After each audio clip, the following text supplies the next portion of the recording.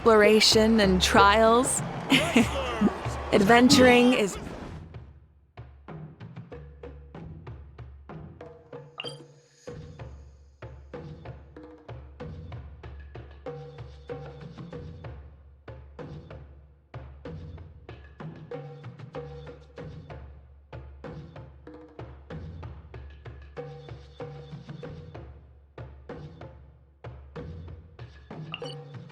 right up my alley.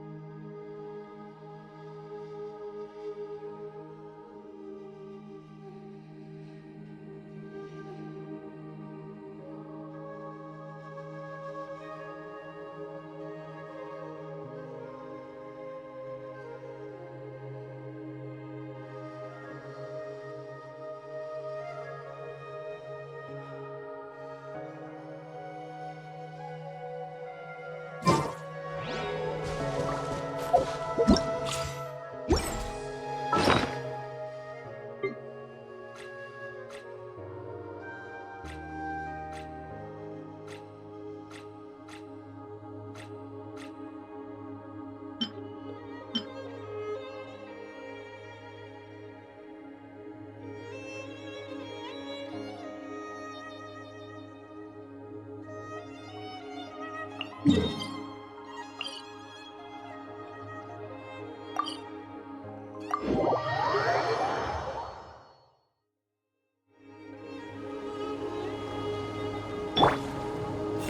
hold hands.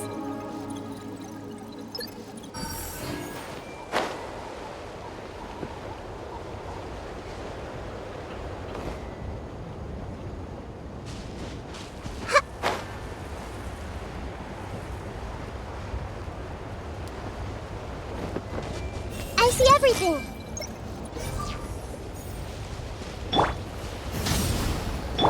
Strike a pose.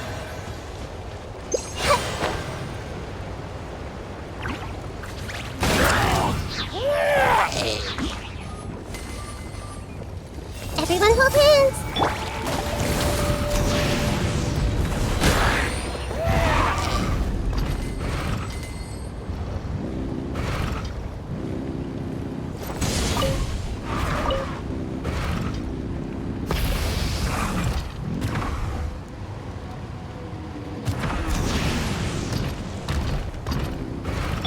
I see everything.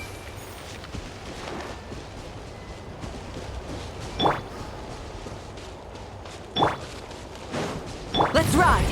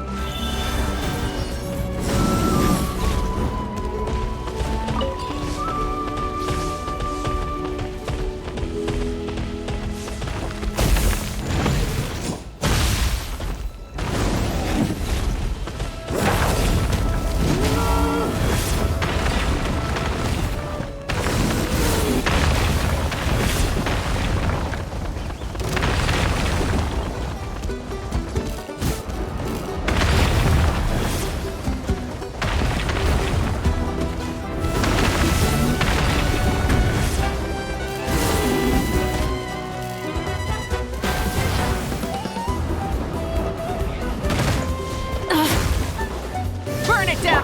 Shower me with the... Everyone hold hands. Here. Let's ride.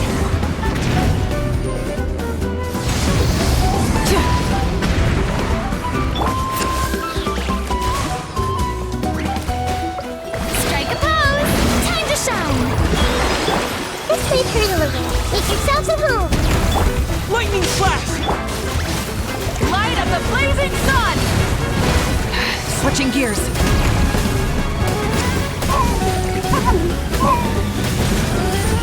It's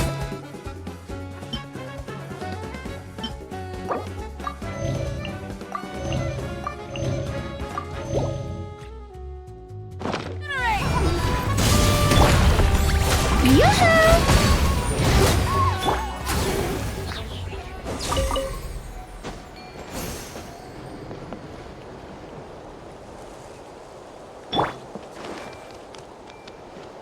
Hey,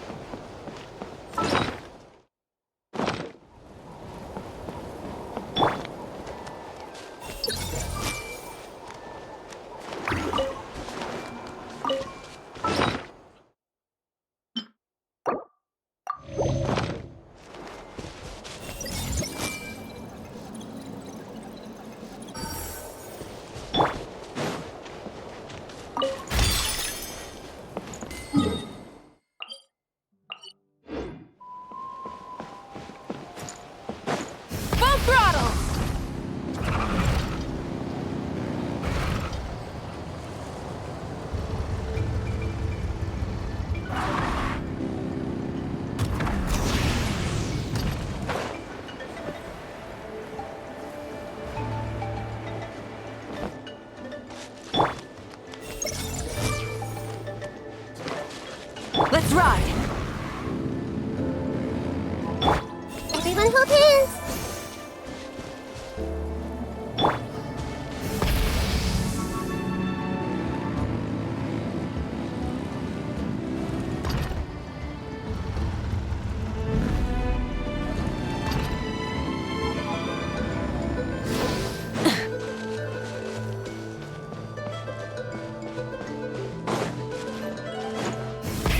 Rev the engines!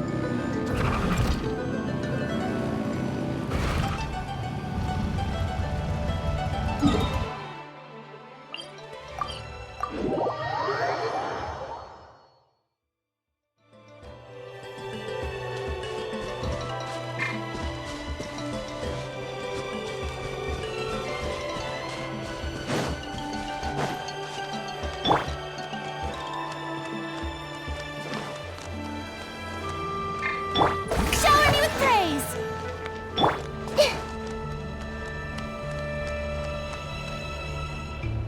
I see everything.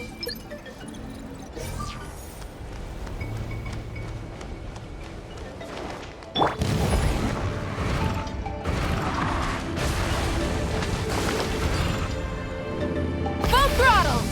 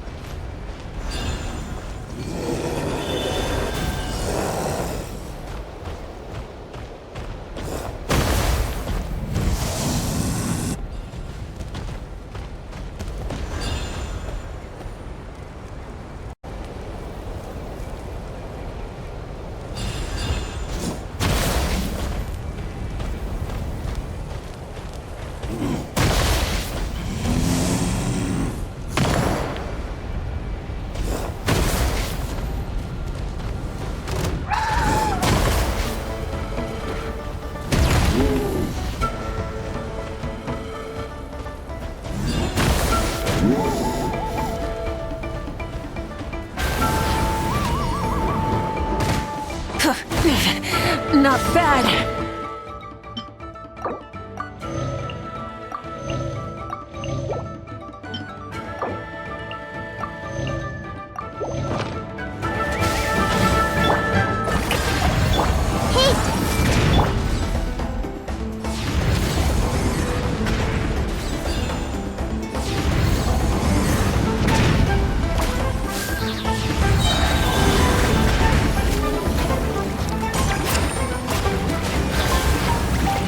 Following thunder!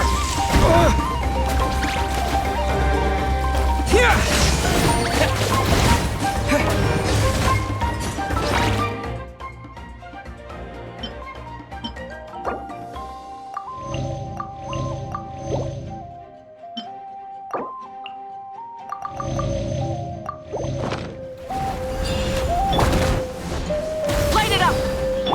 Let the world collide! Take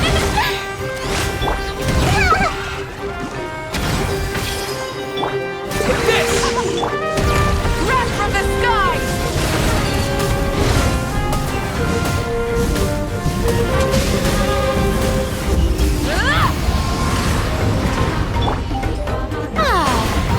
Strike a pose! I see everything! Sharing my knowledge!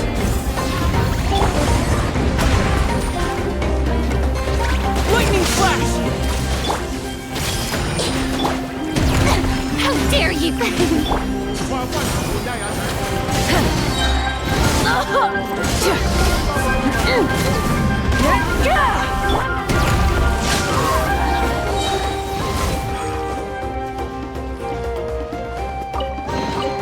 A reward on the road.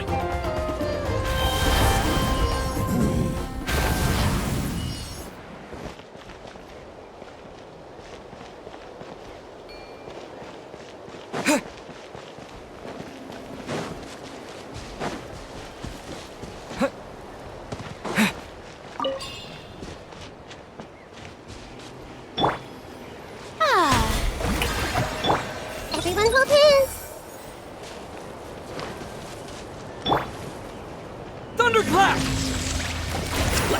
Going down. Fight! Brace yourself. Burn it down. Good lightning, echoing song!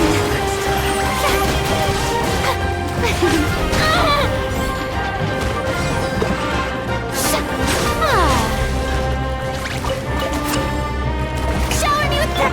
Light it up. Brace yourself. Stick around. Shouldn't have skipped. Get armed.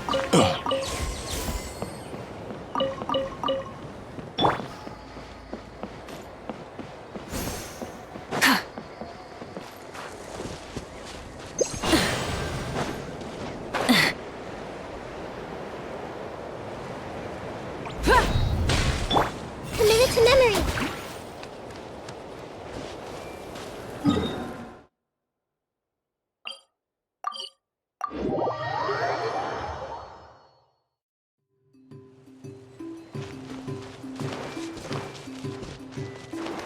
I see everything.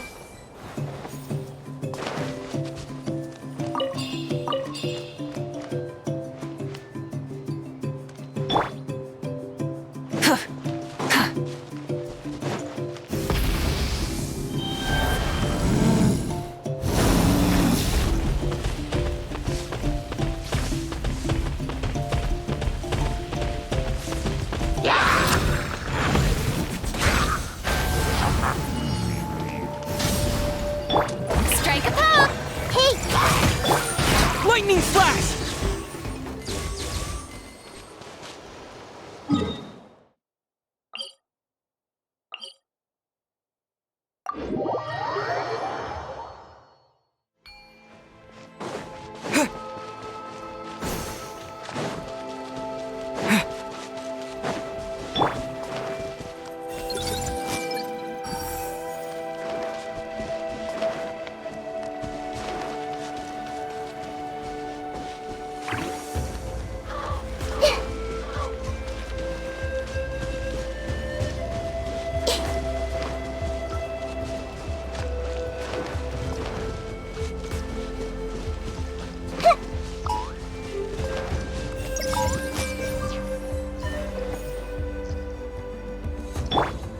Try and stop me.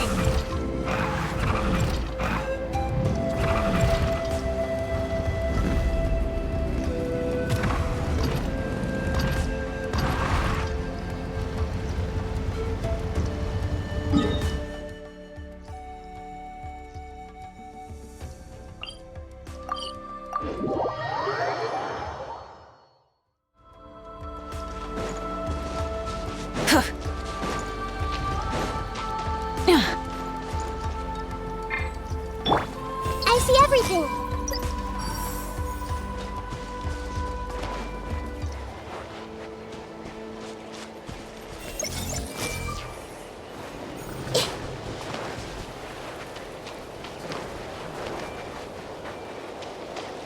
Hey!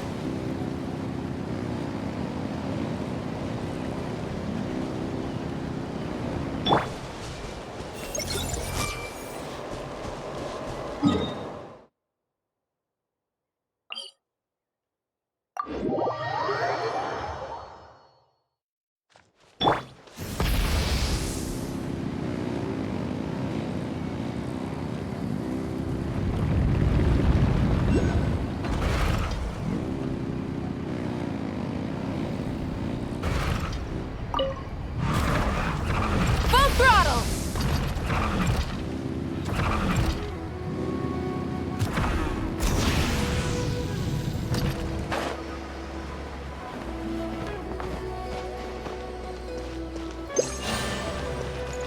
Rise with the sun.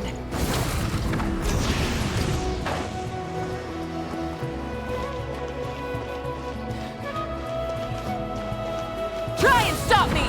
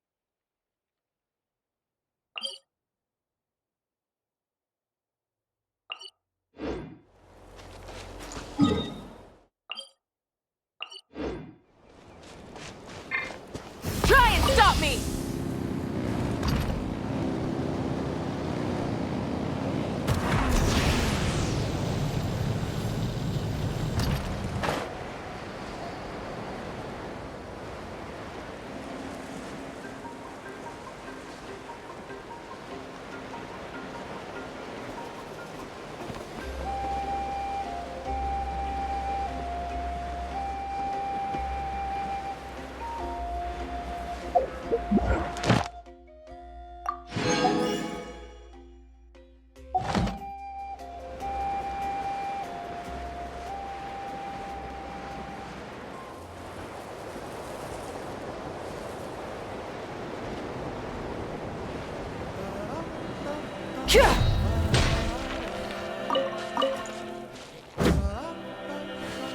it up!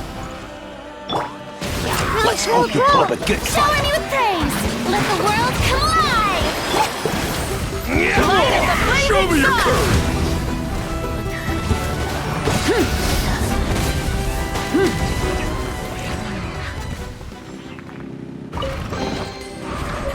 Hey, not a bad haul. I see everything!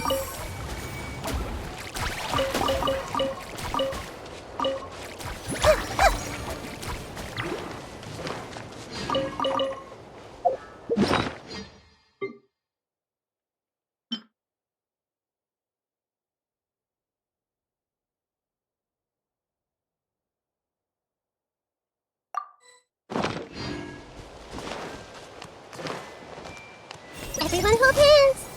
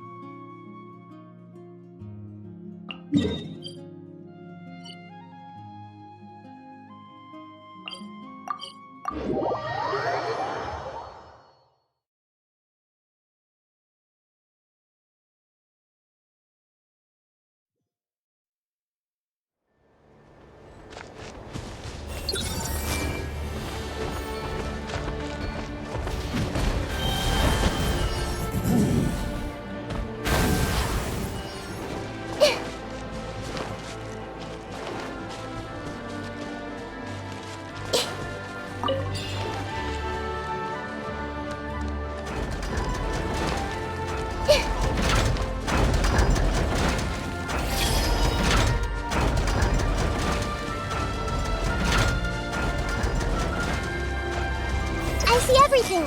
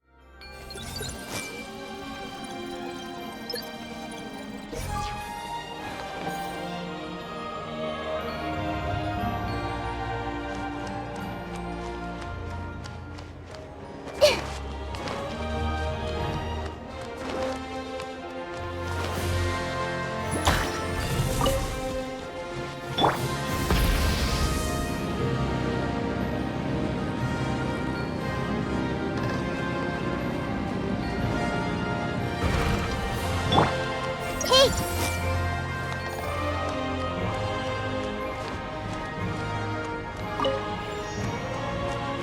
Everyone hold hands!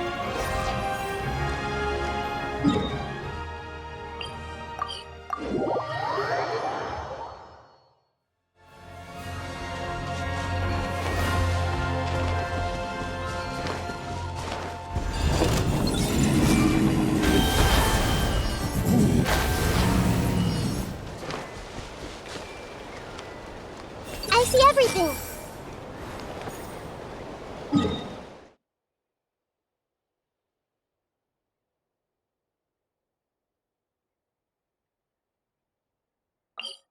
What they say is true. You have to see the world for yourself to appreciate how beautiful it is.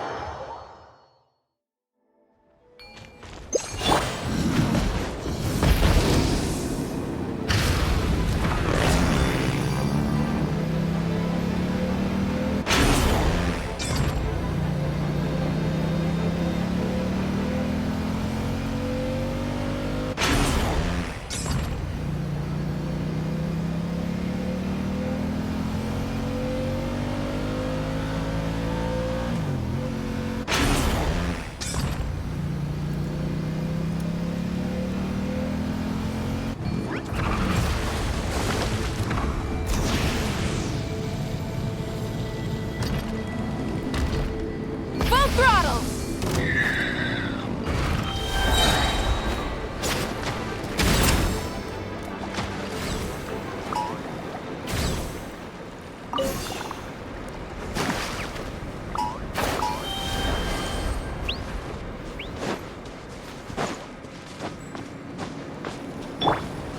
Everyone hold hands.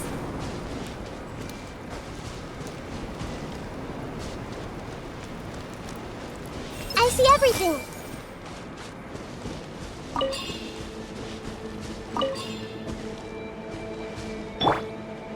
Rise with the sun! Rev the engines!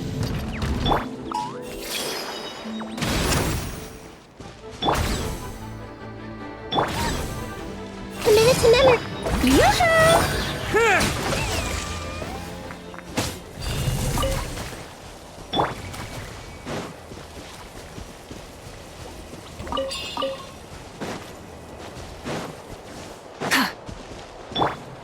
Hey!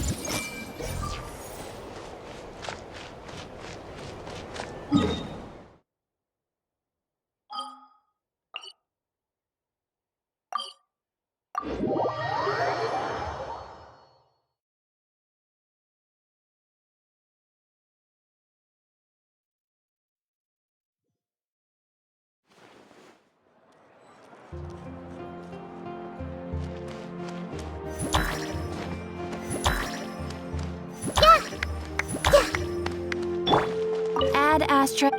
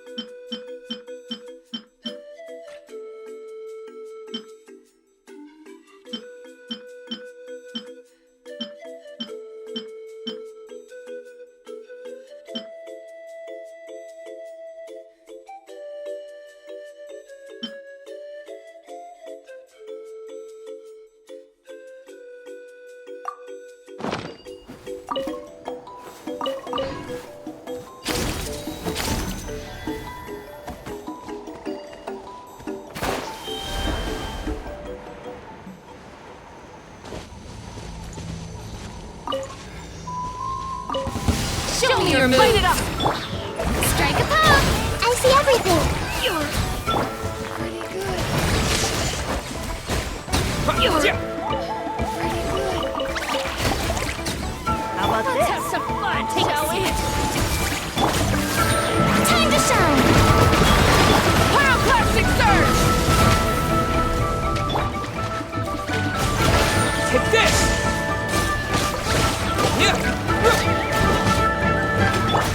Well played.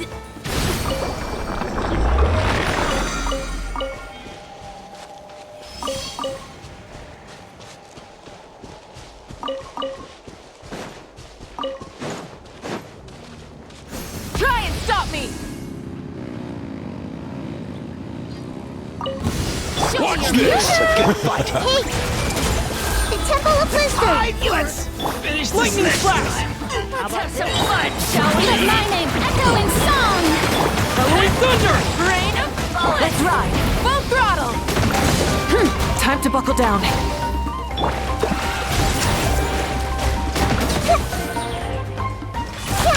Well played.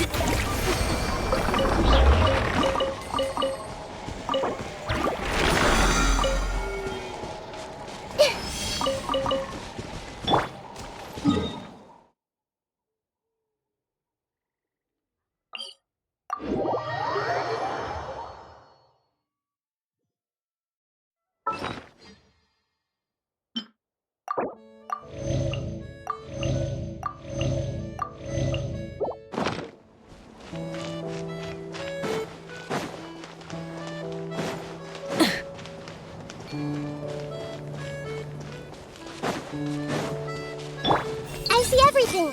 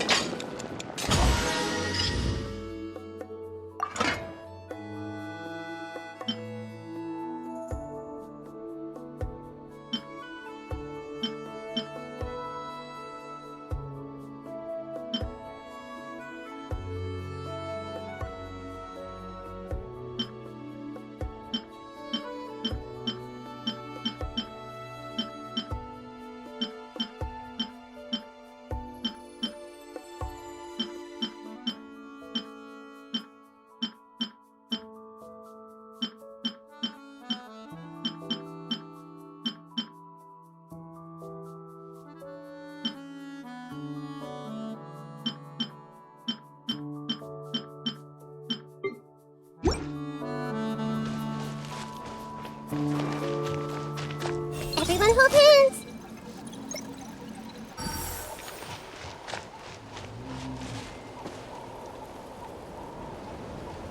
Hey!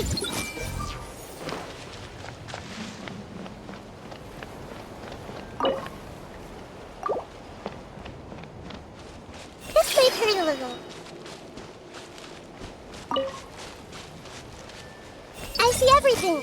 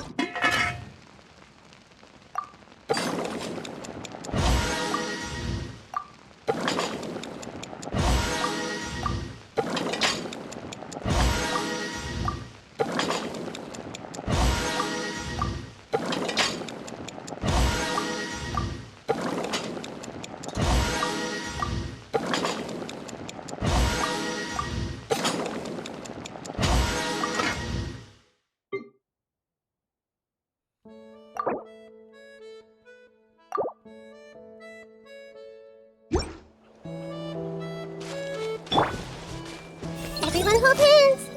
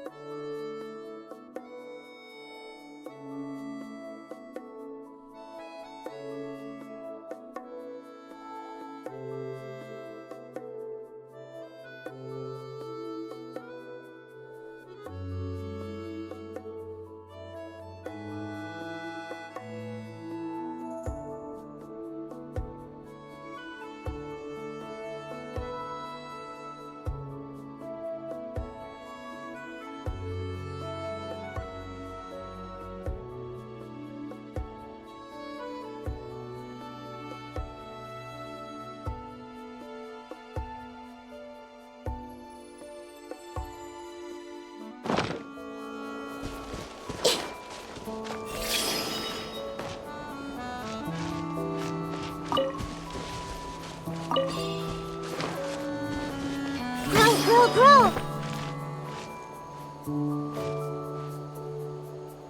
Committed to memory.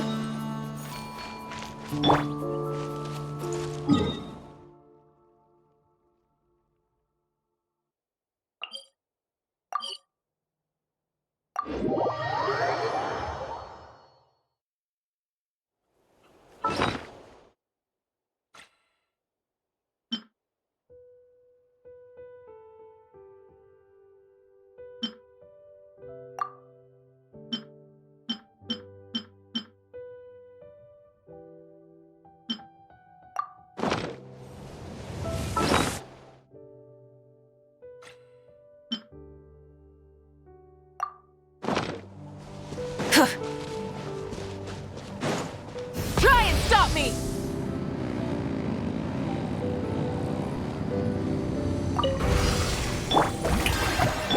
Hey! Make yourselves at home. Take this!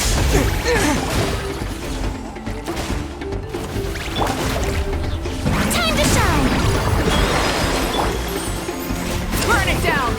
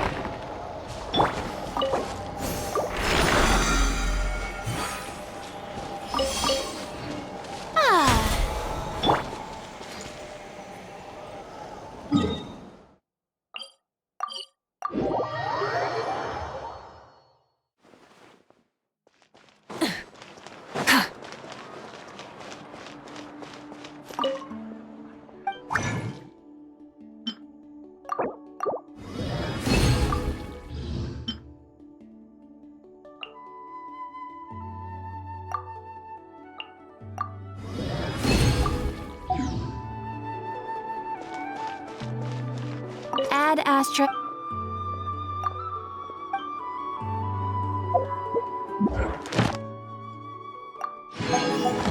Add astra. Thank you for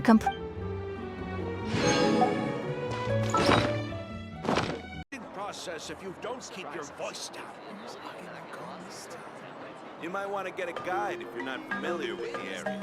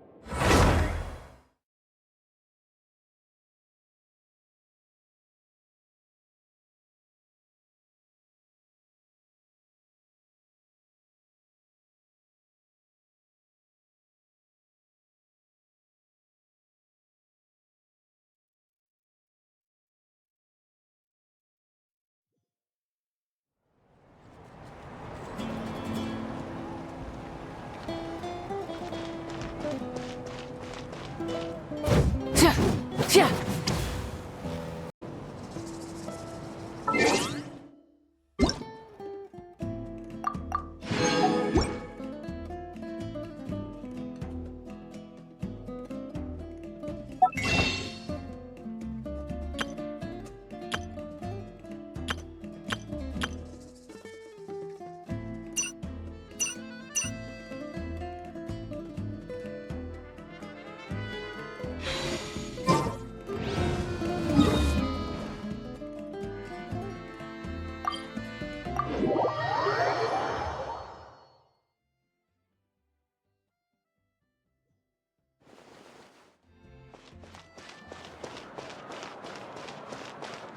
Add Astra.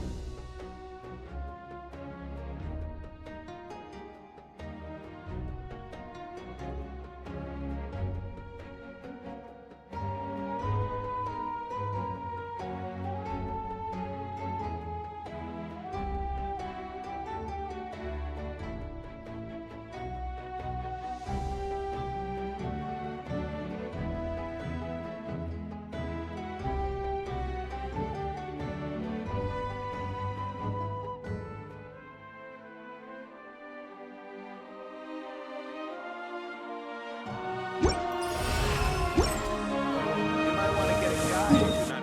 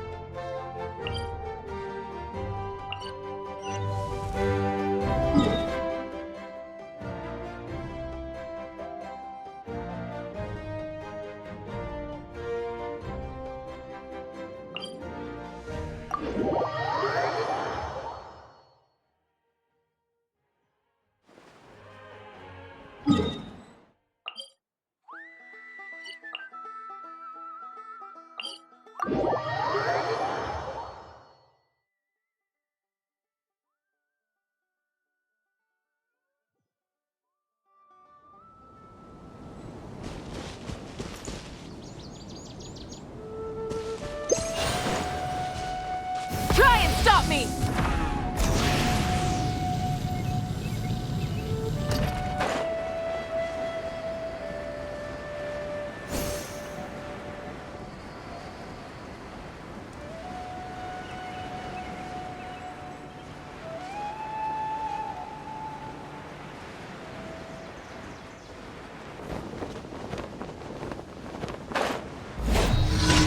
Rise to That's the close enough.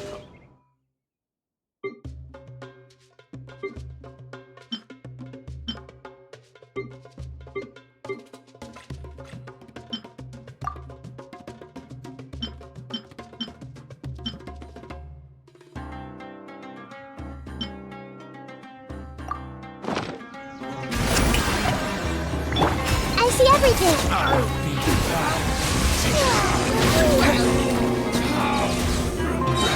Following thunder! Hey! Let the world come alive! What the? You won this one.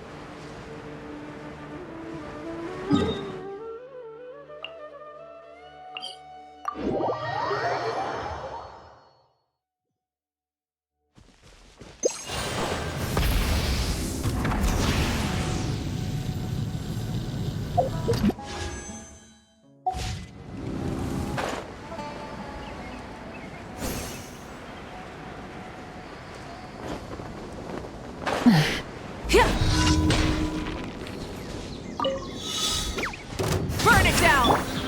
Strike a pose! I see everything!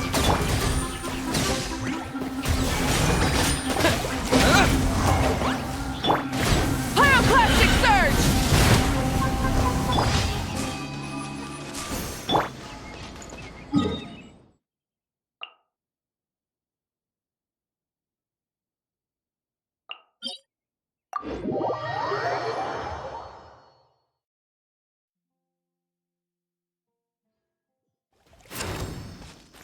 Light it up! Yoo-hoo!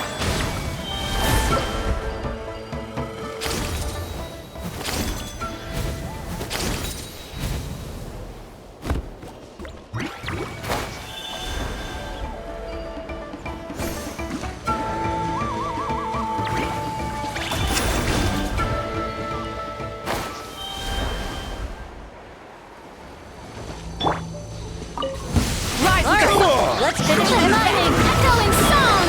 Strike a pose! Don't mind if I do.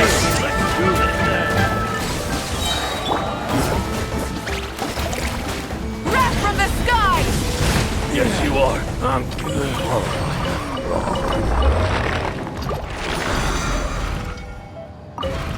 Full throttle!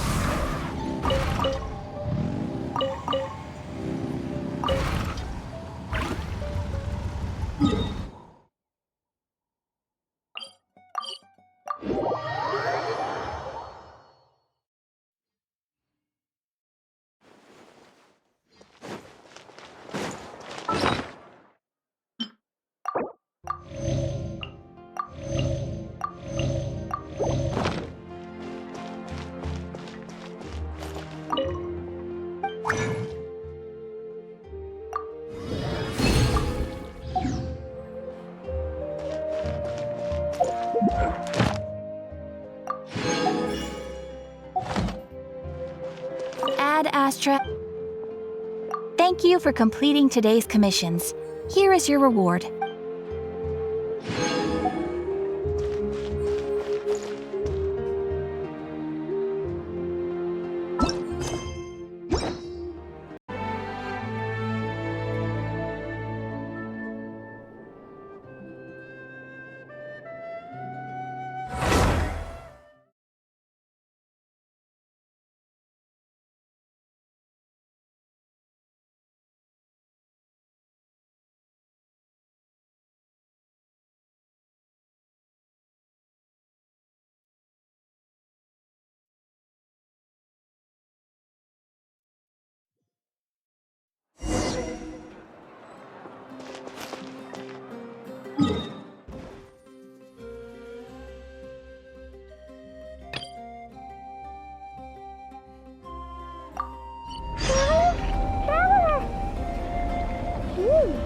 You're like spaced out kitty over there.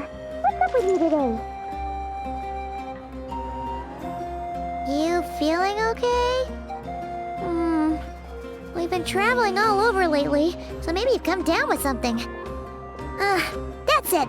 We're getting Baiju to check you over.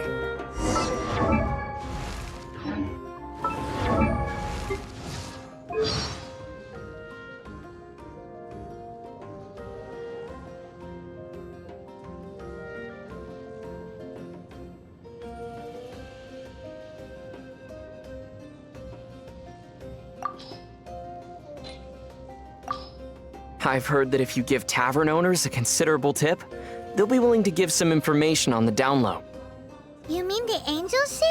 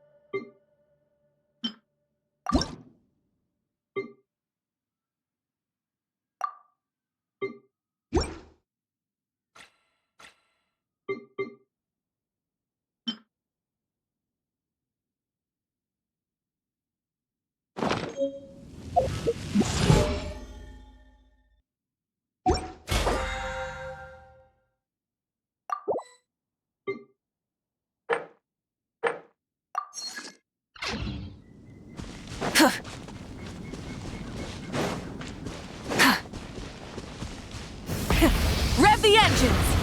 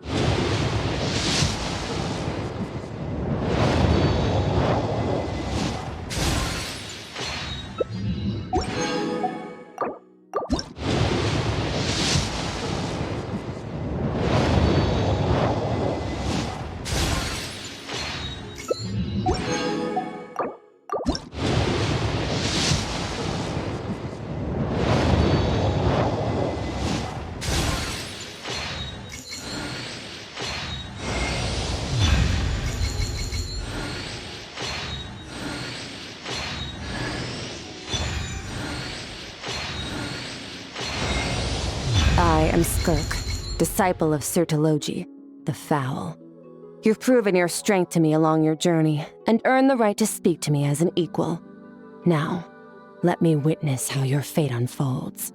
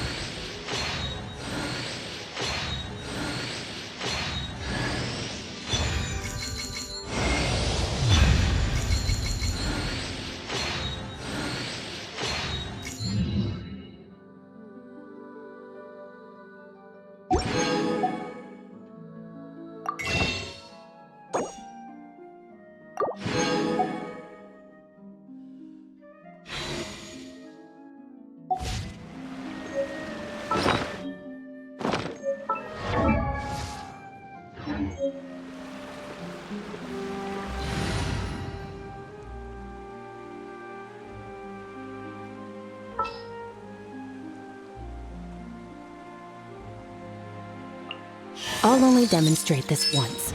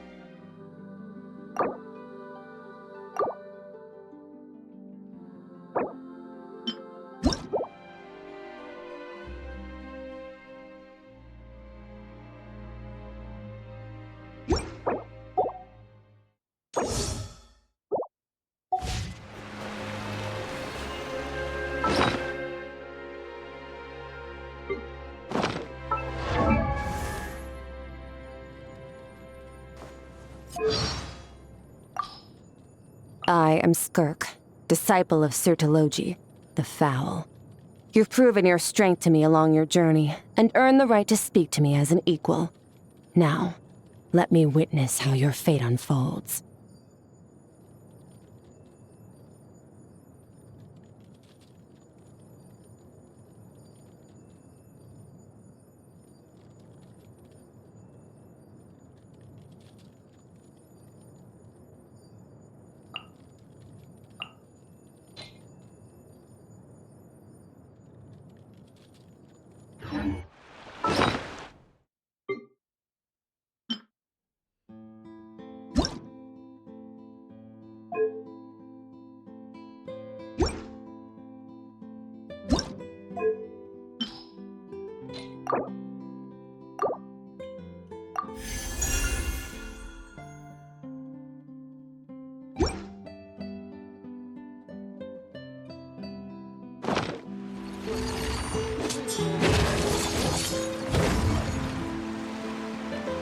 Fearless.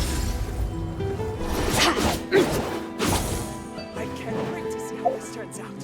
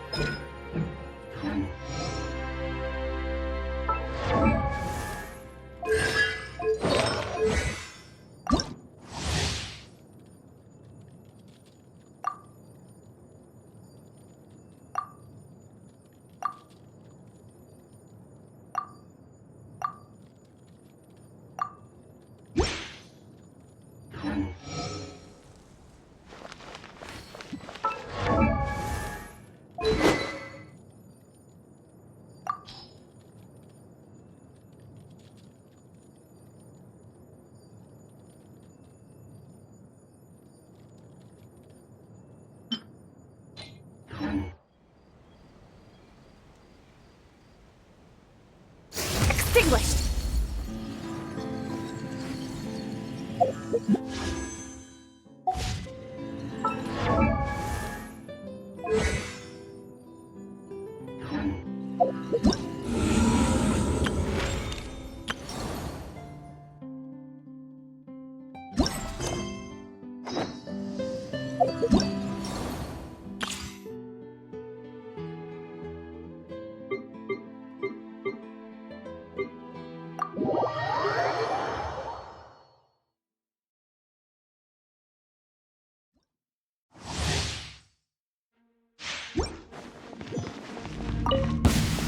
It's my lucky day. Do your master's bidding. Obey. Sakura swirl. The fairy. Whirling snow. Hold the line. Torrent, bring refuge. Hi, fairy.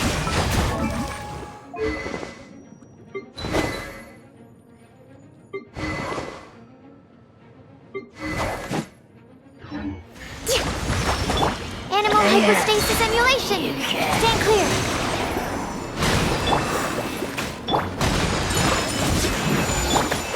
Unleash! Cryo incarnate!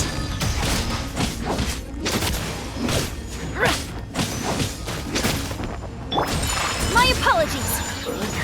Kamisato out. Sometsu. Covenant of the Deep.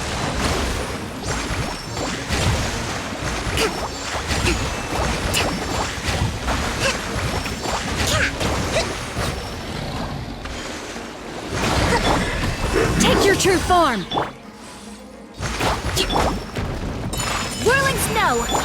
Animal test 6308. Enhance. Do your master's bidding! Allow me.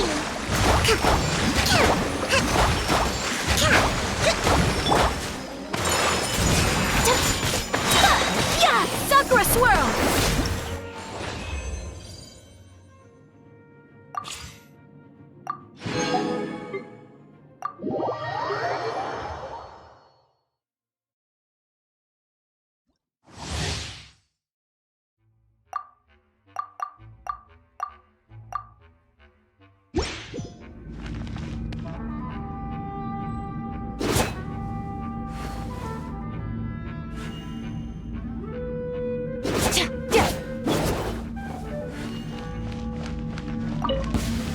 Let's get down to business. Merciless.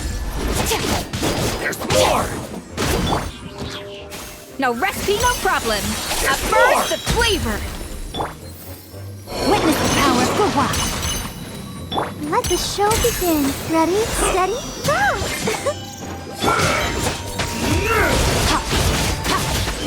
Cut down.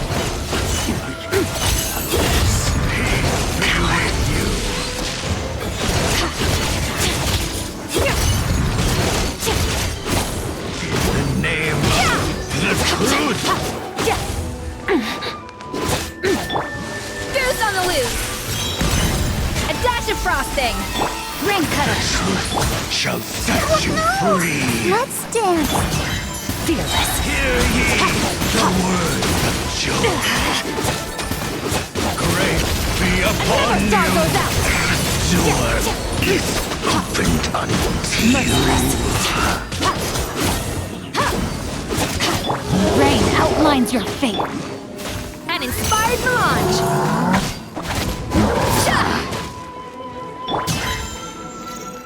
Annihilate.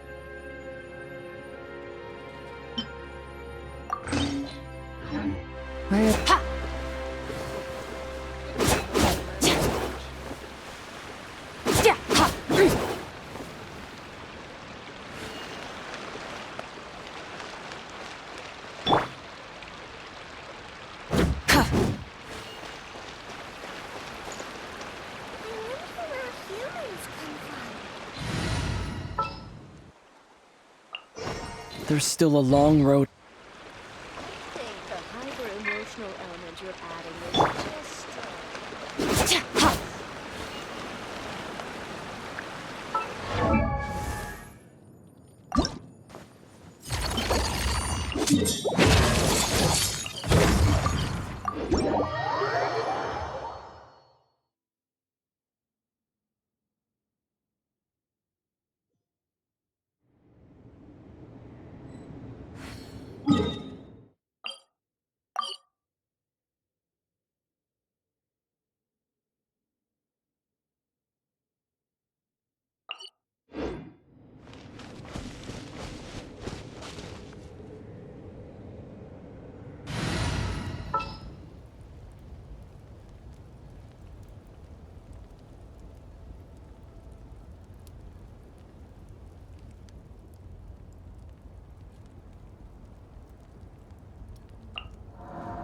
Sure.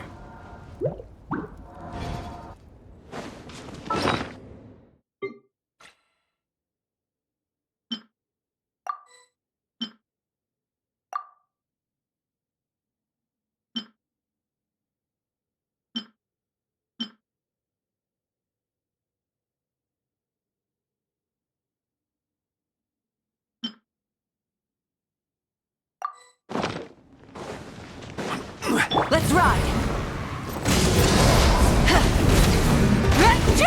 Try and stop me! Yoo-hoo! Halloween thunder! Take this! Time to shine! I see your power.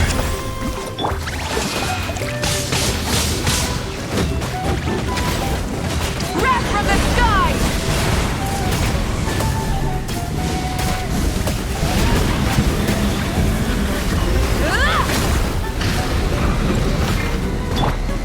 This is order. Burn it down!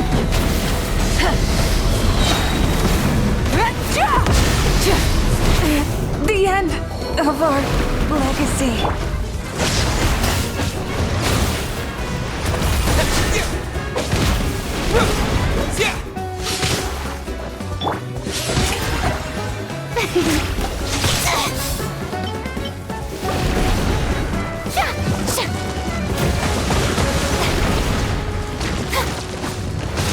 Let's ride!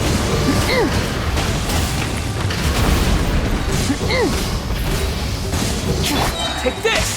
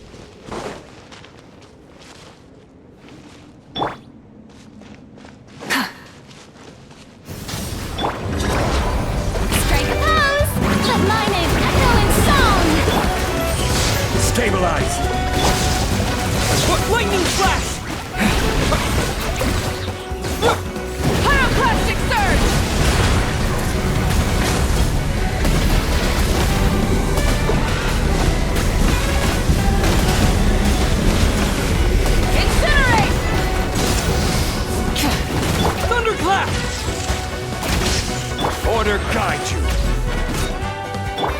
Yoo-hoo! Light it up!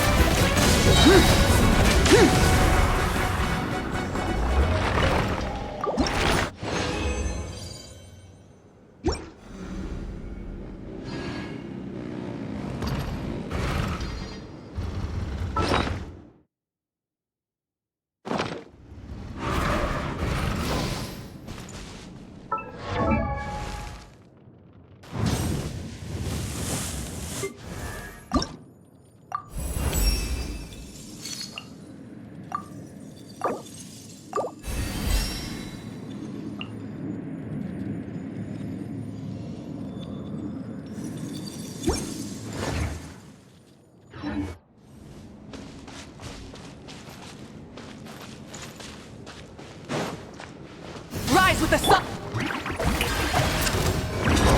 Let the world collide! Solidify. I will have order. Take this!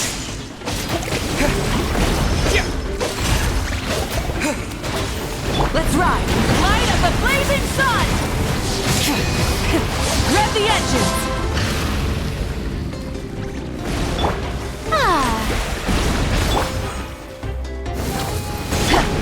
May I present? Let's ride! Try and stop me!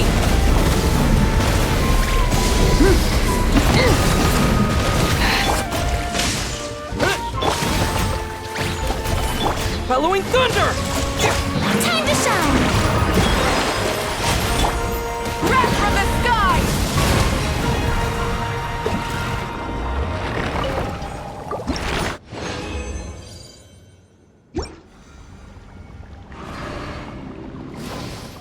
Full throttle!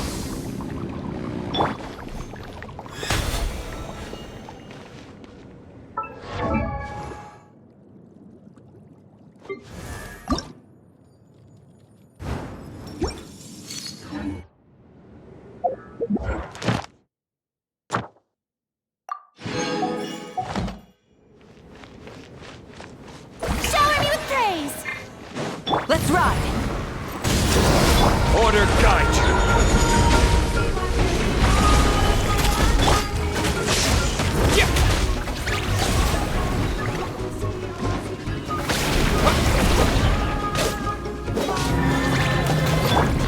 Try and stop me! Time to buckle down.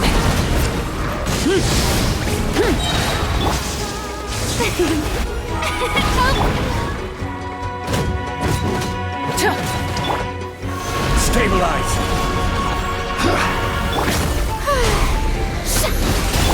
Light it up!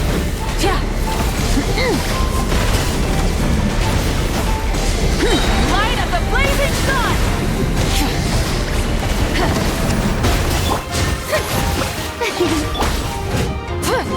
Full throttle! Here! Solidify. I will have order. Let my name echo in song! Burn it down!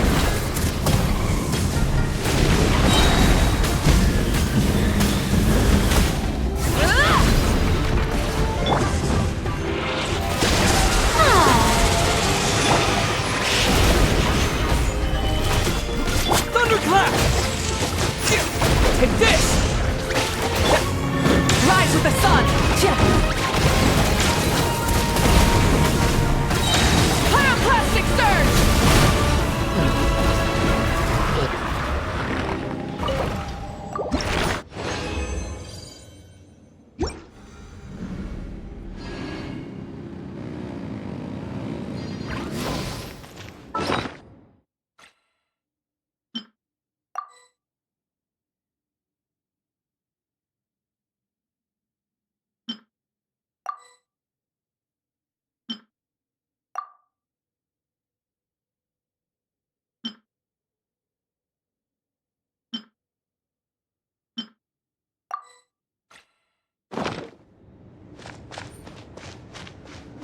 Burn it down!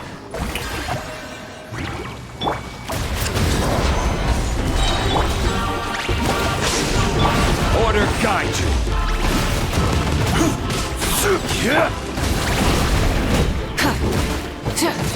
Full throttle!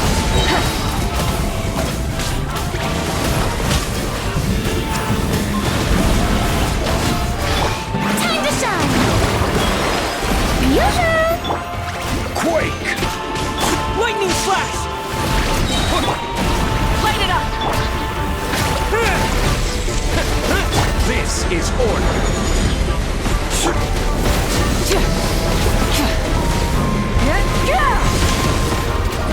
Wrath from the sky!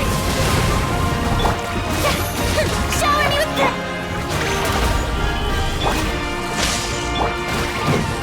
Rise with the sun! Rev the engines!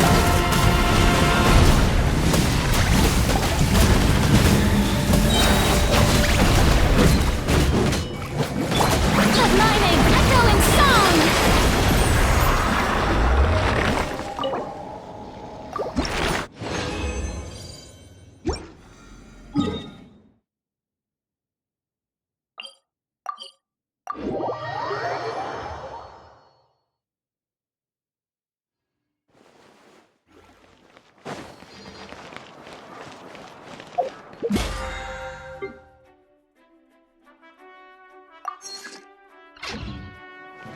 Add Astro.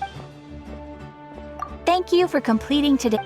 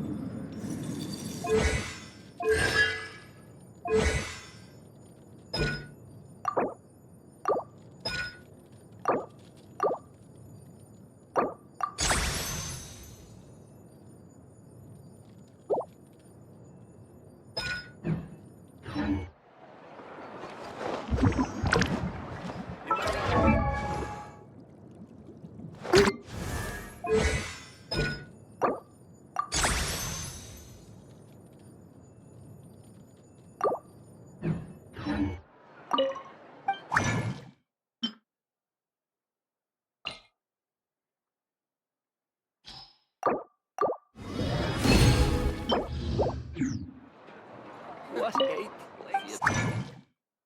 Talent surprises.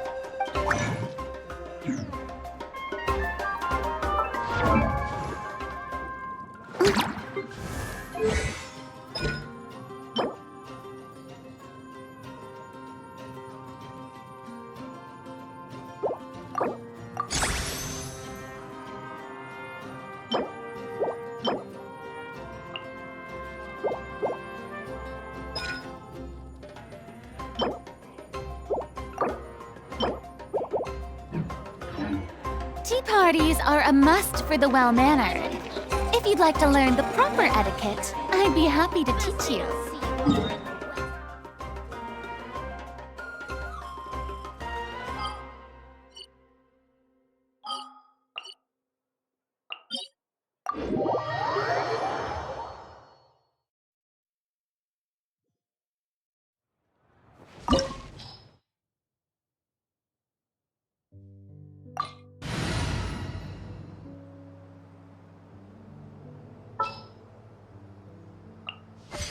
What's happening?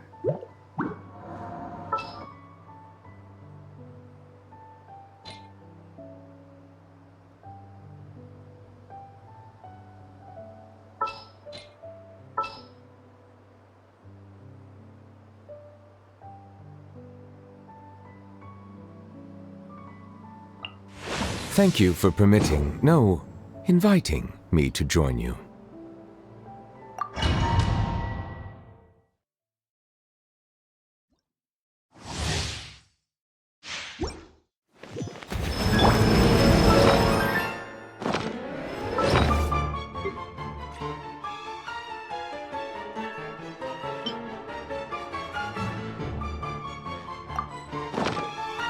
Rise! Wheel of life.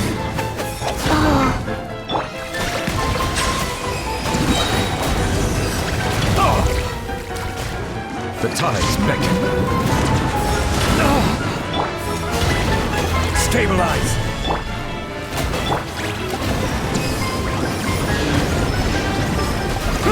Bow your head. One surge time is far too slow. Ramming speed! Yes! This is more like it. Let the world collide! Strike a pose!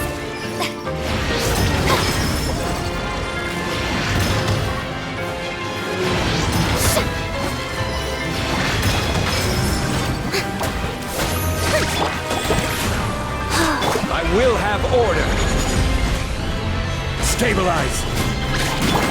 Silence.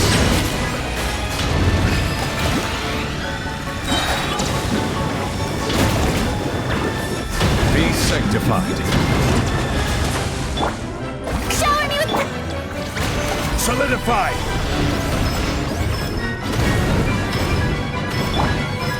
I'm flying! You can't get me up here.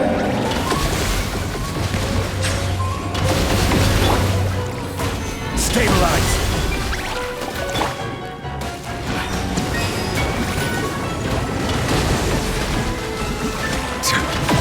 Bow your head.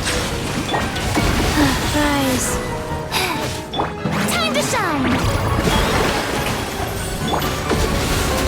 Solidify. Present a Silence.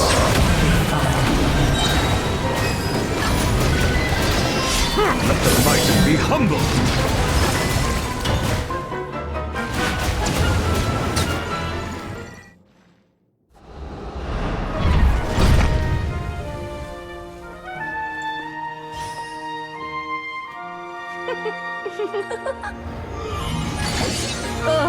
It had to be this form? A toy really doesn't suit me. Well done, but this isn't over. I will now preside over the second trial. Stare straight ahead, and you will see things as they appear. But change your perspective, and you will see them as they are.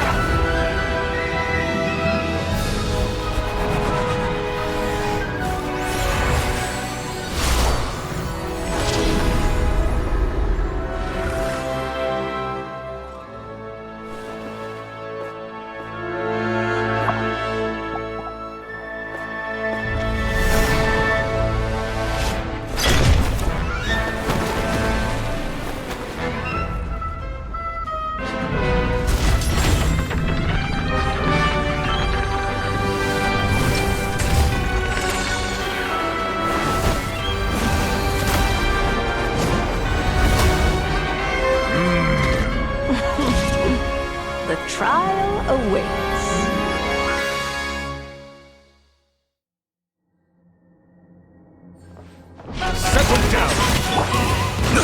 careless. Gather. Go.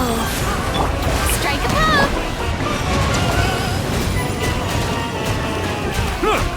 Bow your head. Power is immense. One blast is quite enough. Stabilize. This is order. Let the world collide! Opening box of Adepti tricks. Yoo-hoo!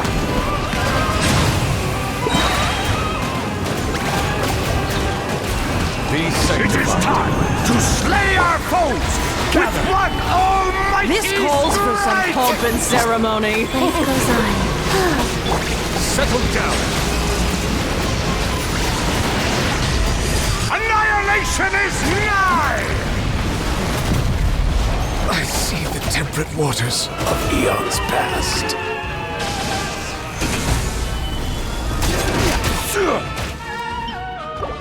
Let us dance, my dearest! Try to remember the steps this time. Strike a pose! Oops!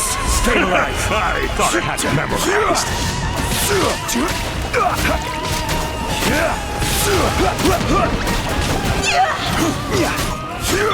Time to shine!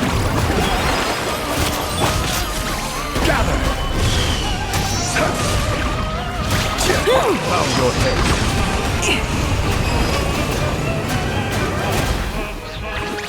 My power is immense! Just don't get stuck in the barrel. Stabilize! And now, a towering return to form! Silence! Let the mighty be humbled!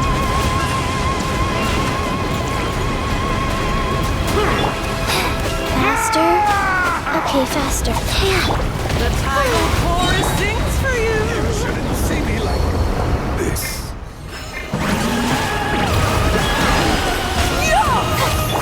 Life goes on.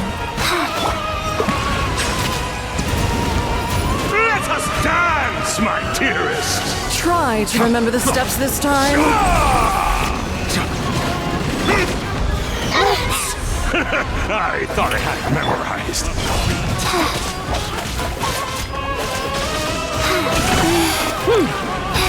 Bow your head. The tides beckon.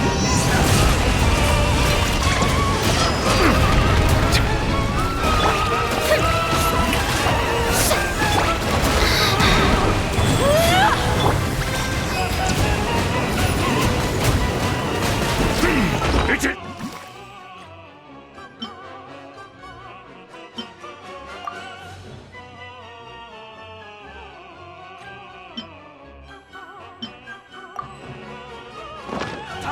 To slay our foes with one almighty This calls for some pomp and ceremony. Good lord, always forgetting I've your lost lines. my place. Where were we? Bow your head. Be sanctified. Oh, this is all getting rather dreary. Let the world Allow me, collide! darling. Sacred name, Fortune Preserver.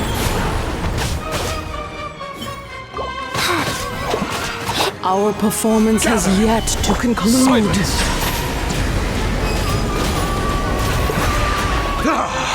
I dance for you, my Shower me with thread!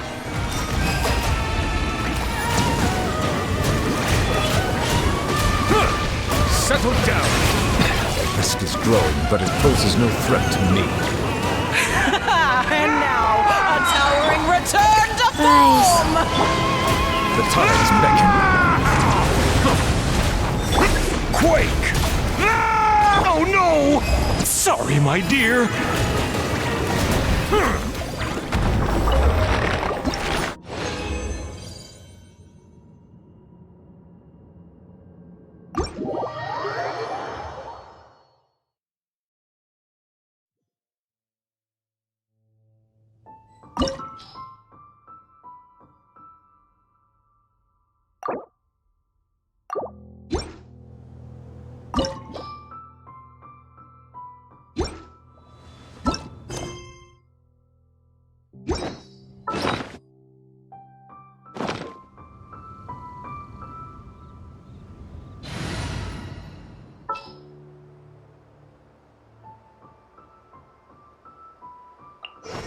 Just what will we come across this time? Anytime, any place.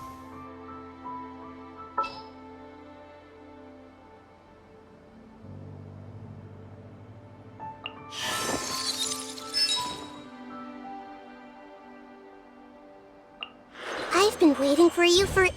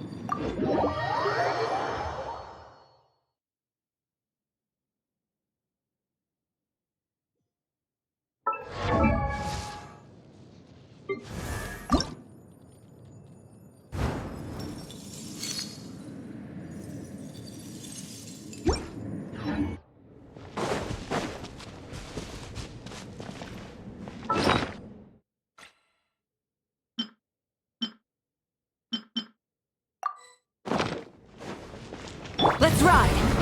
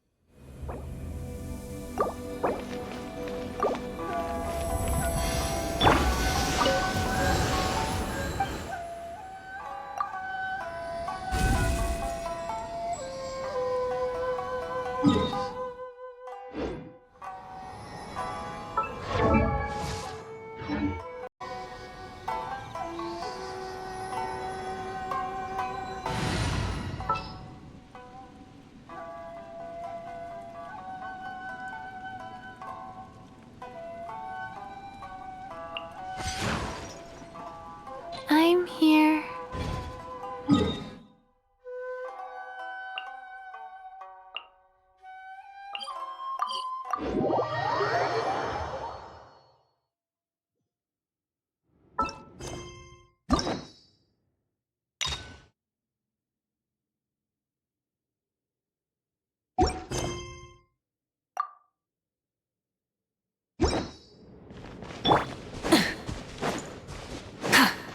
and stop me! Strike a pose! Wheel of life. Take this! Not bad.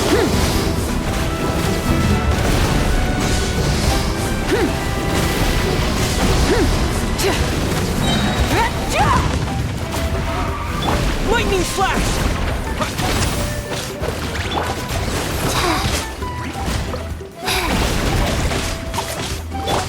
Yoo-hoo! Let my name echo in song! Let's ride! Rev the engines! Wrath from the sky!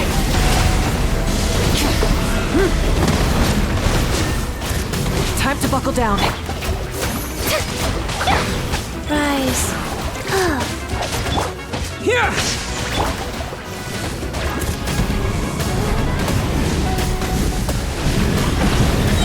Opening box of Adepti tricks. Take this! Burn it down! Shower me with praise! Time to shine!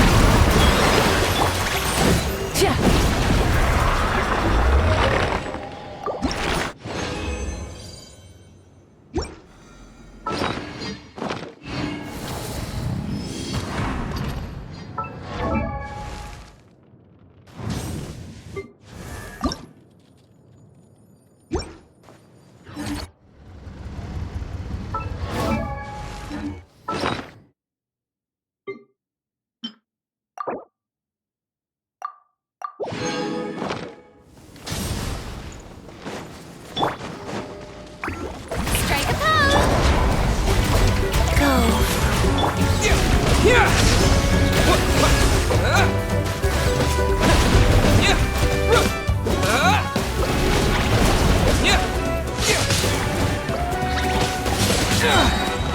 Following thunder!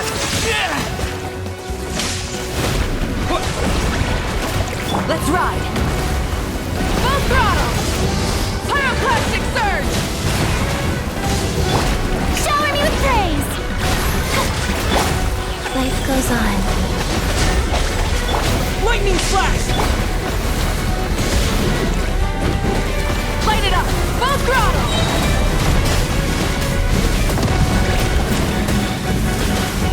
Incinerate! Let my name echo in song!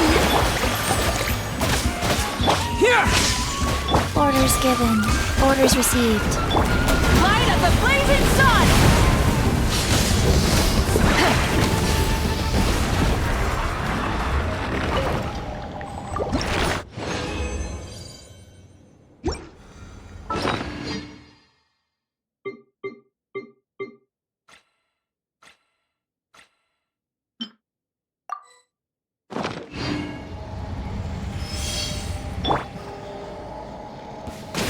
Strike a pose! Wheel of life.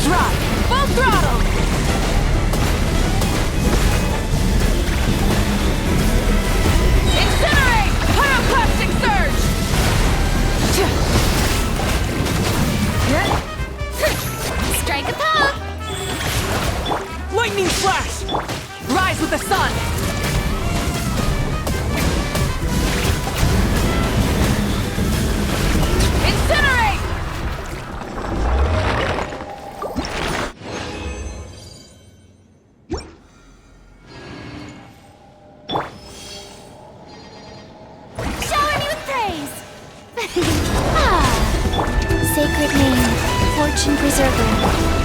Let my name echo in song! Take this! Light it up!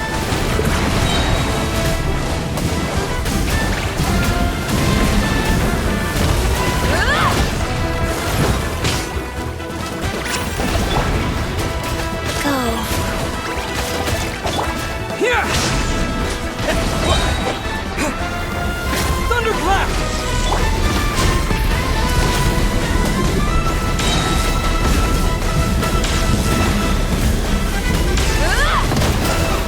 Wrath from the sky! Take this! Burn it down!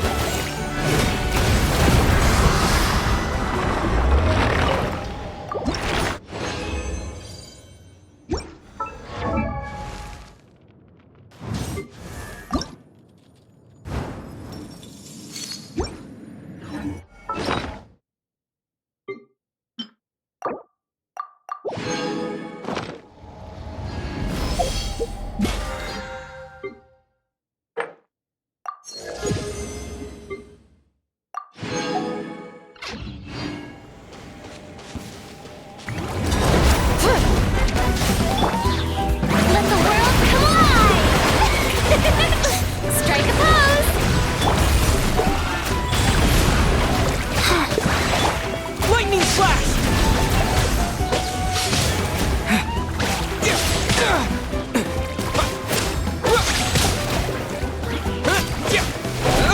Opening box of Adepti tricks.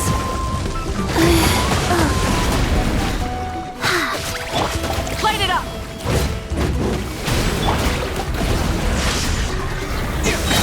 Bellowing thunder!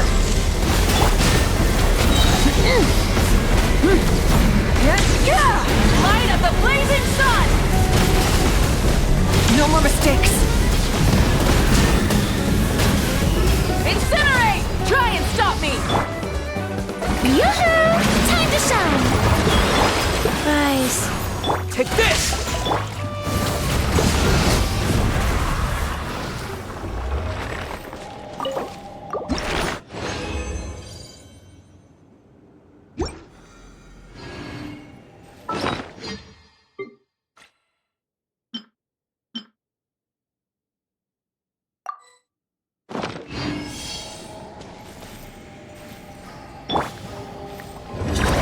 Strike a pose!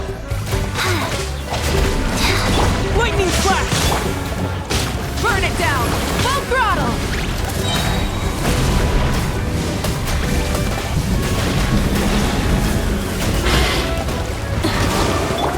Wheel of life. Yeah. Here!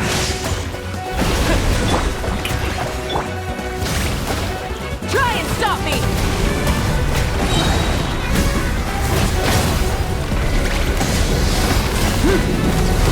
Wrath from the sky!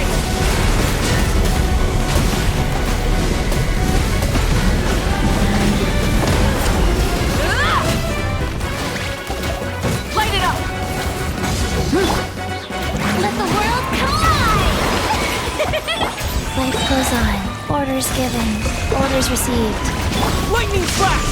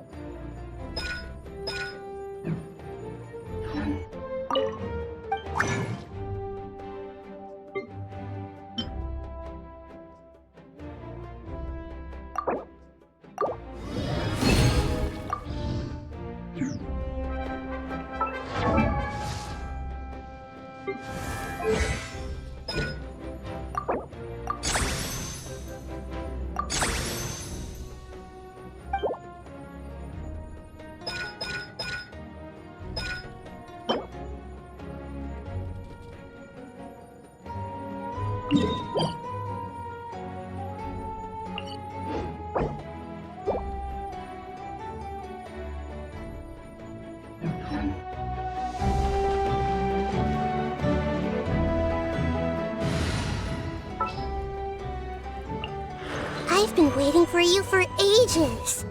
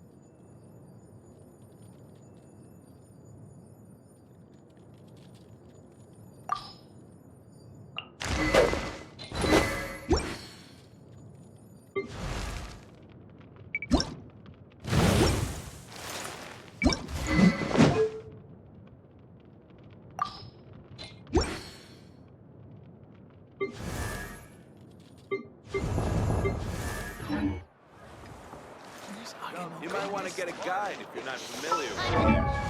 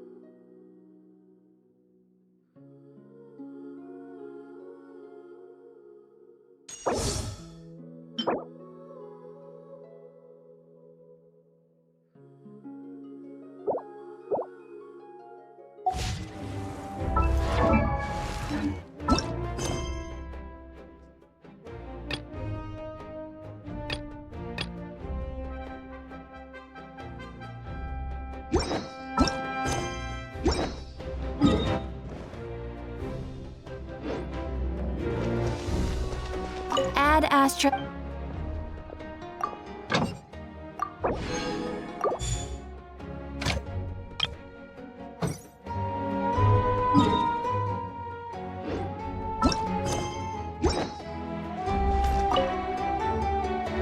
Got it. I won't let a How scare anyone. Scare people? Know that the almighty Dragon Lord's mere presence is an awe-inspiring thing!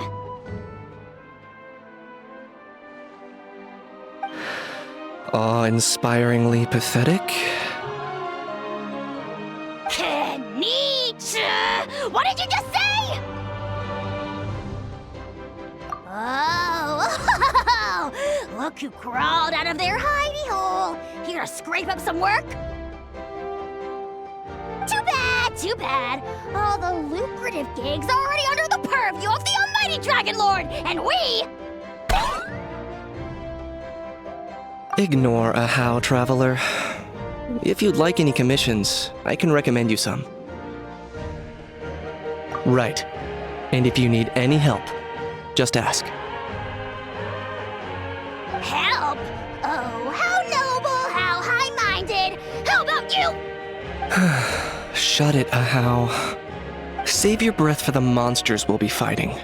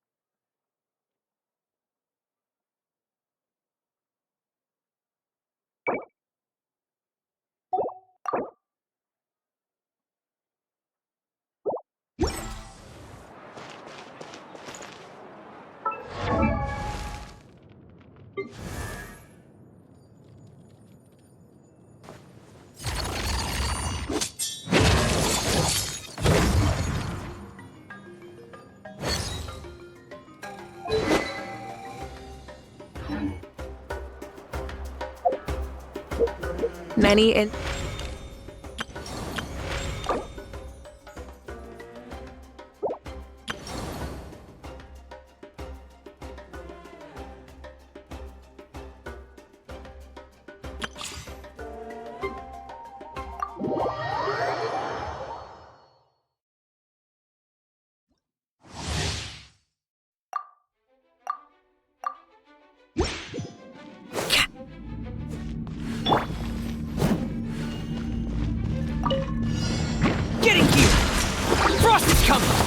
A touch of frost, from whence you came!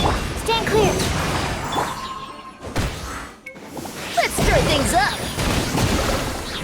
May the Archon protect you! Pair!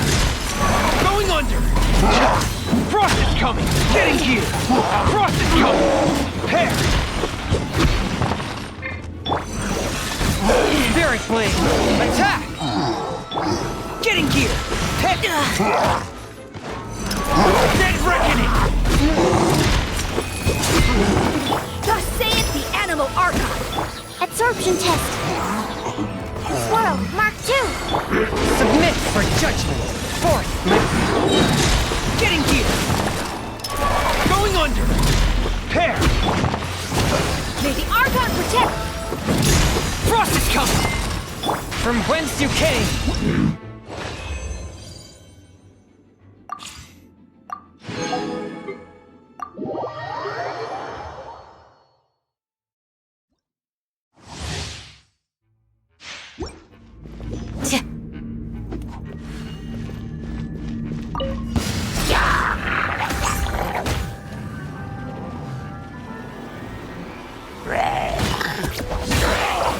Grant us your blessing! Animal hypostasis emulation.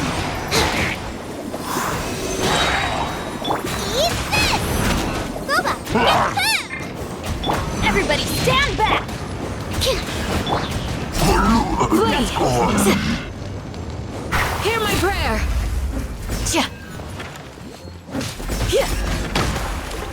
Swirl, Mark 2!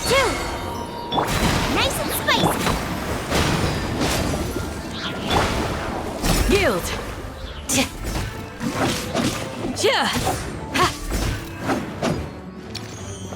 Flee! Hey, yeah! Out of the frying pan! Stand clear! I'll be back. Enhanced Animal Module 75, Animal Test 63. Teamwork is dreamwork! Grant us your blessing! Do your worst! Sick of this game! Eat this! Nice and spicy! Let's light it up!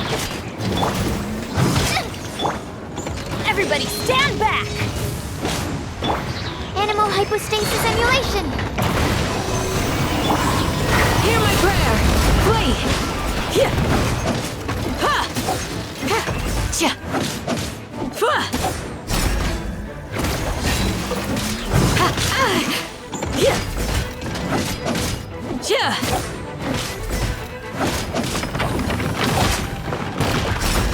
Yield! Grant us your blessing!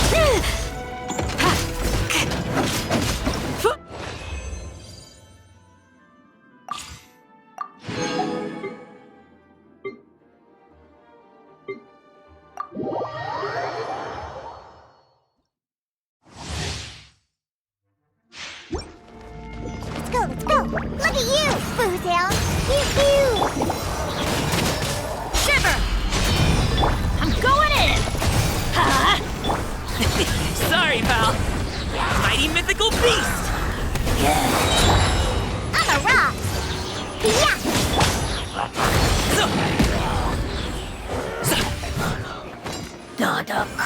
Teamwork is dream! Why do they never miss? Many happy returns! Diana Special! I'm a rock! Lights out. Judgment!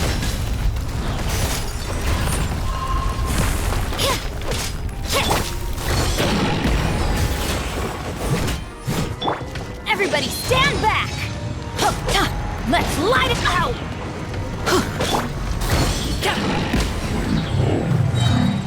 Mighty mythical beast! That's gonna hurt in the morning! Shiver! Yeah! Look at you, Boozound! Teamwork is dreamwork! Up to it, Monzai!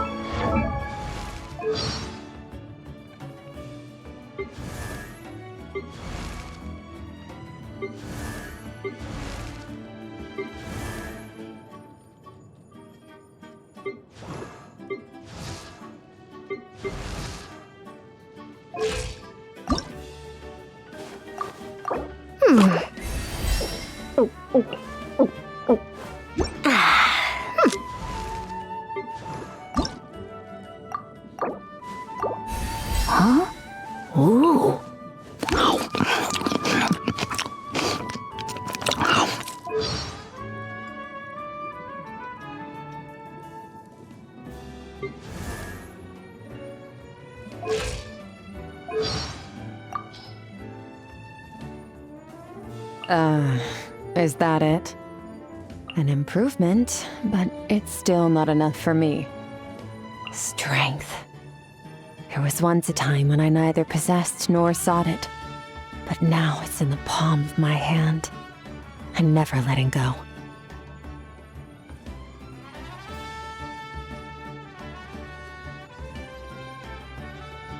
I tried writing some poetry once. My mother was a good poet, and I wondered if she'd pass that talent on to me. But nope. Whatever I tried, it just wouldn't click. I guess it's just not one of my strong suits. So be it. Poetry isn't gonna help me in battle anyway. So, however fearsome the lightning may be, its wrath, the abyss is like the world's shadow. It's always there, and it will never perish. Where do we come from? And where are we going?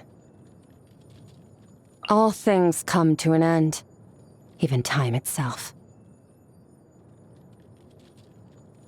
Nice. All things nice. I like the rain.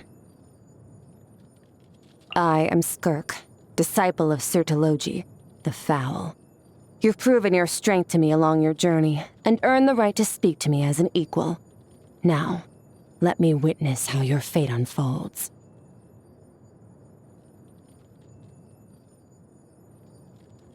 They say that at absolute zero, everything falls completely still.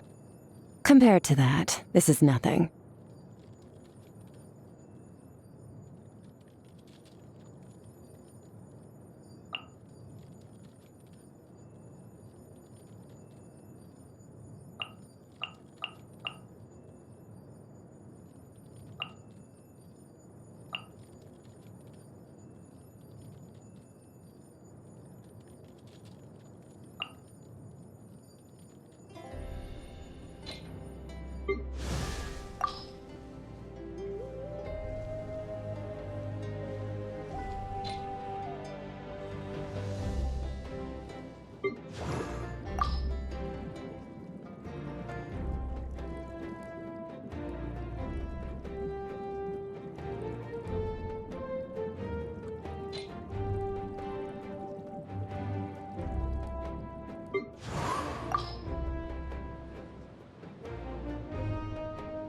Oh, traveler, do you seek to hear the voice of the wind and know its guidance?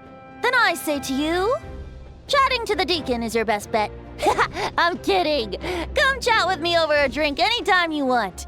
The reason I usually get Dahlia to be my intermediary is because, well, I imagine you can probably guess why. He loves listening to the blustering of the wind, but crucially, he has his own compass too.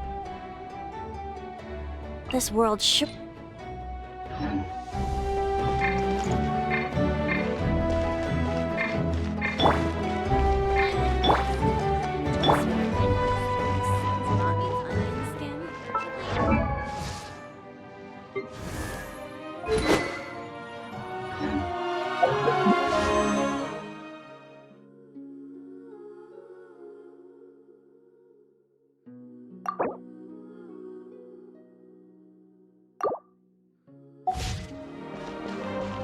What a place!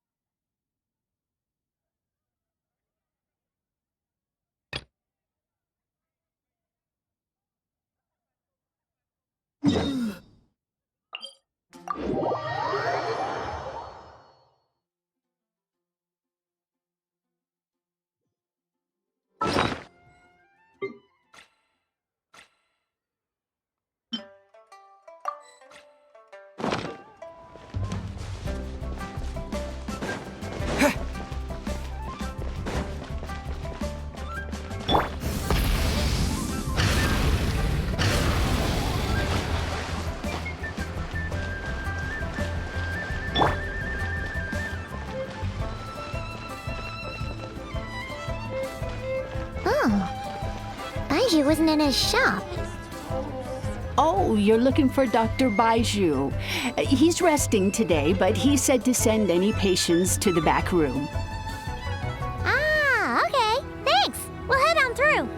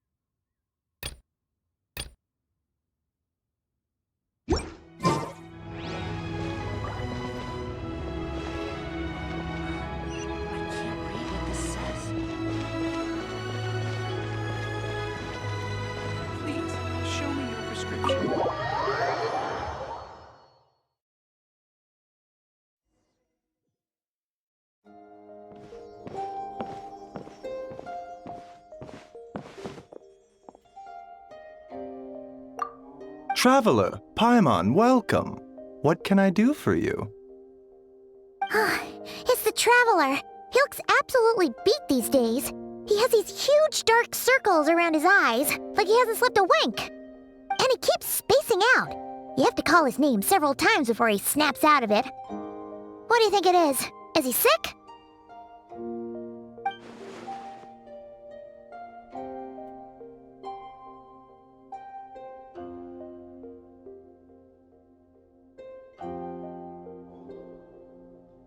Very peculiar. In all the time we've been acquainted, this is the first time you've come to me with a health complaint. Come, let me take a look at you.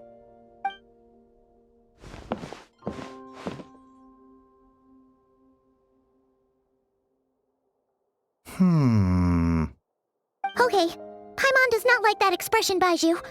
It's not serious, is it? Complexion is good, eyes are clear, breathing is steady, pulse is strong. Physically, you appear to be in good condition, Traveler. In theory, your energy level should reflect that. You should be feeling right as rain.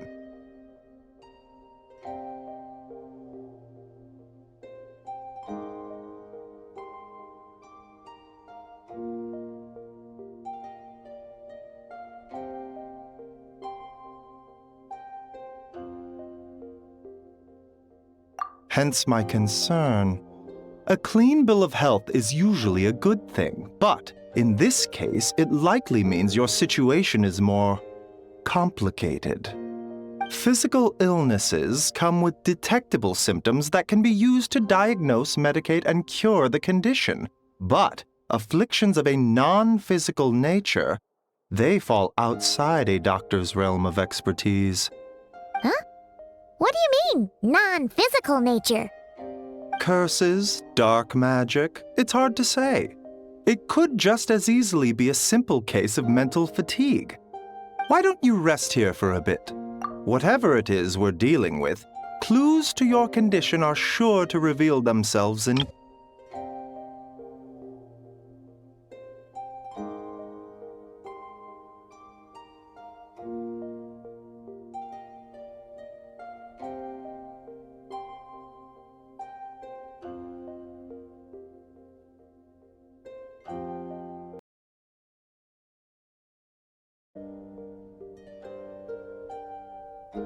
Why don't you rest here for a bit? Whatever it is we're dealing with, clues to your condition are sure to reveal themselves in time. Once we know the root cause, we can administer the right treatment.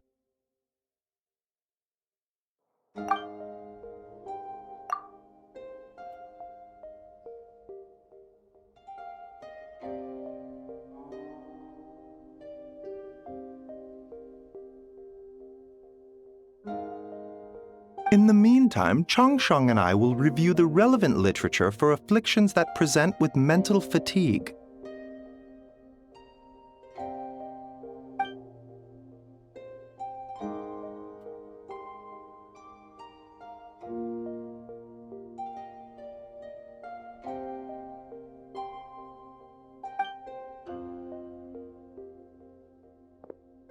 Oh, must be a rare condition if not even Baiju and Changsheng have seen it before. Well, all we can do is take their advice. You look like you're about to collapse anyway.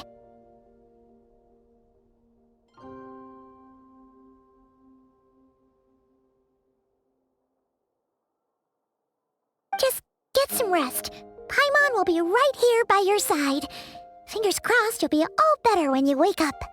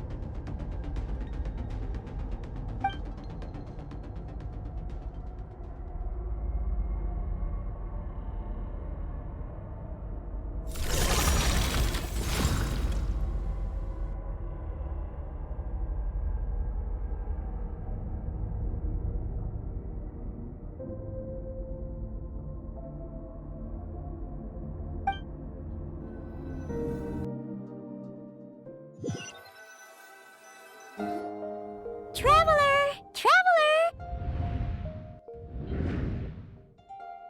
Rise and shine! Time to wake up!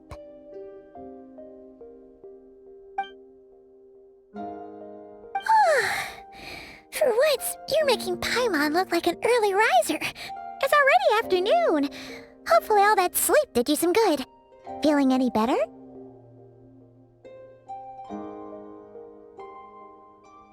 A cut? What? Did you scratch yourself in your sleep? All right, let Paimon take a look.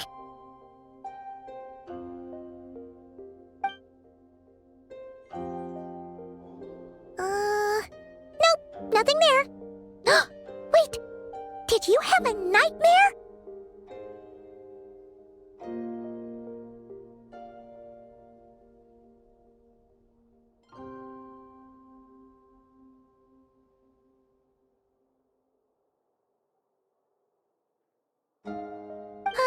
Okay, don't panic.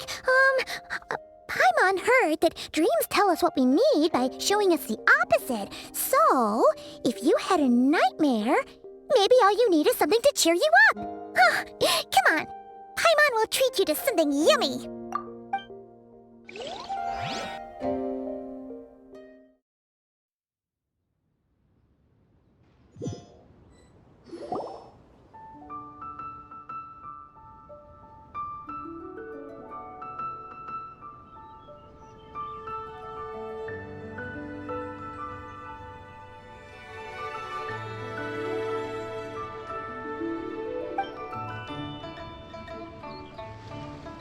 What?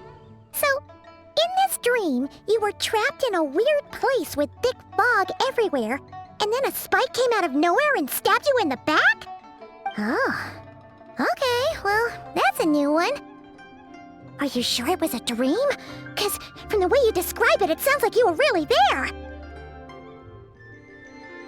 But then again, you woke up right where you went to bed. And you were definitely in a deep sleep this morning.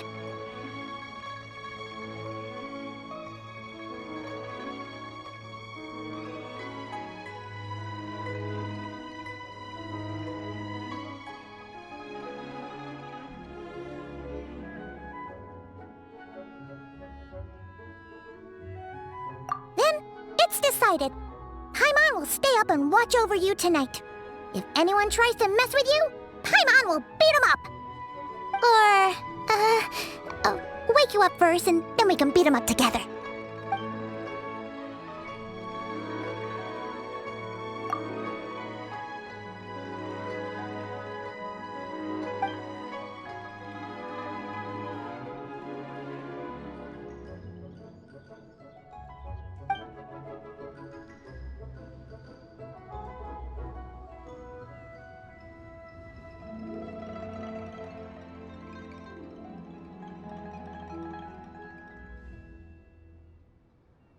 Something is missing. Did you just say something? The flesh remains whole, but the soul is incomplete. Left unresolved, the mind will wither away along with it.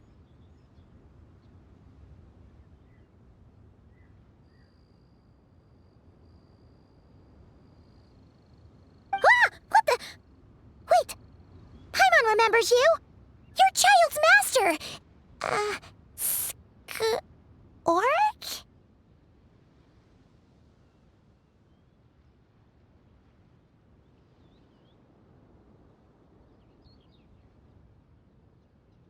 Right! What are you doing here? The last time we saw you was at the Primordial Sea in Fontaine, right? But then we left and never learned where you went after that.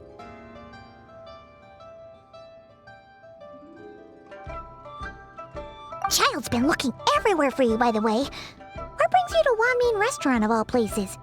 You came here looking for us? And were you the one behind that hocus pocus just now?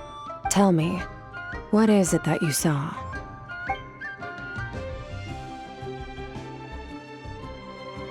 Tight-lipped, huh? I suppose that's fair. You, I'll take a glass of wine. Oh, of course. Coming right up. We make this one in-house. It's not too strong. Enjoy. Chef Mao, I'll take a grilled tigerfish over here. Coming right up.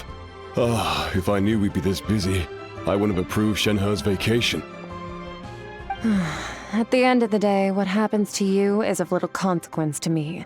I'm not here to try and win you over. Trust me or not, the choice is yours. If you want my help, now's the time to speak up. You have until I finish my drink.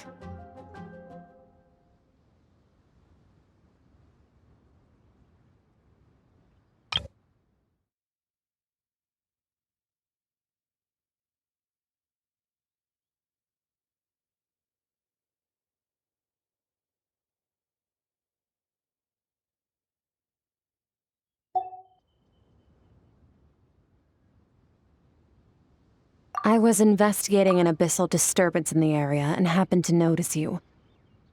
Part of your soul is damaged, and the wound bears traces of abyssal corrosion. Need I say more? Neither of those things sound good.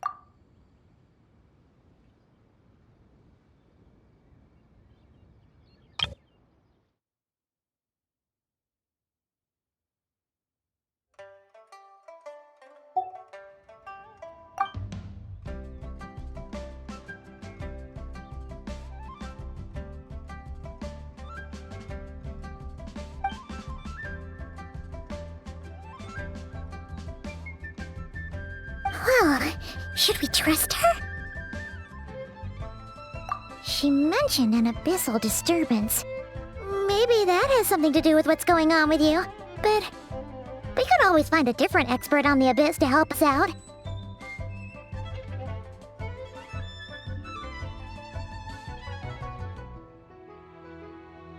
Yeah, and that thing she said about your soul being damaged is scaring, Paimon. Definitely something we should fix sooner rather than later.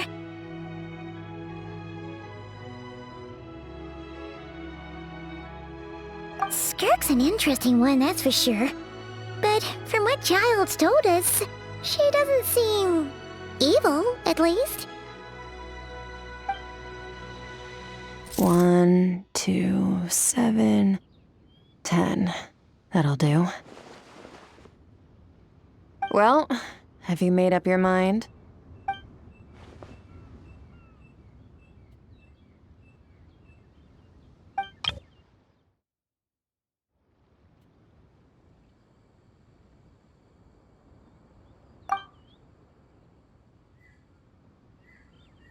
So, that's all we know, Miss Skirk. Ma'am, can you help us? So, you couldn't disperse the fog. I understand.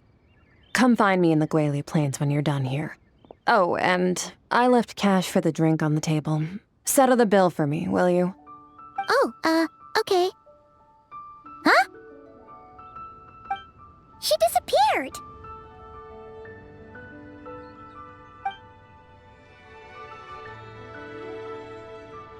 Wait, hold on. You overpaid.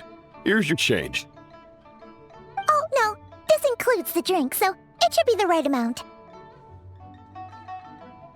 I didn't think you two ordered a drink. We didn't. It was that lady who came and sat with us, remember? You brought it out to her yourself.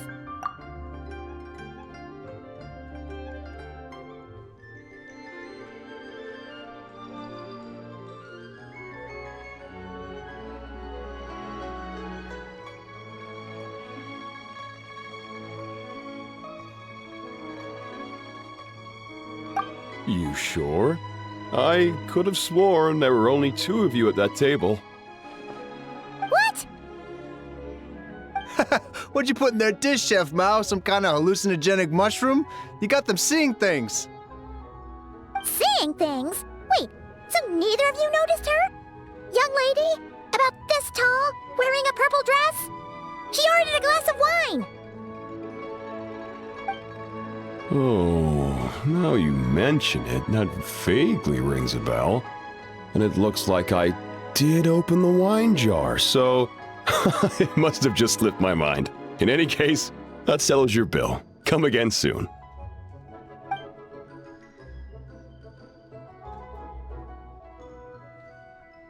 Coming! Okay, what was going on there? It's like they didn't remember Skirk being there at all. Even Paimon was half convinced we hallucinated the whole thing. But that Mora she left for us was definitely real. Oh, this whole situation is giving Paimon the creeps. But anyway, she told us to head to the Guili Plains, right? Let's not keep her waiting.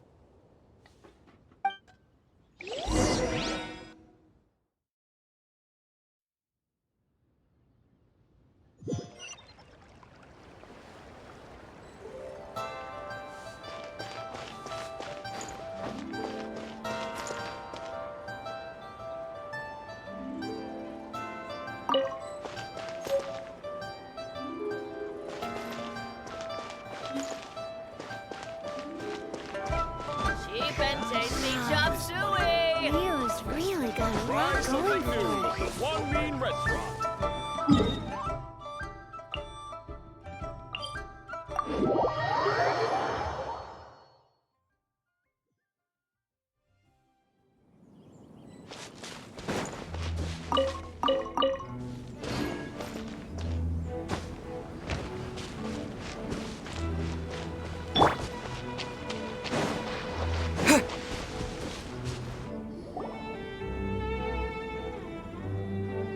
Whoa, what are all these rift hounds doing here? Huh, looks like they're collecting something. Huh. Let's go check it out.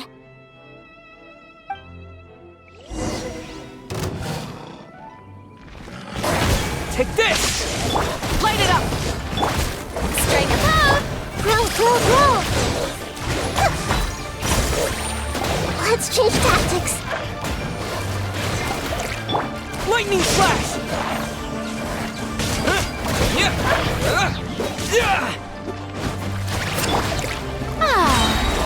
Let the world collide! Everyone hold hands! Burn it down! So, this is what they were collecting. It looks kinda like... Yeah. What is going on here? From the moment they are born, all beings with great power have an impact on this world. Even if their body is sundered and their soul extinguished, their influence remains. Gods are the most common example of that. The remnants of gods who fell thousands of years ago remain buried deep within the earth, carrying within them a warped will and a dark curse.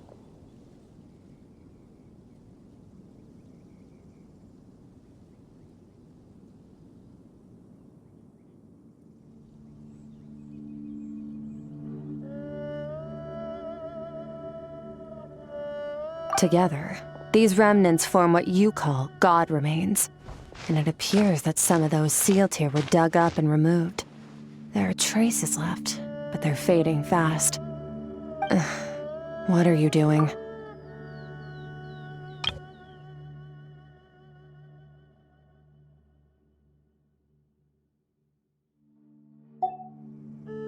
Nothing! Just wanted to make sure you were, real?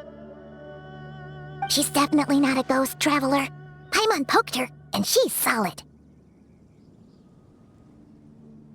Your life hangs in the balance, and that's what you're fixated on? Strange set of priorities. It was just a trick to avoid being perceived. If someone notices me, those memories are erased. Simple as that. Unlike you, I have no desire to establish a connection with the world. The weak and the lowly have no right to remember me.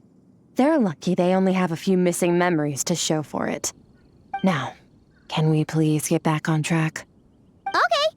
Where were we? Right. The god remains. So, basically, there's now less of them here than there used to be, right? Isn't that a good thing? In our experience, god remains are 100% bad news. A lot of terrible things have happened because of them.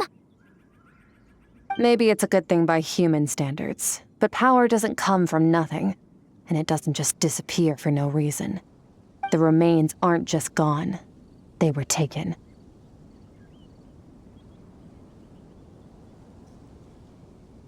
Very clever, traveler. You aren't the only one who had something taken from you. There are victims like you everywhere. The only difference being, you can speak, and the remains cannot, so it went unnoticed.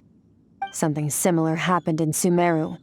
Within the span of one night, countless consecrated beasts were slaughtered, and a large amount of the god remains buried in the desert went missing.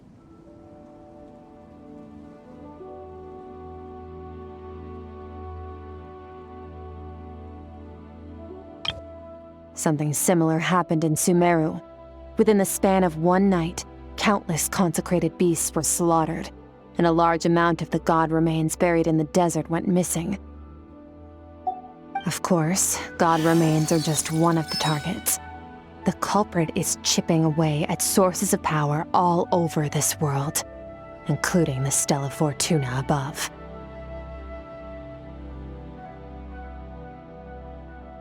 Wait, you mean the stars?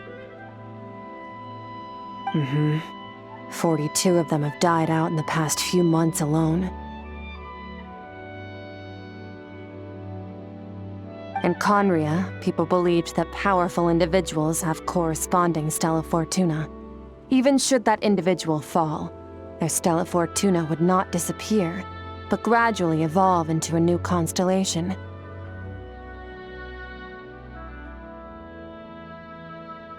Yet now, stars are disappearing from the skies entirely, and it's not hard to deduce what's happening to the power they contain.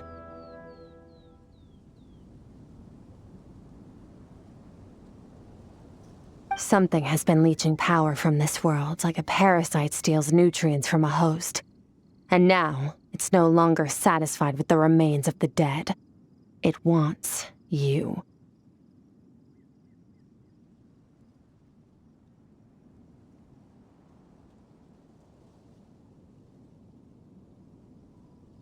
This time, it only took a fragment of your soul.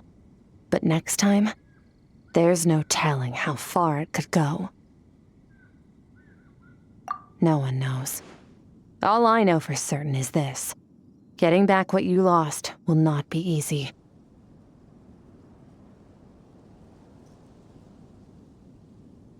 Considering how much power this entity has stolen, it must be a god-level being by now at least. But that's not the real concern. Souls are fragile things, and yours could easily be crushed if you go up against it.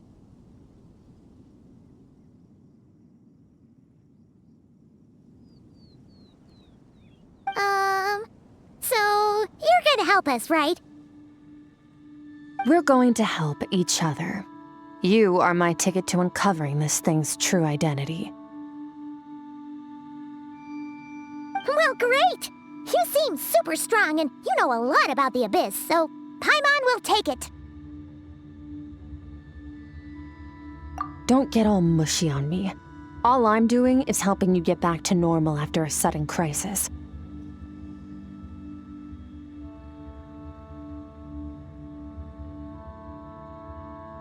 And I should warn you, getting mixed up with me can have unforeseen consequences. We're on very different journeys.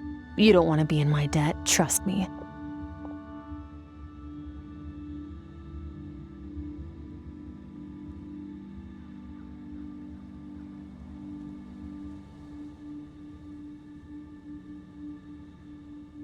You help me uncover the truth behind this entity, and I'll help you recover what you lost.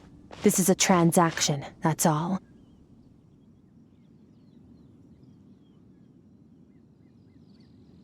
You would do well to remember that. Now, come along.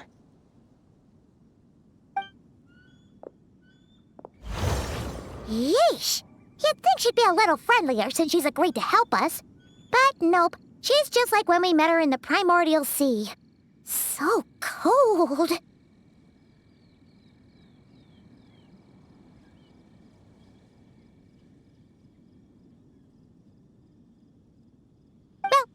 Whatever. If that's how it's gonna be, then she doesn't deserve our friendship. What she does deserve is a super embarrassing nickname. Ah, Paimon's got it. Frosty the Lavender Melon. Serves that ice queen right.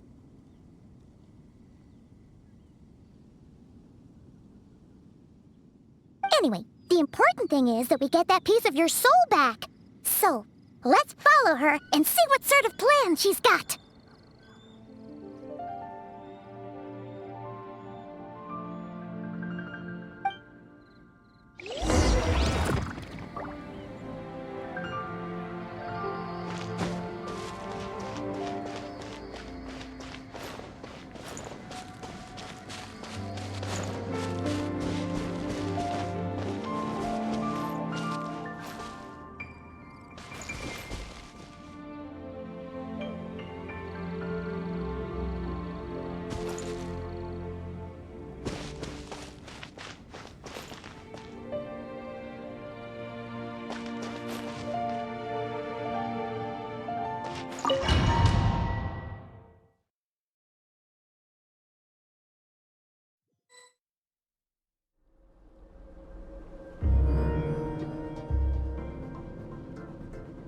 Whoa!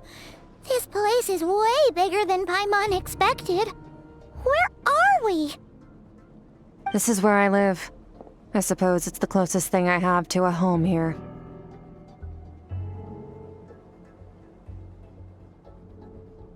It is. I brought you here because time flows differently in this place.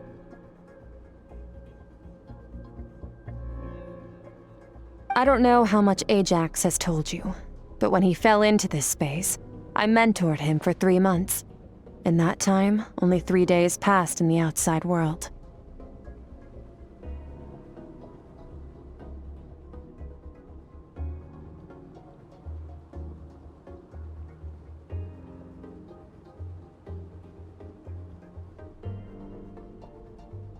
Ajax? Oh, right! That's Child's real name! Yeah, Paimon remembers him mentioning something like that. So, a month here is equivalent to 1 day in the outside world? That should mean we're safe from that power-hungry soul snatcher for now, right?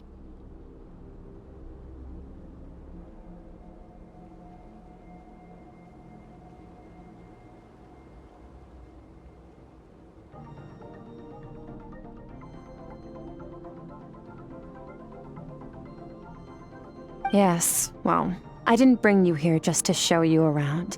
In the outside world, the Traveler could be attacked at any moment, but coming here has bought us quite a bit of time.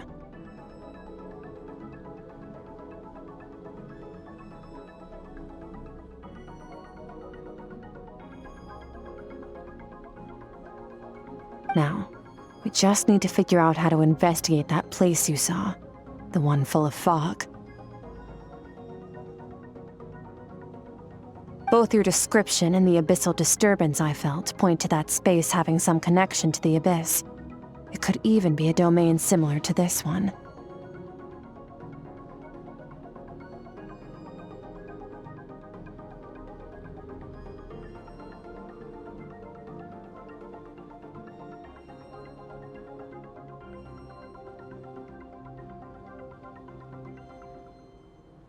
The thief who stole that fragment of your soul is hiding there.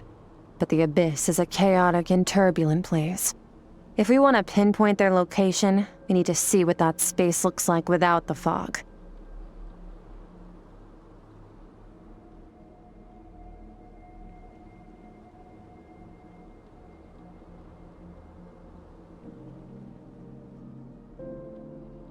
Abyssal power can grant a special form of sight. Have you ever wielded abyssal power before?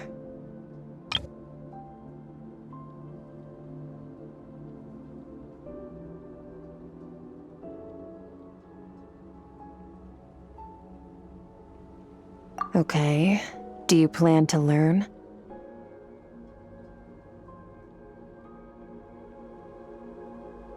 That tracks.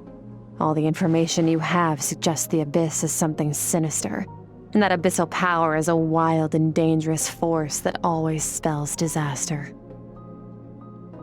And you're saying that's not true? Depends on your perspective. Floods and hurricanes take countless lives too. But if one day you gain the power to control them, what was once a calamity is now just another tool in your arsenal.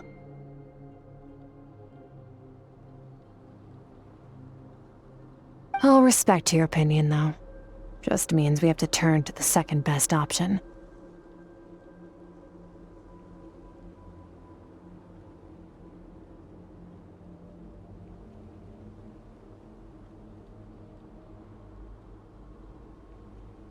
A little abyss crystal that contains my power.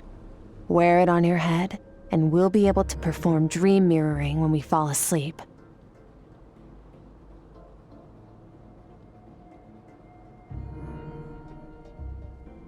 Dream mirroring? It means experiencing whatever the other person is dreaming. Everything they see, think, and feel.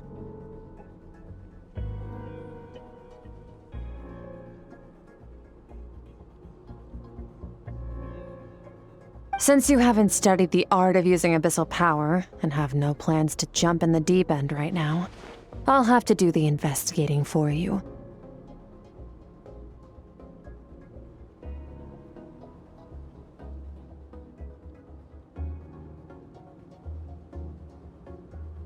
With dream mirroring, every time you slip into a deep sleep, I'll see with my own eyes whatever scene plays out in your mind.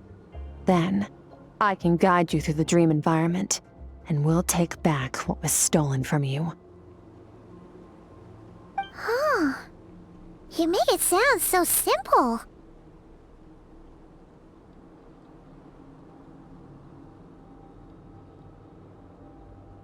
Tough to say. This is an unprecedented situation for both of us. Even assuming we do manage to find where this entity is hiding, like I said, getting your soul fragment back won't be easy.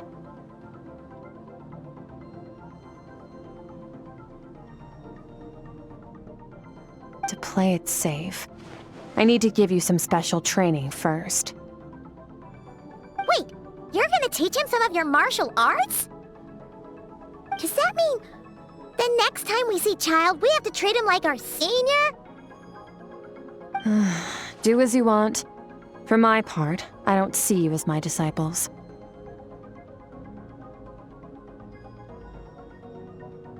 You're already a pretty good fighter.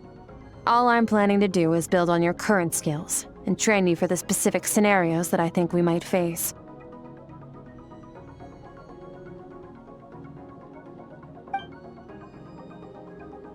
But that's enough talk. If you're ready to do this, then come with me. Time might be more lenient here, but that's no excuse to waste it.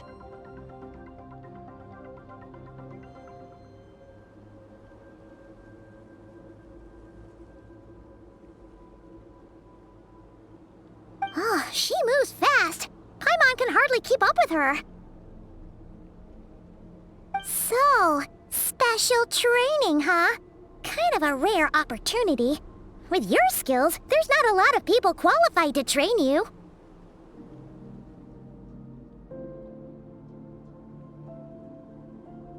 Last time something like this happened was probably anti-Raiden Shogun training, right?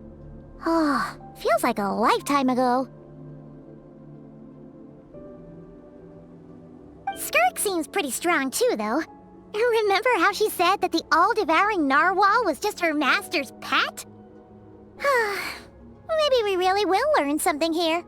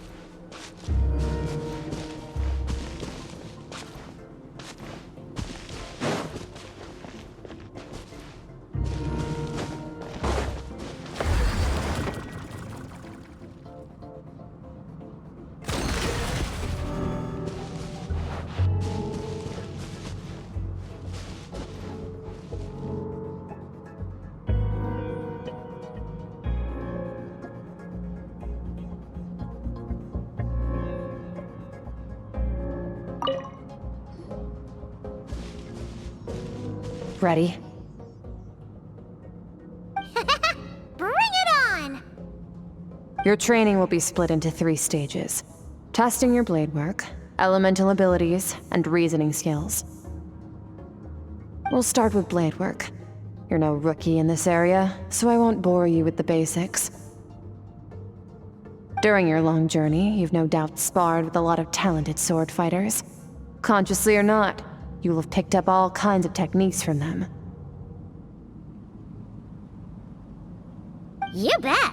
There's Kaya, Master Jean, Kuching...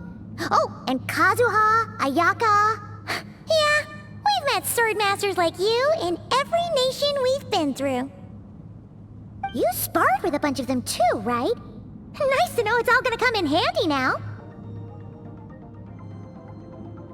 Don't get too smug. In sword fighting, techniques alone are not enough. You need a cohesive system to bring it all together. A style or school of fighting.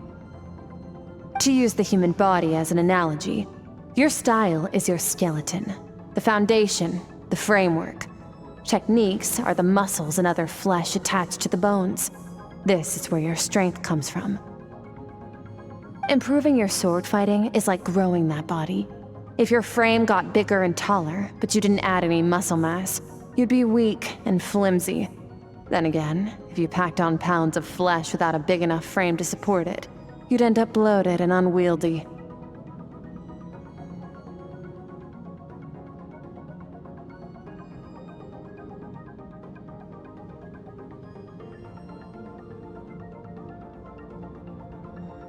You need to do some introspection. Take a good, hard look at your past experiences and figure out which parts of what you've learned are just techniques, and which parts can be used to form your own system of blade work. Only then will you get the full utility out of all your thoughts and observations along the way. Only then will every strike you deliver make perfect sense. Wait, is that it? Paimon thought you were gonna teach him some cool new moves. Like when you went swoosh and opened a tunnel to another place.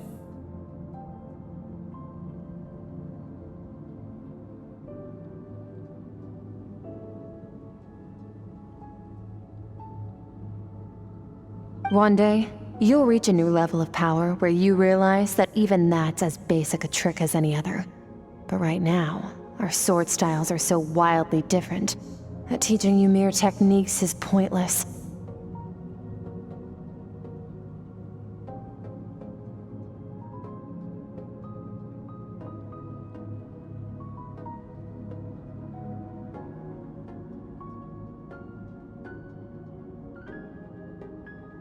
There are no shortcuts in the pursuit of power. Failure is your best teacher, and rigor is your coursework. That's all I have to say. Time to make a start. Train until you're satisfied with yourself. Now focus. Destroy the crystal columns as swiftly as you can.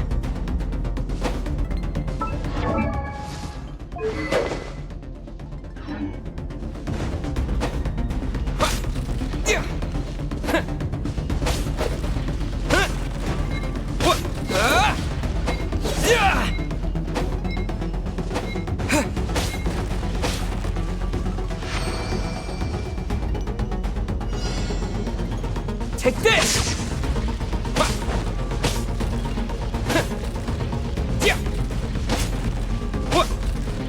Oh, this is making Paimon's head spin.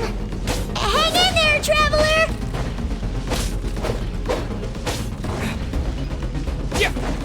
Lightning flash!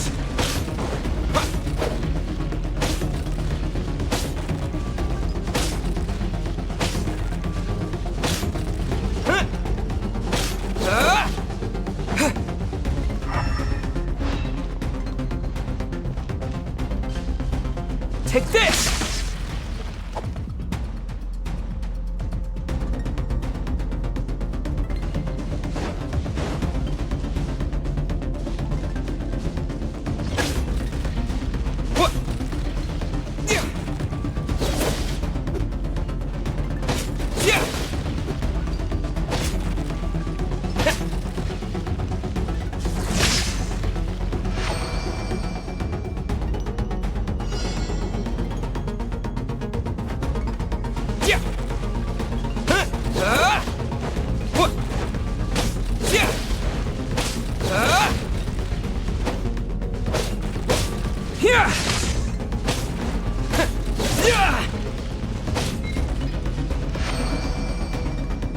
Stay calm.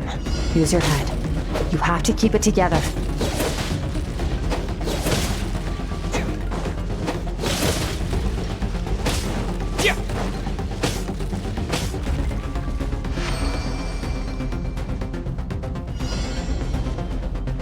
Take this!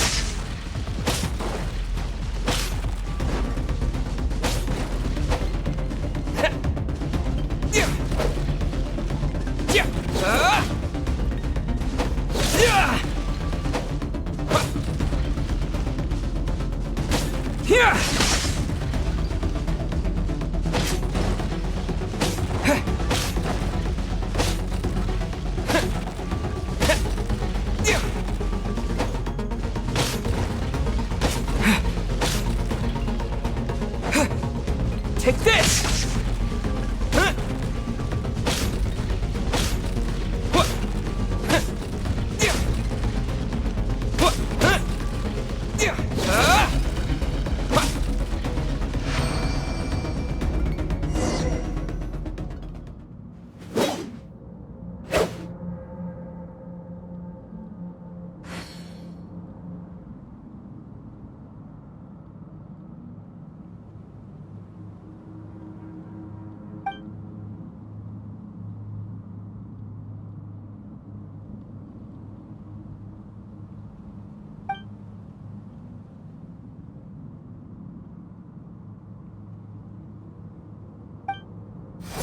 This moment will be frozen in time. Cut to the chase!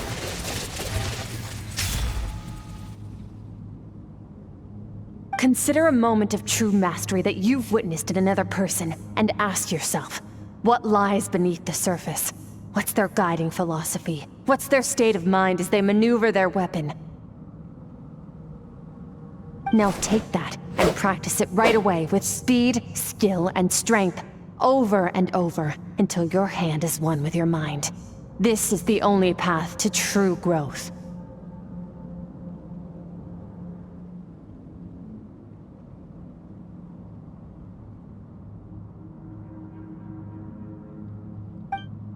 Step on up! Dance with the waves!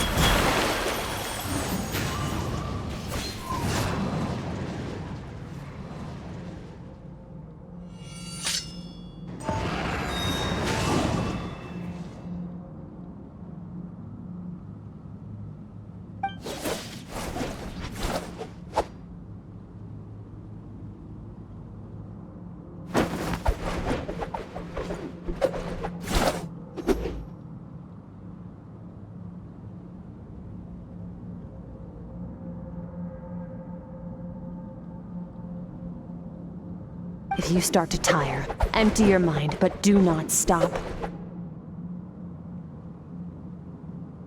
Stay in that frame of mind as you keep up the fight. Get rid of all redundant movements. Imagine your sword is an extension of your own body. Wield it just as you wield your arms, hands, and fingers. 'Twas on a deserted, moonlit night that the hero approached the vile dragon's limpid lair. Ring cutter! Feathers fleeting wet, the white heron treads water, a sight without flaw. Master of Inazuma Kamisato art Tachijutsu.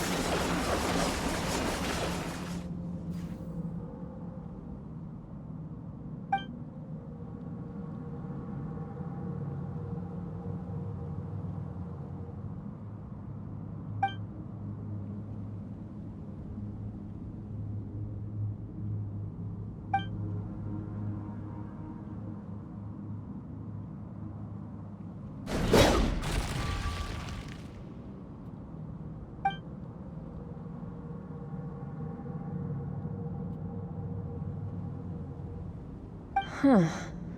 Looks like you've made some real progress. That concludes your training session. Awesome! Paimon knew you could do it! How do you feel?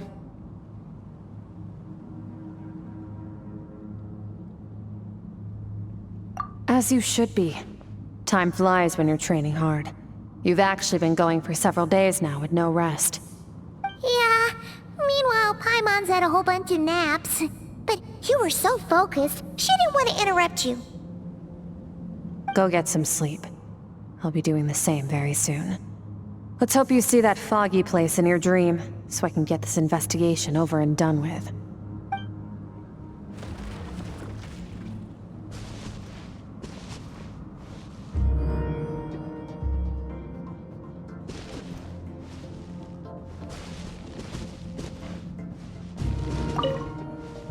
Sometimes, you have to practice a single movement 1 million, maybe 10 million times, before the breakthrough moment comes. Nothing in the outside world can help you in this process. The most important thing is to remain patient.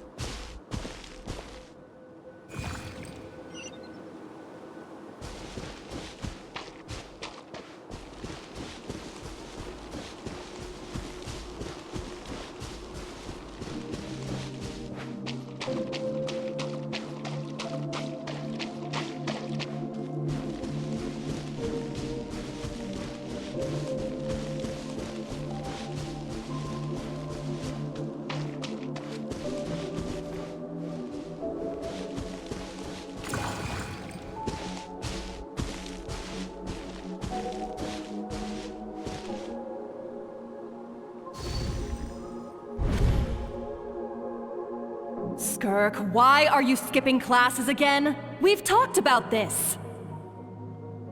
'Cause he's a crabby old man, and he's a boring old man. I don't like going to his classes. Excuse me. You shouldn't talk about your teacher like that. It's very disrespectful. All right, let's not get into a big fight about this. Skirk's learned what she needs. There's no point forcing her to sit through more classes if she doesn't want to be there. But I'd still love to hear about what you got up to yesterday. Why don't you tell your dad all about it? I went diving, and I saw this huge fish. I never knew they could get that big. It looked kind of dumb, though, with that stupid big fat head. I tried to shake its fin, but it just spat water at me. Oh, and today, I'm gonna go to that prairie up north. There's supposed to be this giant bird there that can spit fire. I bet if I climbed on its back, it could fly me all the way to the stars.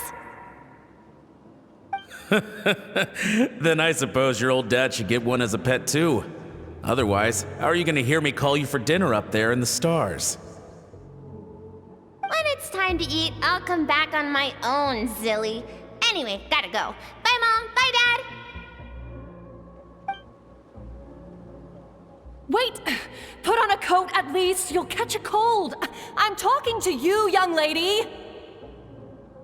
You spoil that child, you know.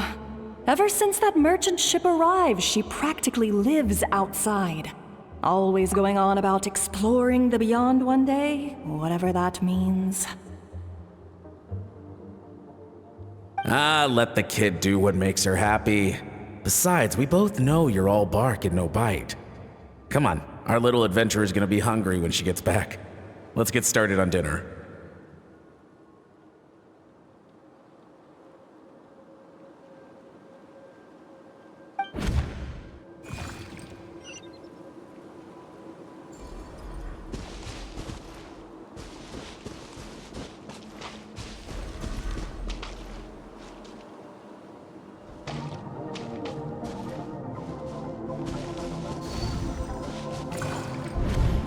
The stars shimmer high above. But what lies beyond the stars?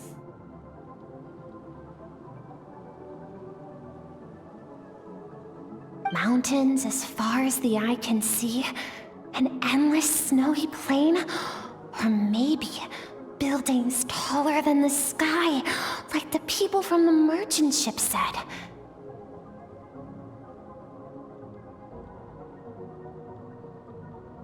Can't be the only one asking these questions.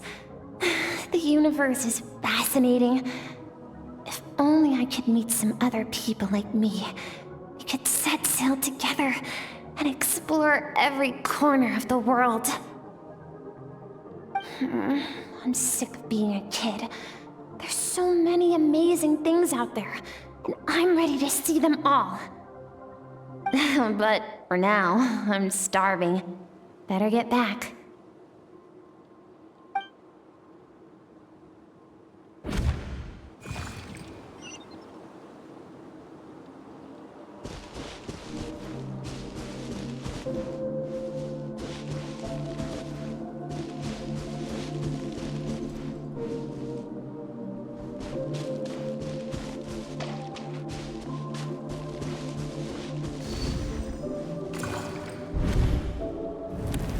Don't let a single one of them get away!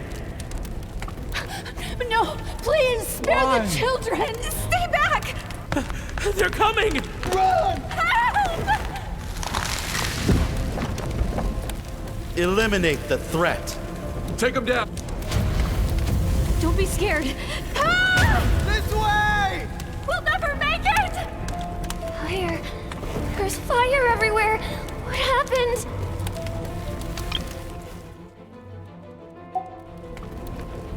I told you we shouldn't have trusted these outsiders!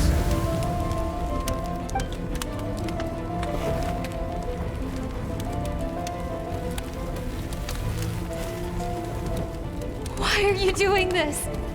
What did we do to deserve this? We welcomed you with our finest food and drink, showed you the best our home has to offer, gifted you cloth dyed by our own hands. And this is how you treat us? Run! Save yourselves! Captain, Zone 3 is clear and we have Zone 2 surrounded. Begin extermination. Remember the orders from upper command. No one is to be left alive. Rest assured, sir. We have enough munitions to annihilate these savages and burn their entire civilization to the ground. Good. The only ones who put up a real fight are that man and his wife, correct? What's their status? We shot the man in the ankles and the wife broke her wrist attempting to fight back. They won't be doing much more fighting. They're holed up in their home for now, but they won't last long. To prevent them from making some kind of last stand, we're planning to clear out the other zones first so we can send a bigger squadron to surround them. Well, well. Turns out some of these beasts do know how to use their claws. Now the threat these savages pose will be undeniable.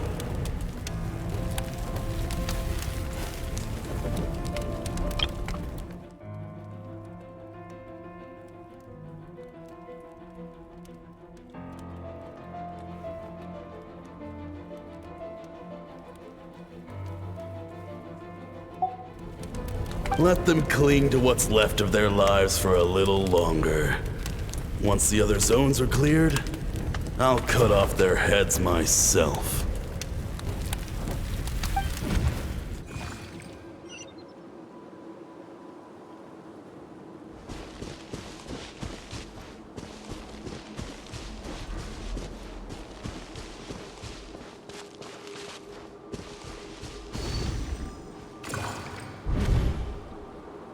Dad?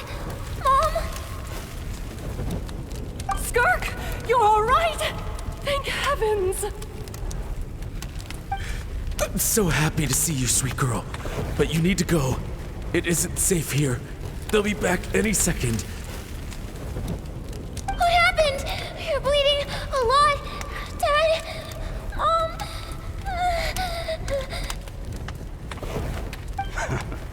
This is the place. Alert all units. Prepare to surround. Run, Skirk! Run as far away as you can! Don't trust anyone! Your dad and I, we're not afraid to stare death in the face, but we need you to survive. My clever girl, so curious. You're already so brave.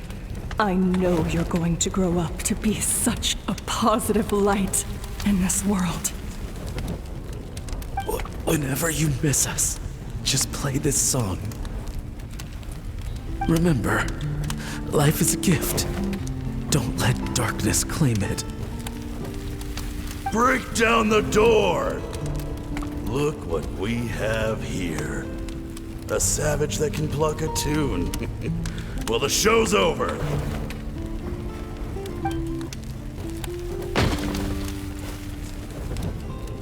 You!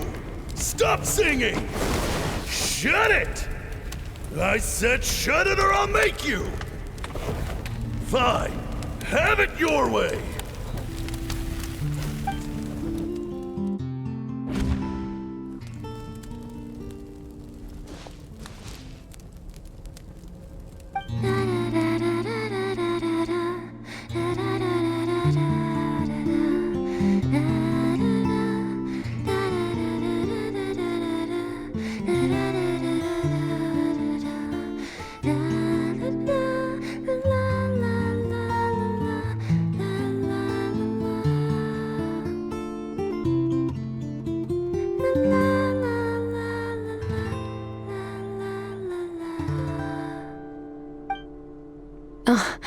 You're awake? I found a few clues while you were asleep, but it's only a start. Now, time for the second stage of your training. This time, the focus is elemental energy. Come find me when you're ready to begin.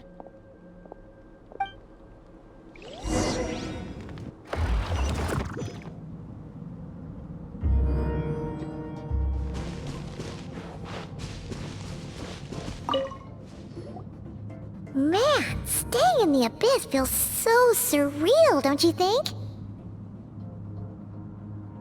No day and no night.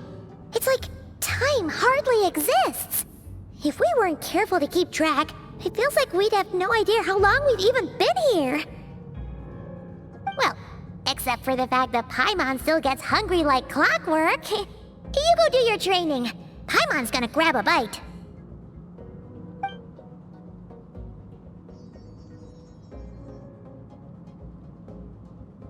The way I see it, the pursuit of power is divided into 3 stages.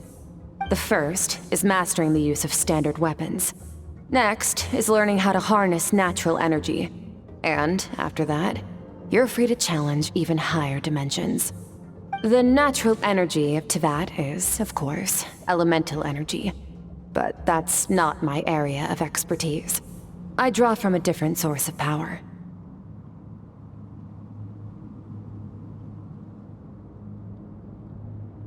Abyssal power, yes. Also known as the power of the Void Realm. My master, Sertologi, is a true expert in that area. After all, he was one of the group of 5 that infamously stole the all-encompassing power of the Abyss.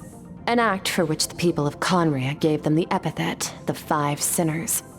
The elemental energy of Teyvat, on the other hand, is derived from the power of the Light Realm. These two forms of energy exist in direct opposition to each other. Suffice to say, there's not much I can teach you this time.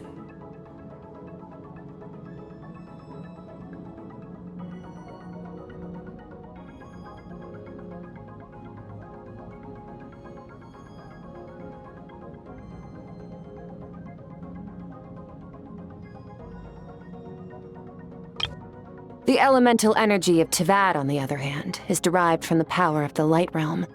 These two forms of energy exist in direct opposition to each other. Suffice to say, there's not much I can teach you this time.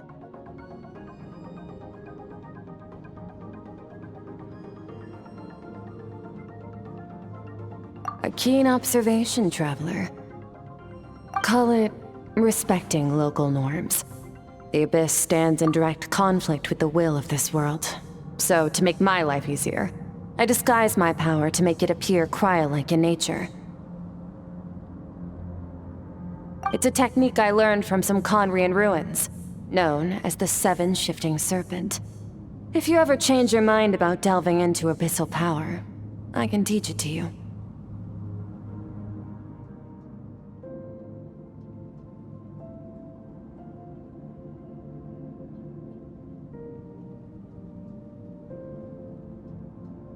So I've heard. You seem to have a knack for removing abyssal power. But is purification really what's going on there? Like I said, power does not simply disappear.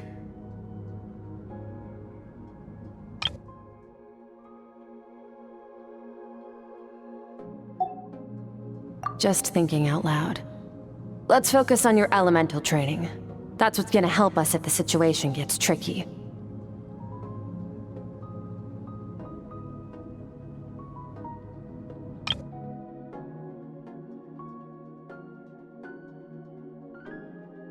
True growth comes from adversity, but only if you make the choice to pick yourself up again every time you fall.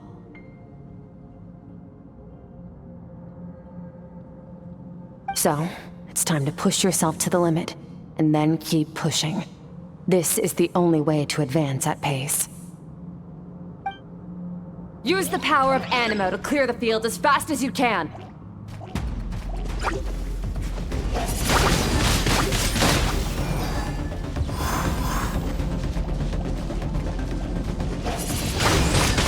Windblade!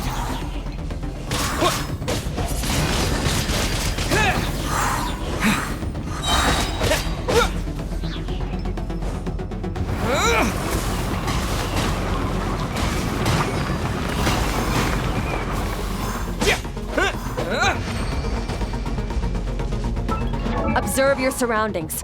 Look for things you can use to tilt the scales of success in your favor. Windblade!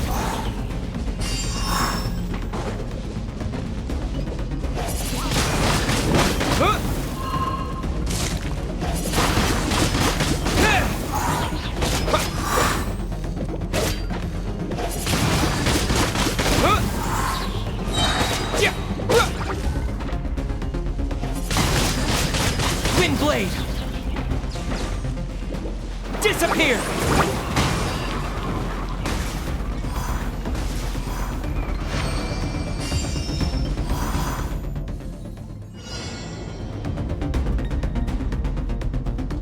Use the power of Hydro to destroy the spikes.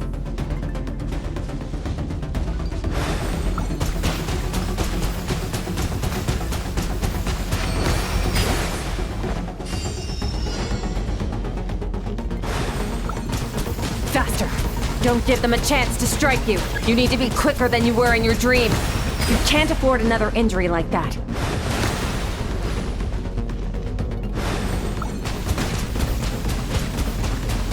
Water jet!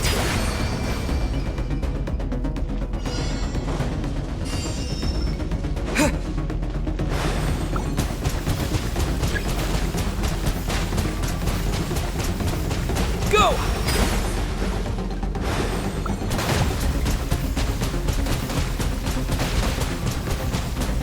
Go!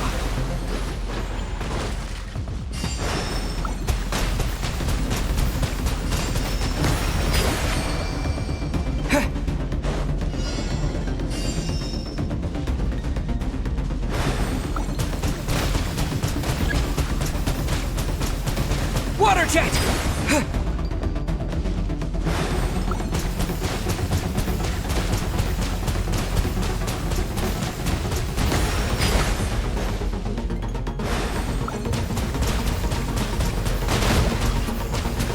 Water jet!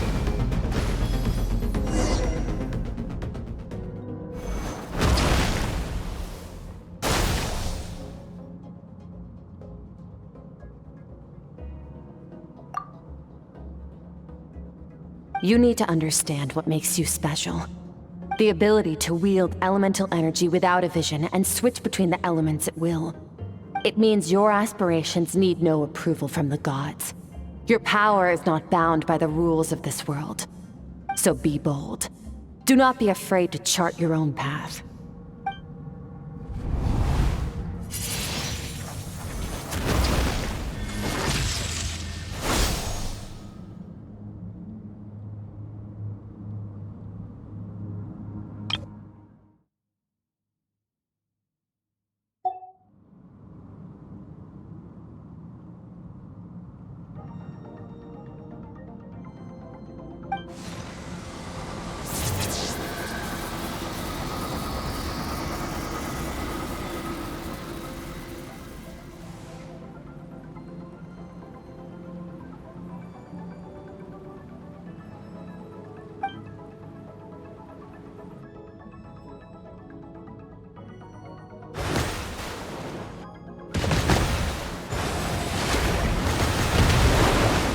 Very good.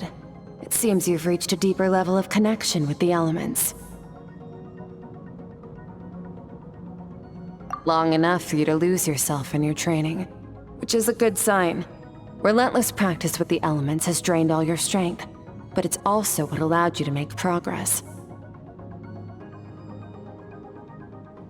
Get some rest. When you wake up, we'll proceed to the final stage of your training.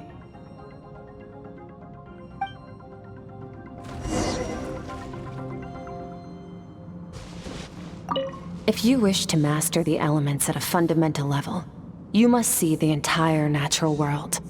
Nature and all its places and forms. That is part of what it means to be a traveler. If you wish to master the elements at a fundamental level, you must see the entire natural world. Nature and all its places and forms. That is part of what it means to be a traveler.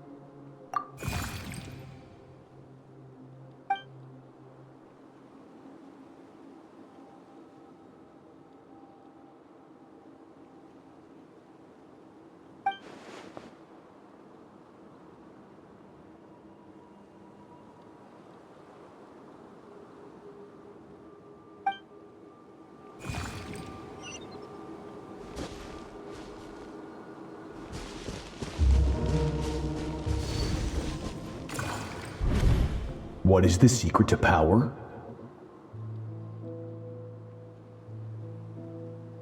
Longing, hatred, self-preservation.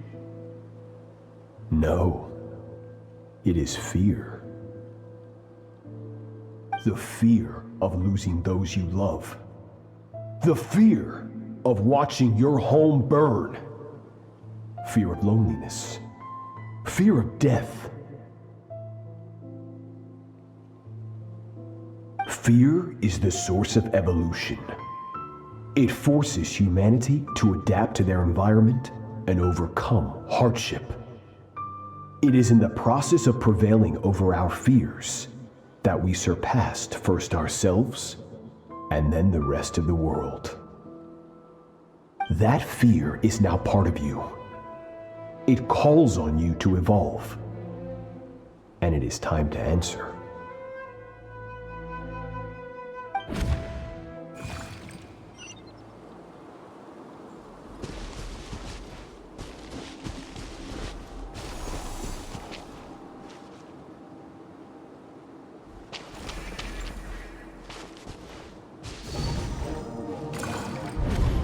Any minute spent missing home is a minute wasted. Practice your sword work instead. Do not make me tell you twice. But, Master, I can barely lift the sword anymore.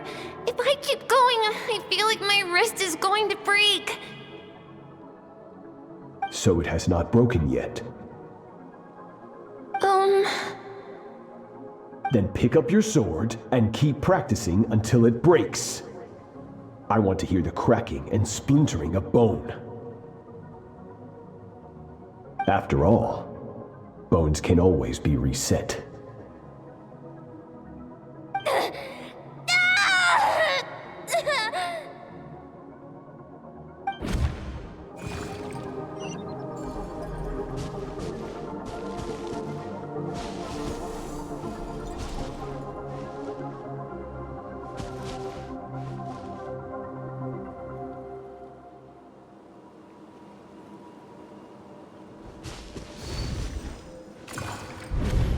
Good, Skirk. Once again, you survived. How do you feel? Cold. In pain. These are signs that you are adapting to the abyss. Each time the flesh is torn and the spirit crushed, each time you claw back from the brink of death, you become stronger. I now understand why these people sought to destroy your homeland. Your potential goes beyond even what I could have anticipated.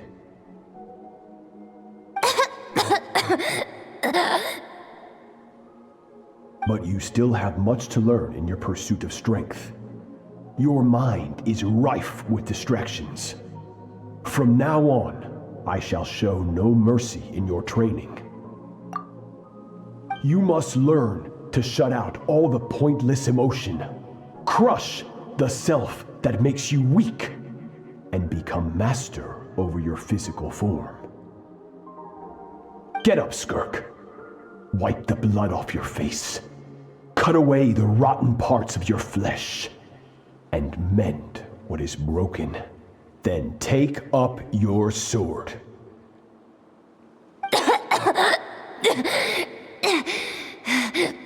Yes, Master.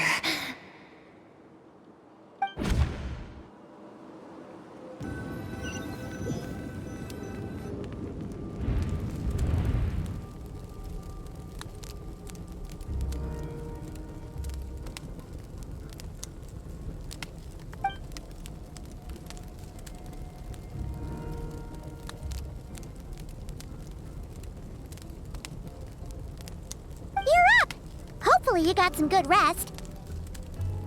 Skirk said to tell you that she's ready to start the final stage of your training whenever you are.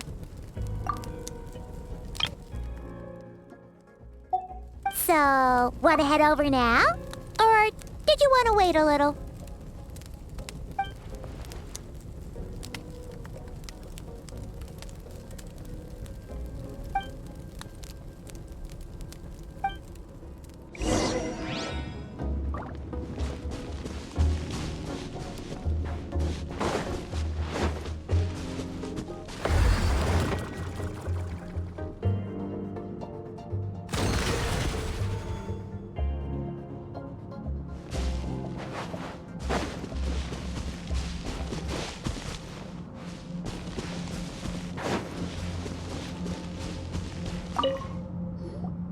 From your training so far, you have gained better command of the sword, and more control over your elemental abilities. That's only part of it. Experience is the real teacher. Your journey, the friends you have made, the dangers you have faced. These have taught you more than I ever could.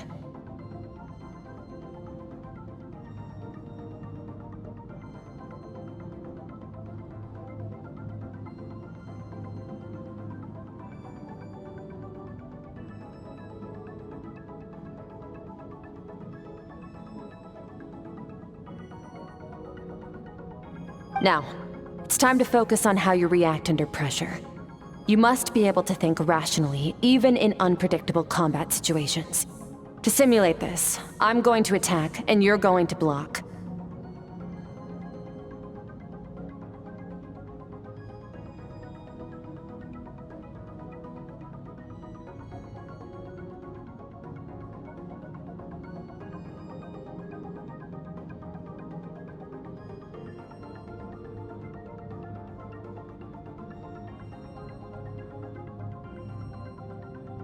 Ready?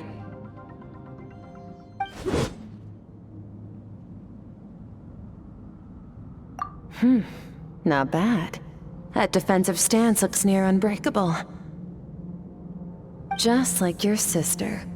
Oh, that reminds me. You still don't know what happened to her, do you?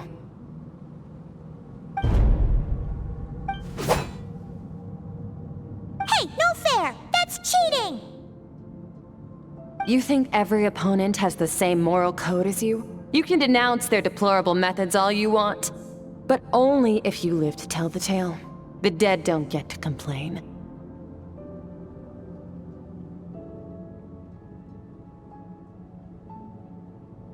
Strong emotions will always arise in combat. Anxiety, anger, fear. But a true warrior is never at their whim. Only when you are free from the influence of emotion can you make the right choice, no matter the situation.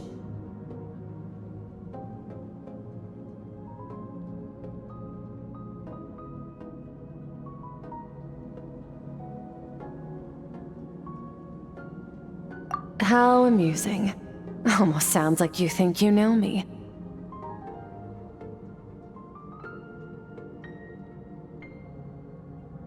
But you don't. You can choose your own path. We are not the same. Let's begin. Try to use reason over emotion. Make the most rational and advantageous decision in any given moment. This is your final training session. Look alive. Same drill as before, but this time I'm going to interfere. Hold your focus.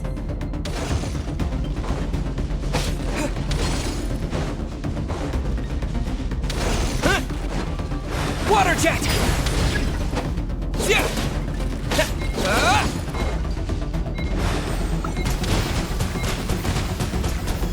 Go!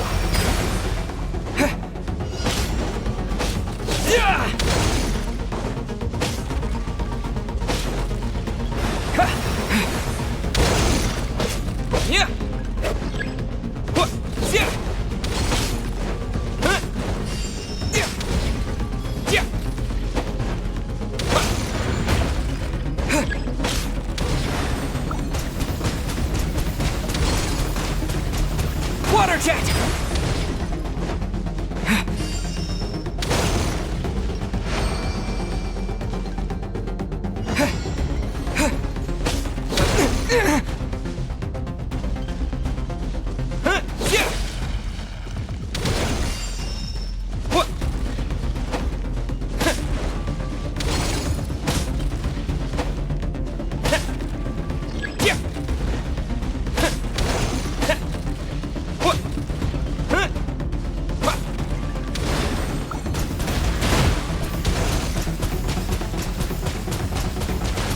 Water jet!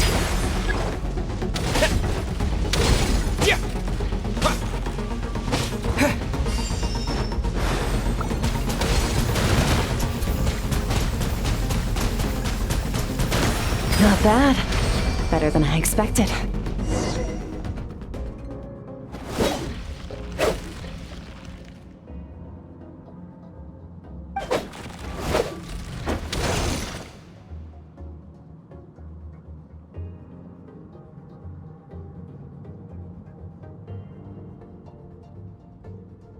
You're getting the hang of it.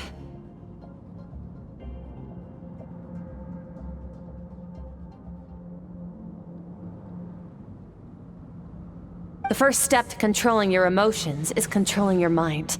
You want a unified train of thought. It all comes down to focus.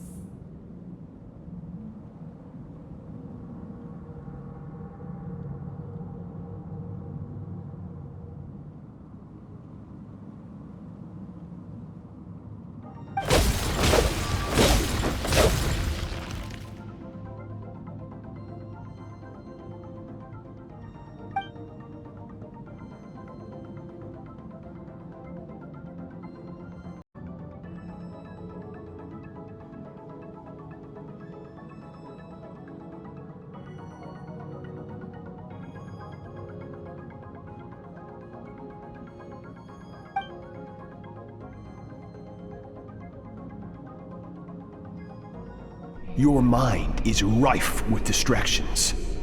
From now on, I shall show no mercy in your training. You must learn to shut out all the pointless emotion, crush the self that makes you weak, and become master over your physical form.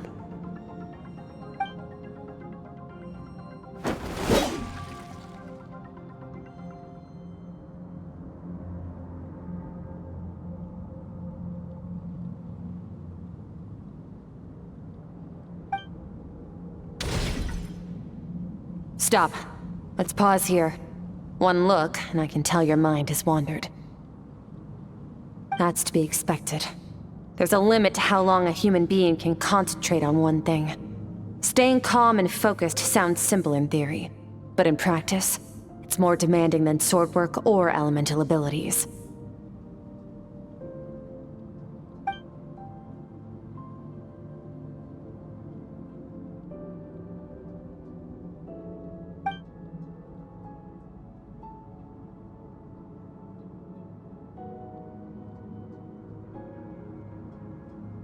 Get some rest. No point training further if you're already dead on your feet. Like I said at the beginning, the only goal of this training is for you to reach a point that you're satisfied with. You managed to push past your limits, which is a good start. You can be proud of that and sleep well knowing that you've earned it.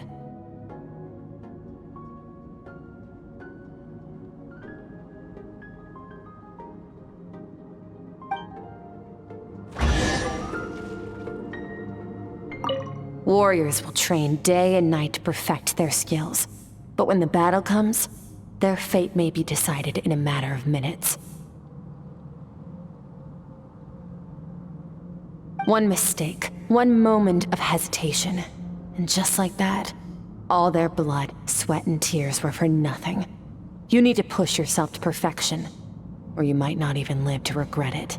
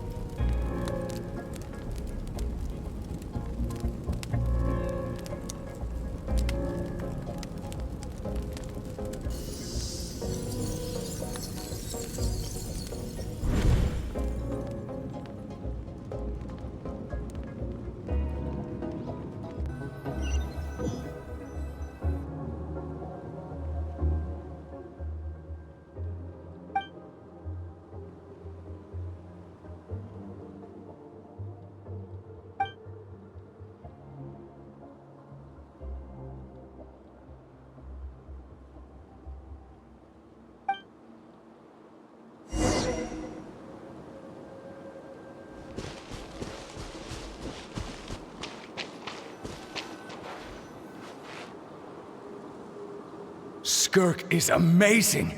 She faced down that terrifying giant and cut its head clean off. Oh, she got hurt though, didn't she? I heard it was pretty bad. Yeah, well, that's a given. But the moment she was on the mend, she got right back to practicing her sword work. I heard Master suffered a grave injury once too. Lost an arm and a leg and still came back stronger than ever. Skirk's becoming more like him by the day.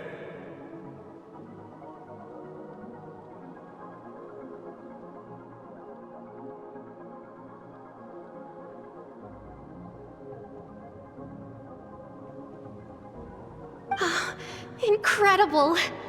I wonder if I'll ever reach their level. They're always so resolute, so unshakable.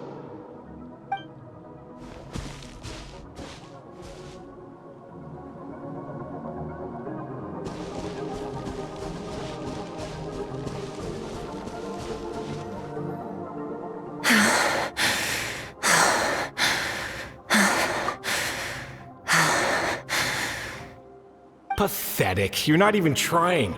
You're so much weaker than you think. Skirk, have you become a positive light in this world?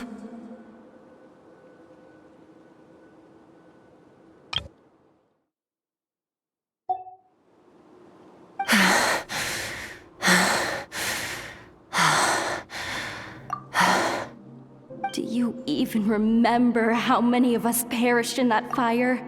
How many bodies were left to rot on the scorched earth? Yet you alone live on. Keep your gaze fixed on your blade. You don't deserve to rest. I have so many questions. I just want to jump in a spaceship, explore the whole universe, and get answers from the stars. I just need to wait till I'm grown up. Then I can do anything. Now, you must bid farewell to who you were in the past and become someone stronger. Run! Skirk! Run! Only death awaits us here. Keep running, and don't ever look back.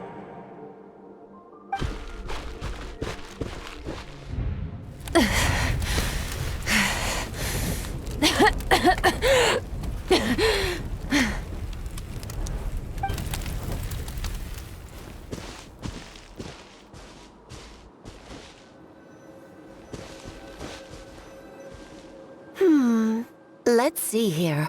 First things first, you need a new identity. Going around telling people you're from somewhere beyond the stars won't do, now will it? How about saying you hail from beneath the earth instead? As the Conrian saying goes, venturing out into the universe and down into the abyss are the same in that both are braving the dark unknown. Well, I'm a visitor on this planet, so I'll follow the rules. Ah, splendid. That saves me quite a bit of trouble. Let me offer you a piece of advice in return, although it might not be what you want to hear.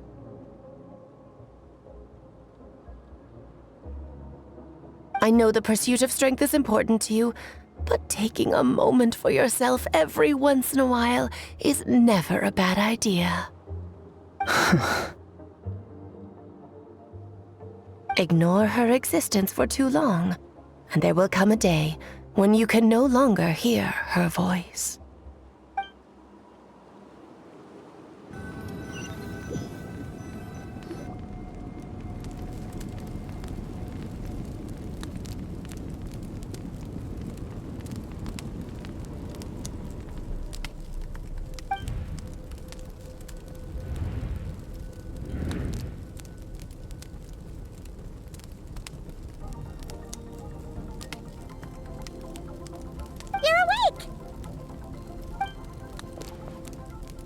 Be starving, right? Ta-da! A barbecue feast just for you!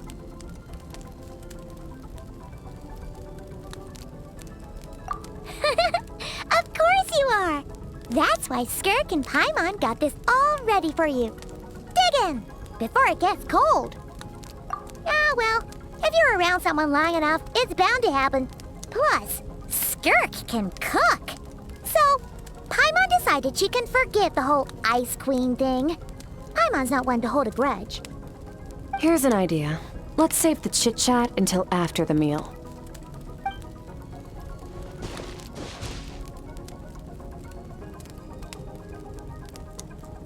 Ugh, so full. Okay, it's Paimon's turn to sleep now. Wake her up when it's time to go.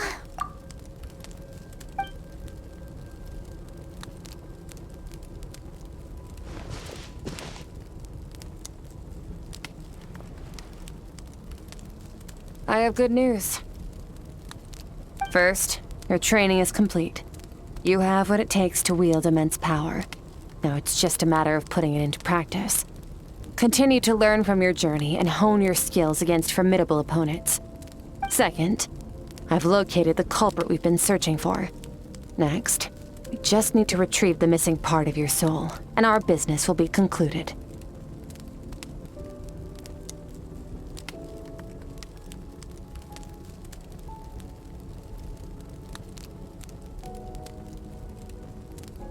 When Ajax trained with me, he once told me he was bursting with questions.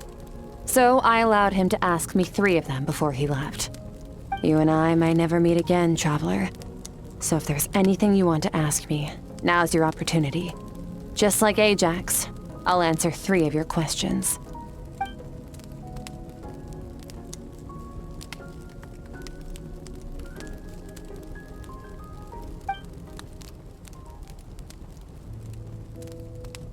Okay, not the angle I was expecting.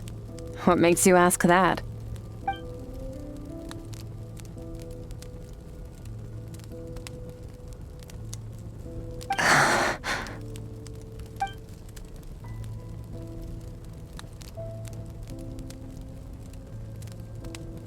I knew that was a possible side effect.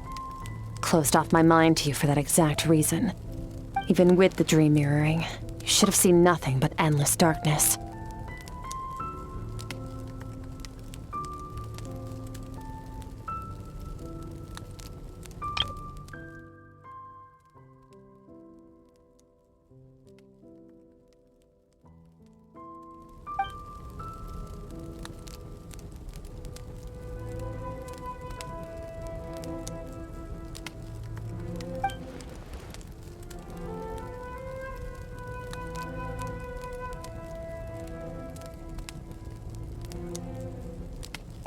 Whatever. Must have been a flaw in my execution. I shouldn't be too surprised. Due to some recent circumstances, my self-control has been lacking as of late. Since you've seen what you've seen, there's no reason to hide the truth. All I ask is that you keep it a secret. No, I'm not from Tevat. I'm from a different planet. And there was a time when I journeyed through the stars. A lot like you in some ways.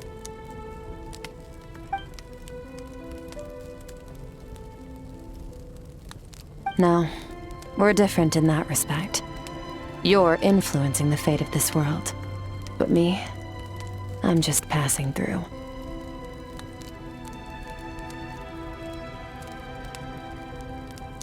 Several hundred years ago, my master, Sertologi, opened the border between worlds and sent me here.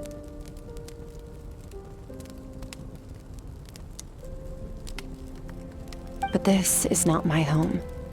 And one day, I'll return to the vast unknown of space. So, there you have it. On to your second question.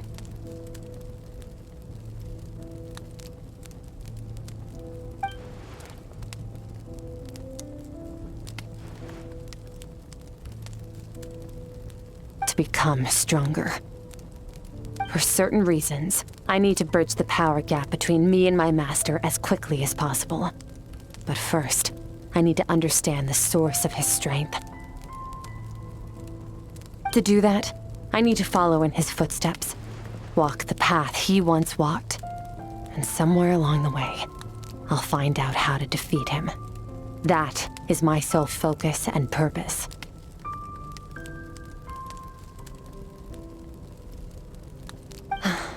Okay.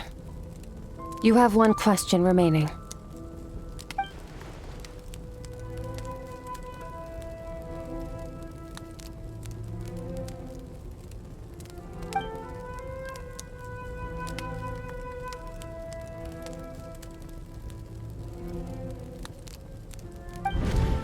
You make it sound so easy. Ever since the incident I experienced there, I've never stopped searching for Master Skirk and that unknown abyss. But it's been years now, and I've still found nothing.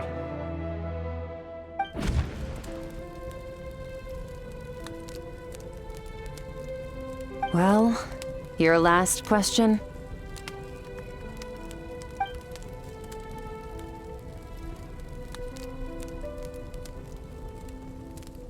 Ajax. His situation is different than yours. Before you ever crossed paths with me, you'd already encountered many formidable people, studied their techniques, and developed your own skill set. So, during your training, all I had to do was build upon that foundation.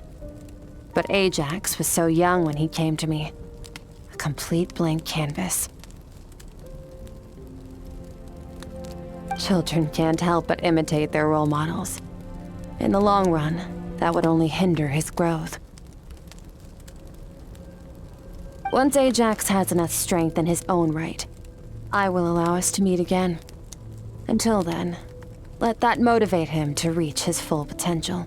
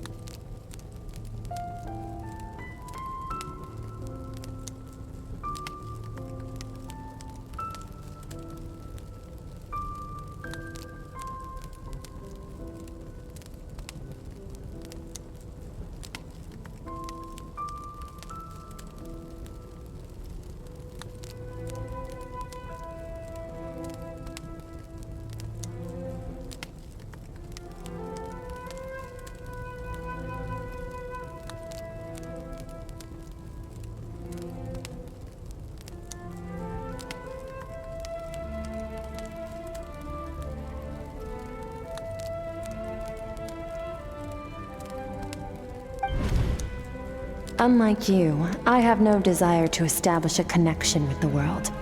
The weak and the lowly have no right to remember me. They're lucky they only have a few missing memories to show for it.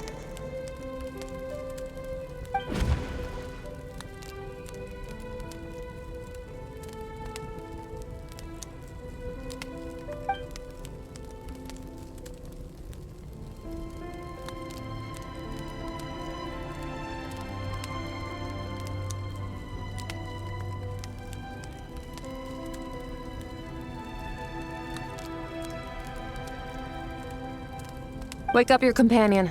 It's time to go. Oh, and everything I just told you, best keep it a secret from her as well.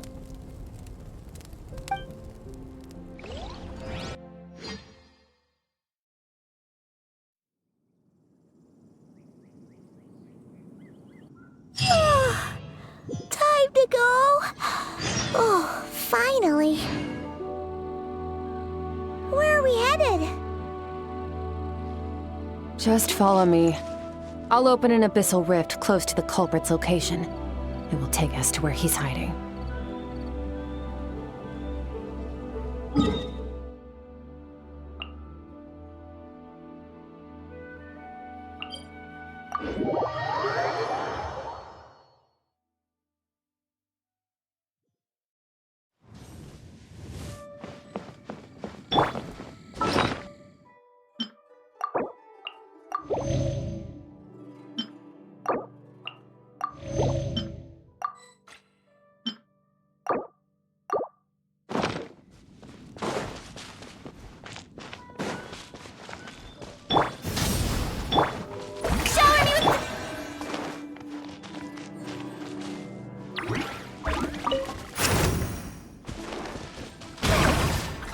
Everything!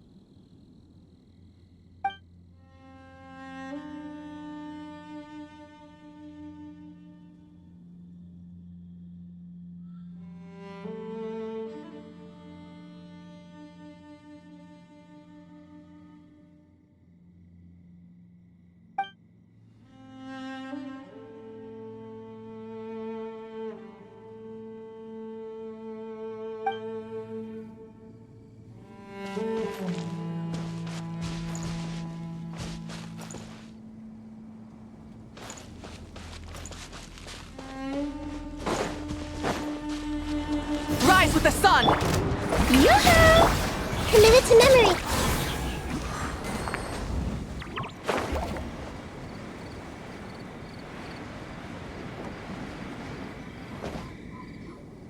Wait, this is near the chasm, right?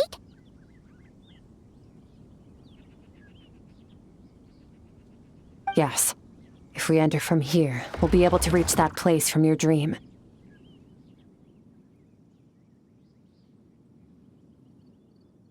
You have some experience with abyssal domains by now, but still, this is someone else's territory. Best to proceed with caution. Don't worry, Paimon's an expert at hiding behind other people for safety. Oh, but, that means you need to stay safe, traveler.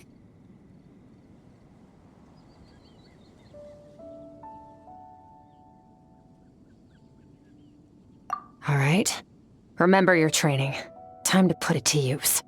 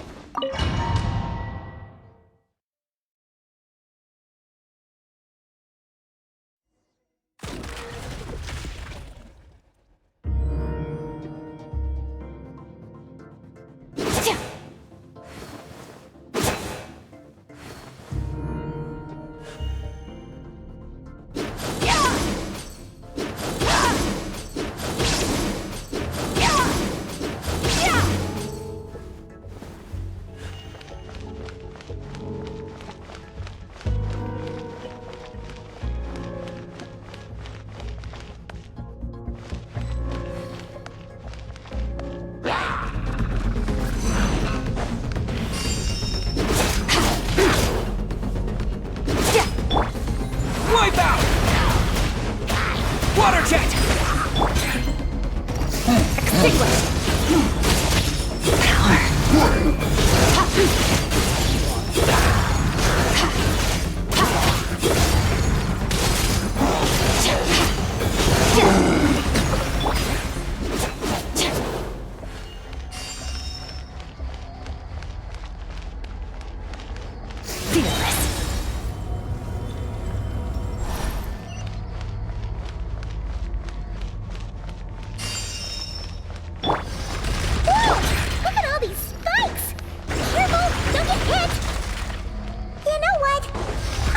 Gonna float behind you. Come on, you got this. Yeah! Bombs away!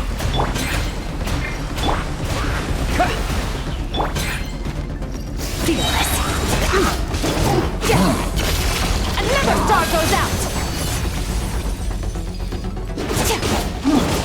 Merciless.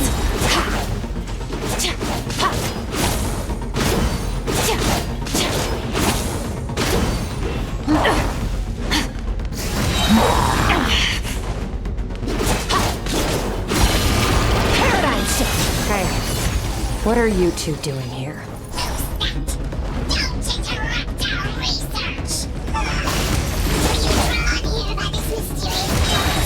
Dusty. The abandoned house. Let's press on.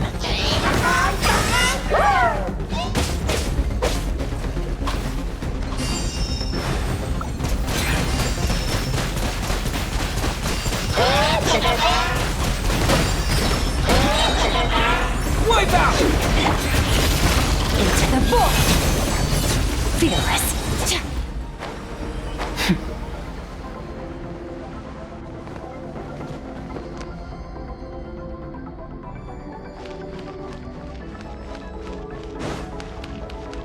Merciless!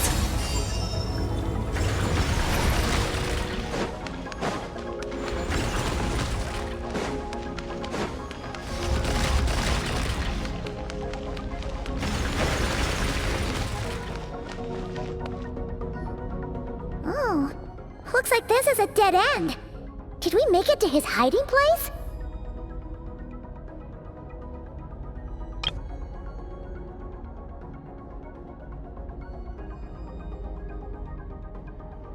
Ugh, making it impossible to see anything! This should be the place where you were attacked, Traveler. The missing part of your soul should be nearby. Can you sense where it is?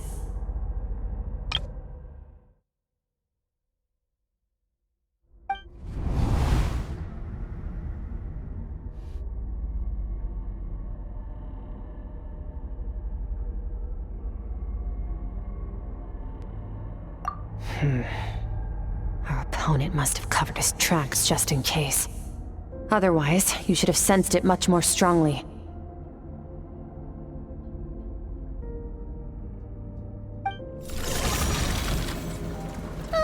Hold on! Look! The spikes are back!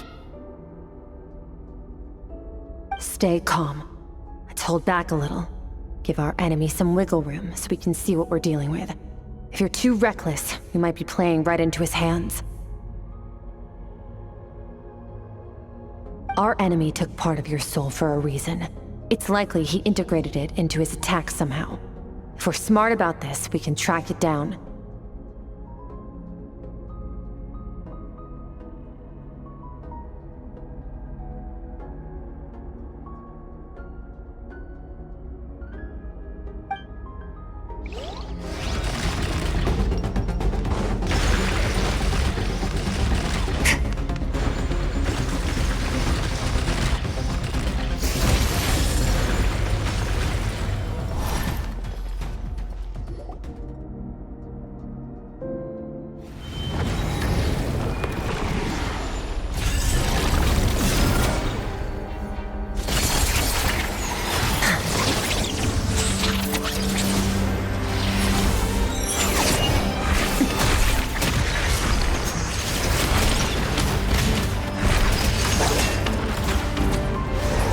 From the start, the attacks have been focused on me.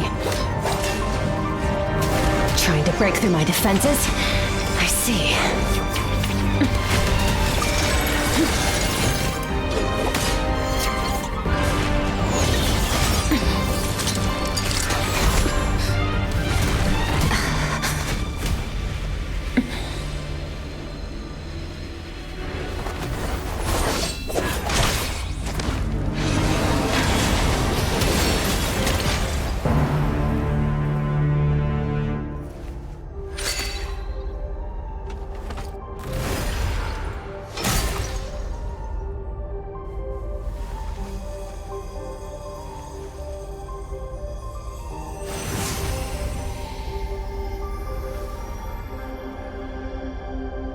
There. I got it back. Traveler! Skirk! What happened? It looked like Skirk just got... In the Gwali Plains, you asked me why this enemy chose you as his target.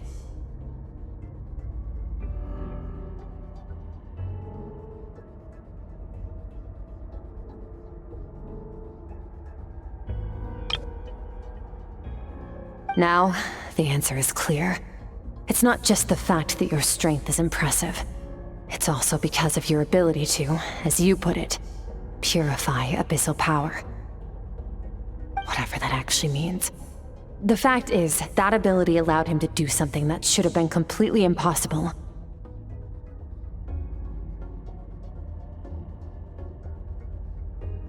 Namely, break through my defenses and steal my power.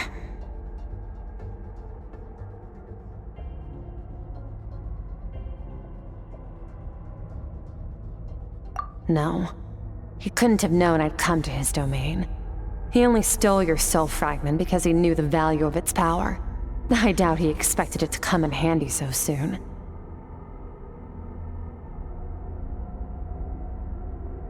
Call it fate, if you want. I believe that's the term they use in this world for arbitrary coincidences like this. In any case, it works to our advantage. Once I realized what he was using that power for, it gave me the chance to get back what you lost.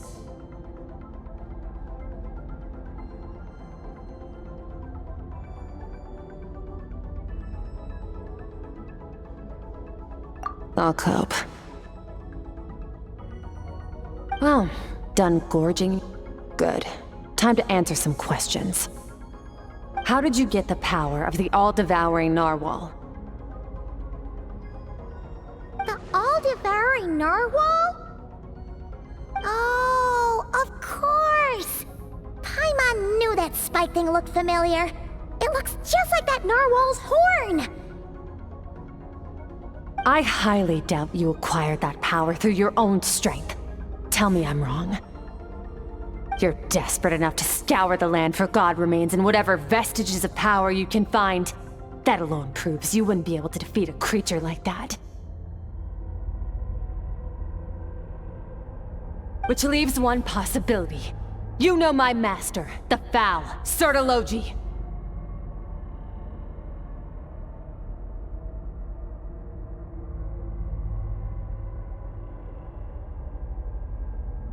The foul.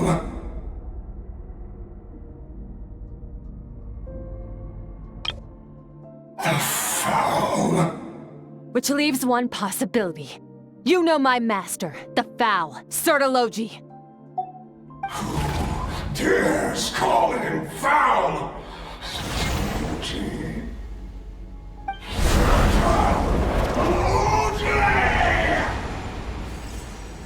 What's wrong? Bit off more power than you can chew? You're struggling to hold a basic conversation.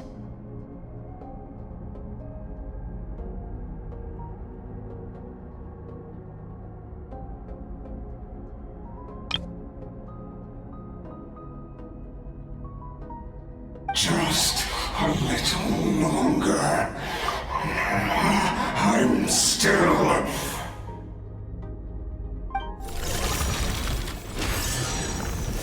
Look! It's back! Those obsessed with power will let it devour them before abandoning their pursuit.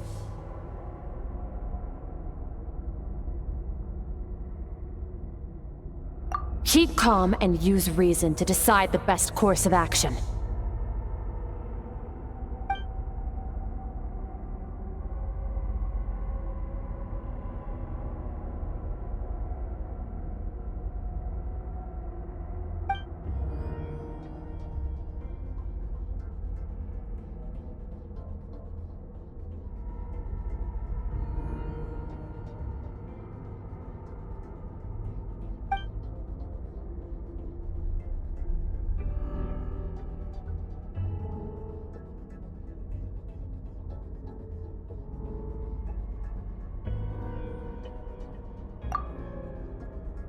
Wise decision.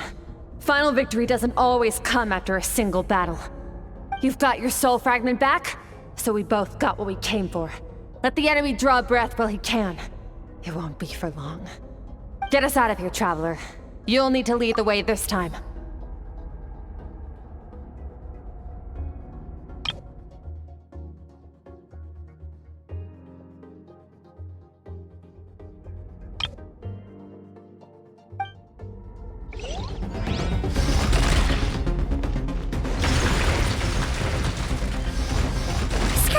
Is your shoulder gonna be okay? The wound is minor. It'll heal in no time. You should focus on getting out of here alive instead. Uh-oh! Falling spikes! Run!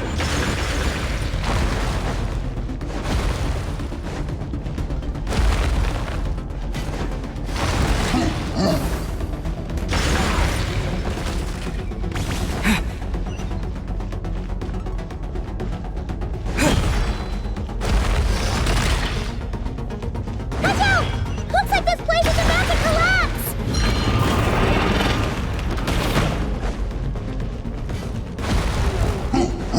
So...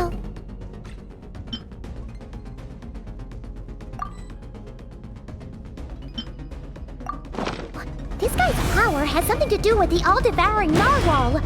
Did you know that all along, Skirk? I had my suspicions. That's why I decided to investigate in the first place. But suspicions only get you so far. I needed to verify it for myself.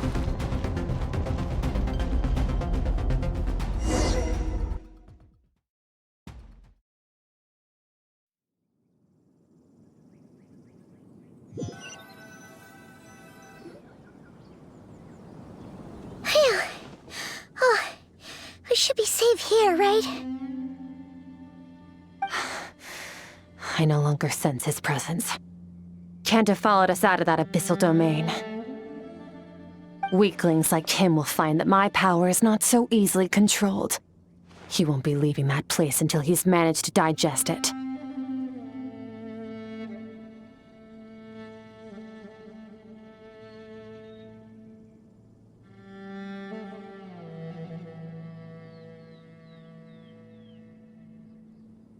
You seem surprised. I suppose that's fair. You've seen but a fraction of what that whale is capable of. That gaping maw could swallow a planet whole. It's called the all-devouring narwhal for a reason. Devouring is what it does best. It can extract power from anything, dead or alive, as long as it manages to make physical contact. Yeah. When we had our run-in with that thing, Neverlet mentioned that it has an instinct to devour. Your dragon friend recognized the nature of its abilities and used the power of Hydro to protect you. That worked because it was in a satiated state, so it was somewhat less aggressive than usual.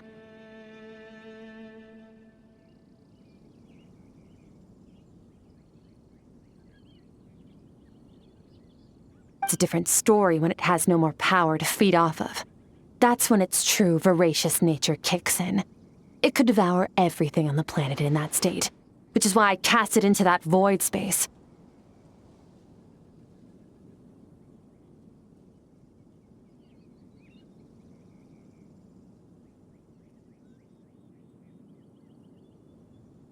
But I hadn't counted on there being anyone left on this planet capable of wielding its power. To me, that says he must have encountered the whale a long time ago. Meaning, he must have known my master.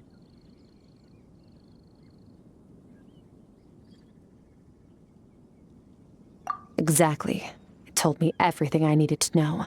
Hence why I said we both got what we came for. And I believe that brings our transaction to an end. Now that you're whole again, you can get back to your own journey. I'll handle the rest of this situation myself. No way! We can't leave now! Something was stolen from you because of us! We have to help you get it back!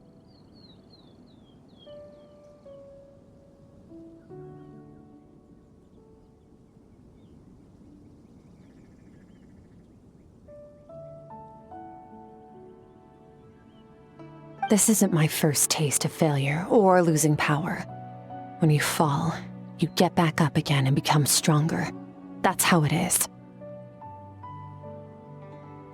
But what if that monster finds you before you're all better?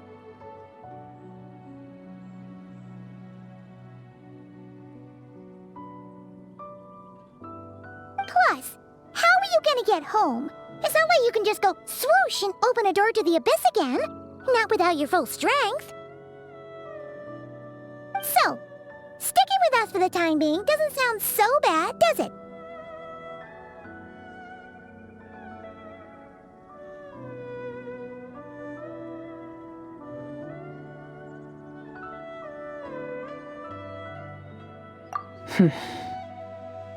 Fair enough.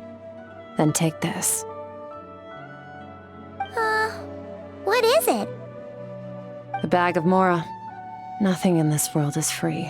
I know that much. I'll leave the planning to you. Hurry up and decide where to go. We shouldn't linger. We should take Skirk somewhere she can rest. But where? Paimon gets the feeling Skirk wouldn't like being around a lot of people. Oh wait! Baiju said we could rest in the back room of the pharmacy, didn't he? Let's head there! He'll know something about Master. I'm sure of it. Next time, I need to be ready.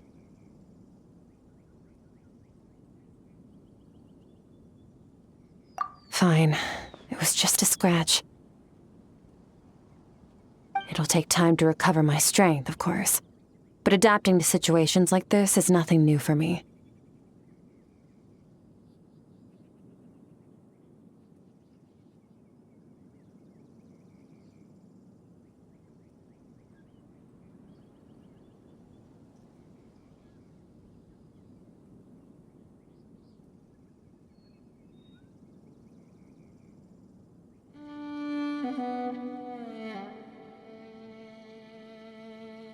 Oh, this. It's a star crystal suit. Abyssal energy is scarce in Tevat. Wearing this helps me access it more freely.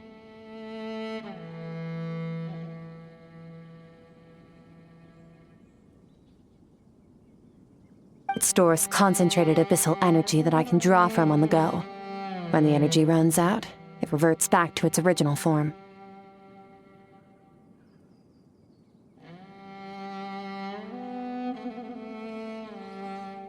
Fine.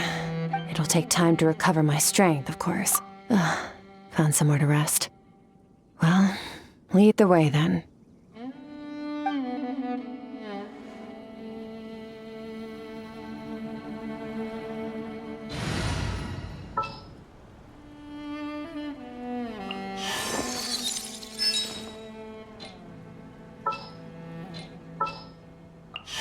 Need something taken care of?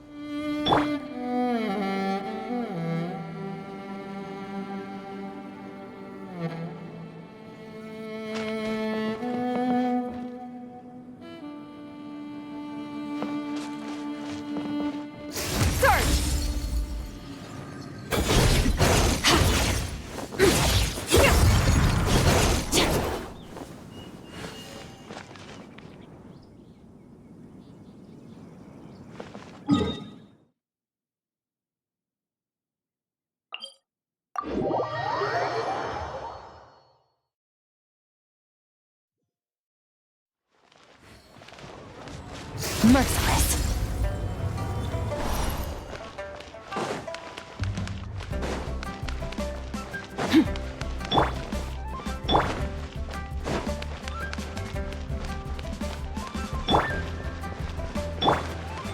Fearless.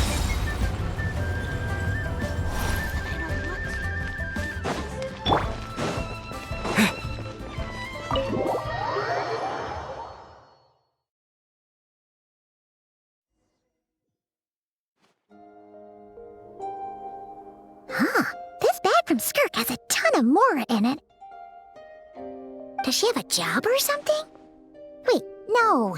After what we saw at Wamin Restaurant, that seems impossible. Can you imagine? It would go something like...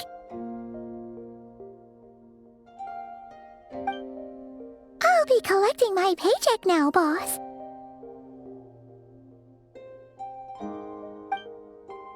Oh, sure thing. Wait, who are you? Have we met? Can't hold a job if you make everyone forget about you. So, what did she do to get all this Mora? Claimed some buried treasure, took care of a few monsters that were causing trouble. Nothing untoward. It's safe to use.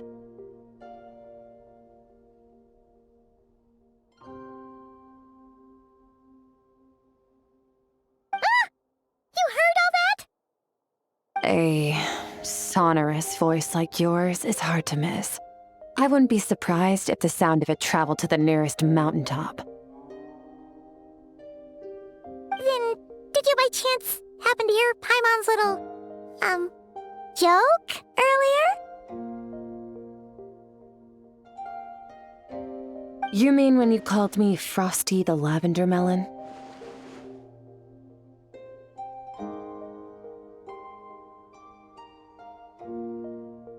No, sorry. Paimon totally misspoke just now. She didn't say that at all. It was, a Paimon lookalike. Yeah, she's a piece of work, that one. Always impersonating Paimon and giving people weird nicknames. Okay, fine. The truth is, Paimon didn't like you all that much at the start. But things are different now. You helped the Traveler in a big way, so... What do you say? Friends?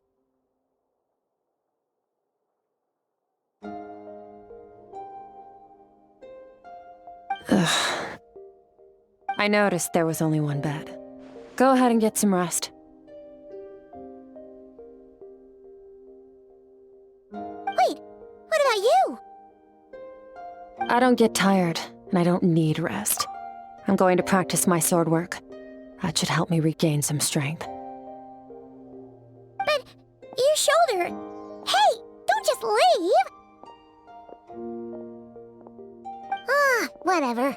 Let her tire herself out. She'll come back eventually. Let's get some sleep, Traveler. That comfy bed is calling, Paimon.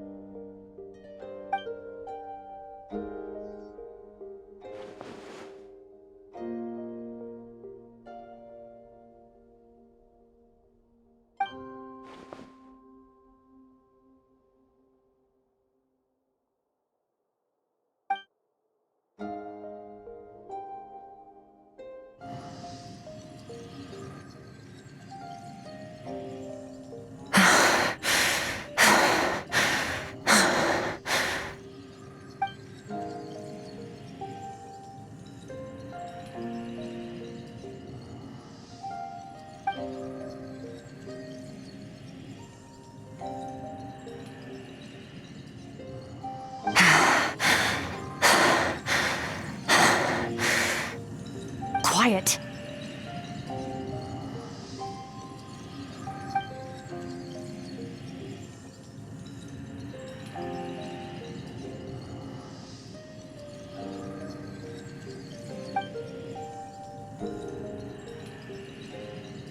Do you even remember how many of us perished in that fire?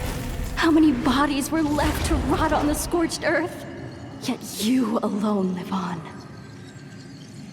Keep your gaze fixed on your blade. You don't deserve to rest.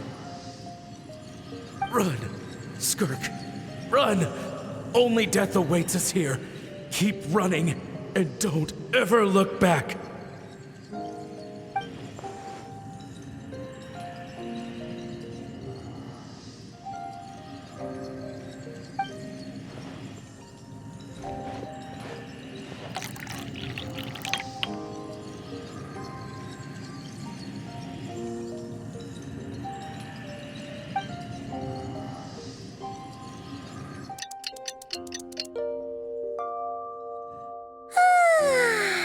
Getting an early night's sleep is the best.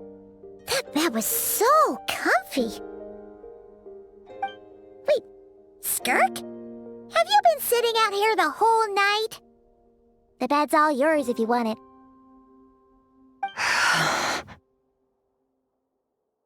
About 60%. Maybe 70. Whew! Paimon thought it would take at least a couple of days. That was fast. No, not fast enough. That's 20% less than last time. Same training regimen, same intensity. Nothing felt different, but somehow the outcome fell short.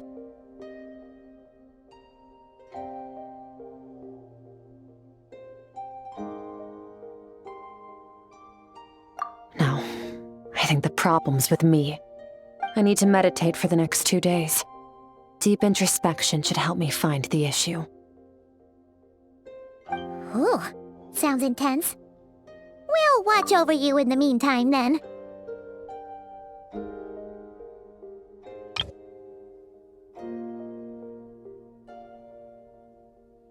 Thanks. See you in 2 days.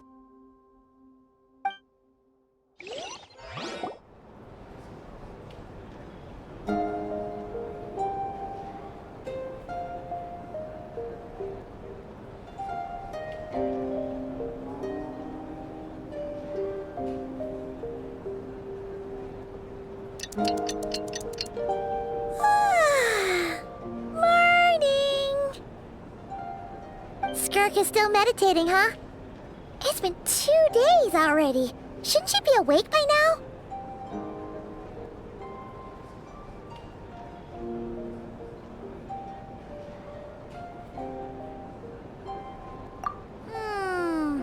Paimon can't think of anything we can do to help. Oh, wait! Breakfast! That's it! Paimon will go get breakfast! Skirk is gonna be starving when she wakes up. Be right back.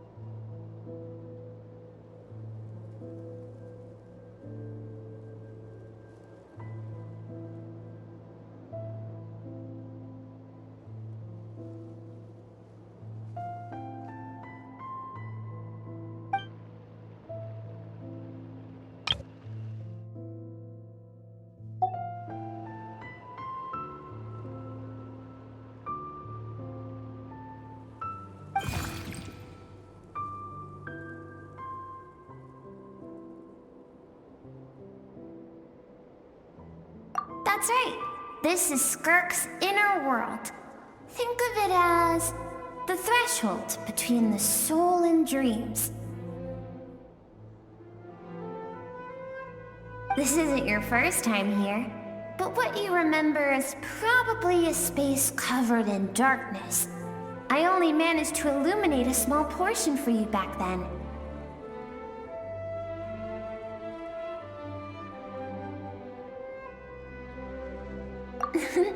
Actually, it's my first time talking to someone like this. I only managed to break free and bring you here because the injury weakened her power.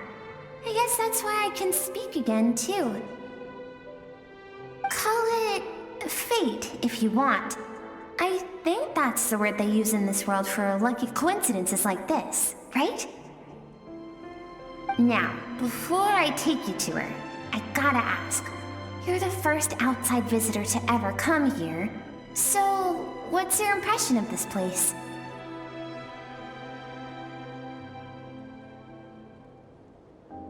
Oh, you noticed. This river represents Skirk's strength.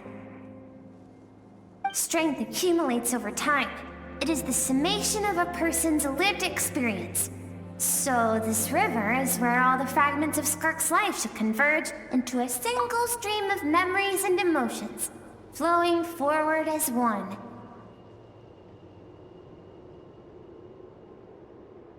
But as you can see, this river has been severed numerous times. It's because Skirk doesn't like who she was in the past. And all she sees reflected in the river is a disgraceful shadow of who she was. She cuts through water and rock with the sword of reason, severs her connection with the past, and begins anew. You must learn to shut out all the pointless emotion. Crush the self that makes you weak, and become master over your physical form. This isn't my first taste of failure or losing power. When you fall, you get back up again and become stronger. That's how it is.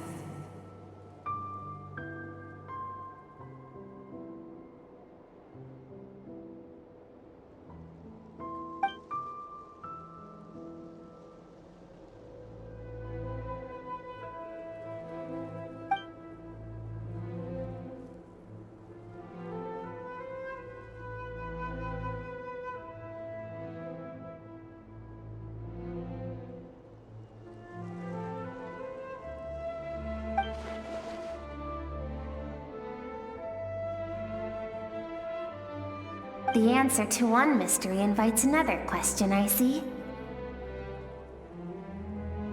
Let's follow the river upstream. There among the cliffs, among the memories etched into her heart, lies the truth of it all. Soon, you'll understand everything.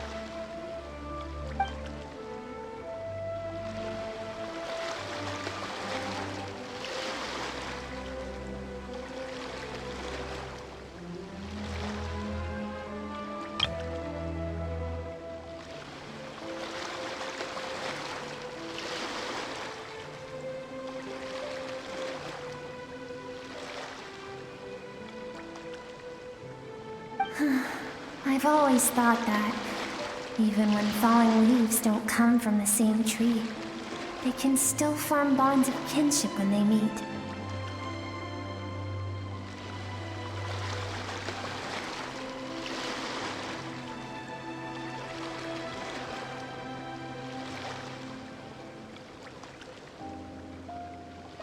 Like meteors, you both made a journey through the stars. Both travelers who have landed on a planet that is not your home. Yet, when she first noticed your presence, although she hesitated for a moment, she still chose to walk away, indifferent as ever.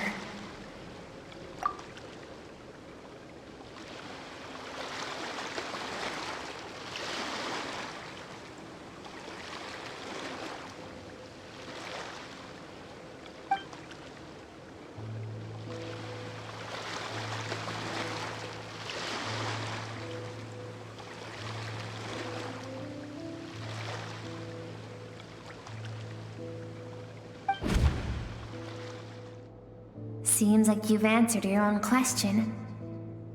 Skirk sees herself as a trespasser in this world. She's made a conscious choice to avoid altering its path. But the reason for that decision stems from events much earlier on in her life. Let's keep going. It's still a long way to the source of the river.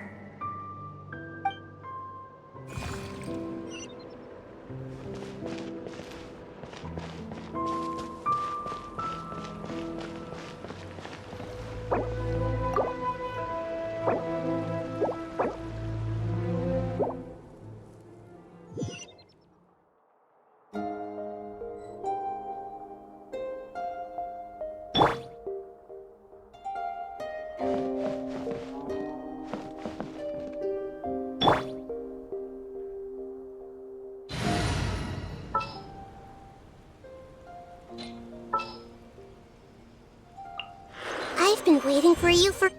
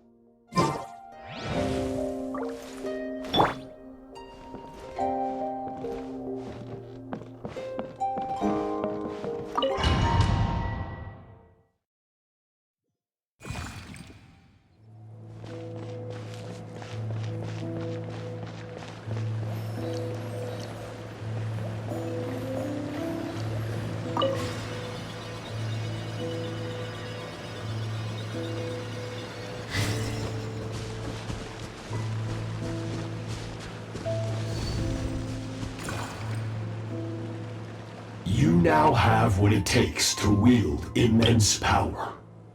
From this day forth, I shall teach you no more.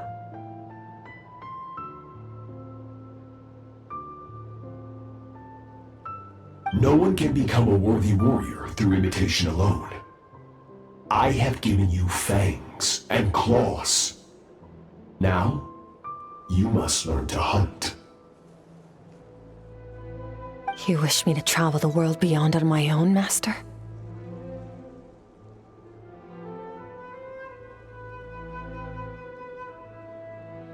Indeed. Make new friends. Embark on your own journey. And piece together a new future from the shattered remnants of your past. We will still have contact through the abyss. But know this. One day, I will take the life you worked so hard to rebuild and reduce it to ashes. Just like the fire that haunts your mind.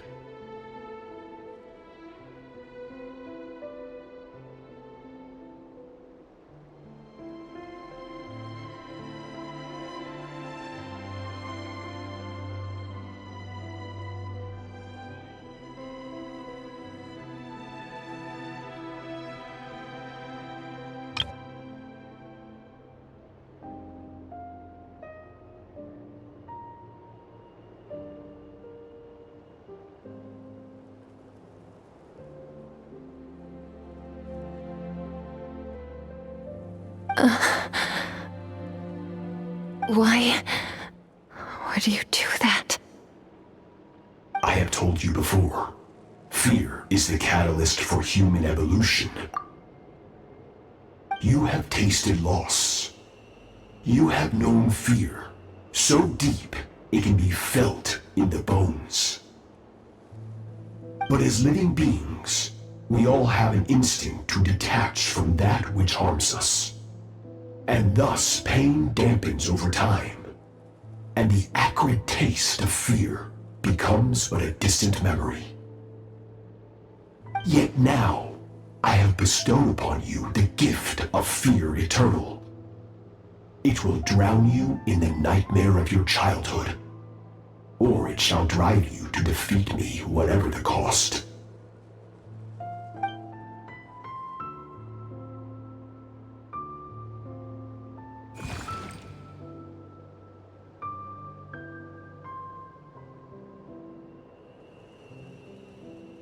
That is what Skirk's master, the foul, Sertologi, looked like at one point in time.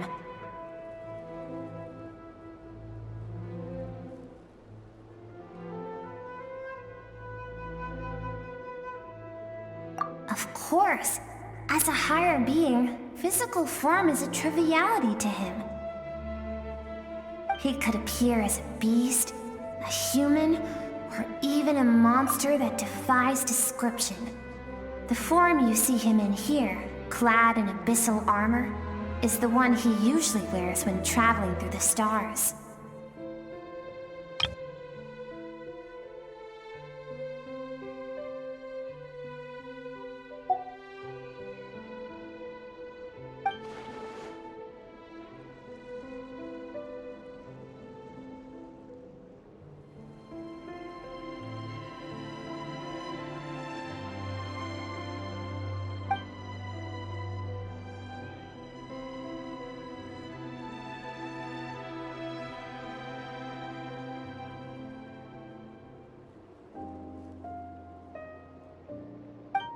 For certain reasons, I need to bridge the power gap between me and my master as quickly as possible. But first, I need to understand the source of his strength. To do that, I need to follow in his footsteps, walk the path he once walked, and somewhere along the way, I'll find out how to defeat him. That is my sole focus and purpose.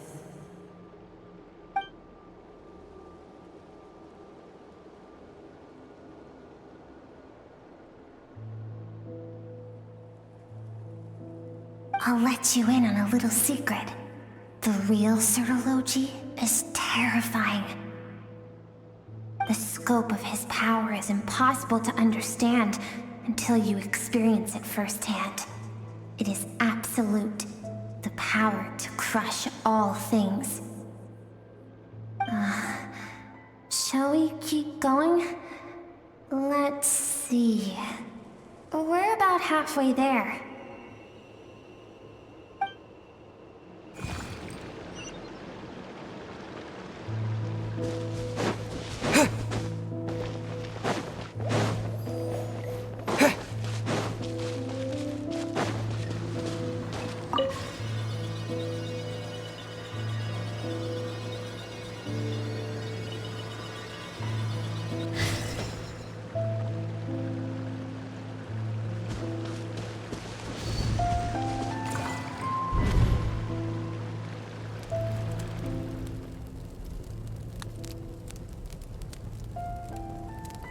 We've made it quite a ways already. This is Skirk, when she first began training under Sertology. I have set your broken wrist. Tomorrow, you're to train twice as hard.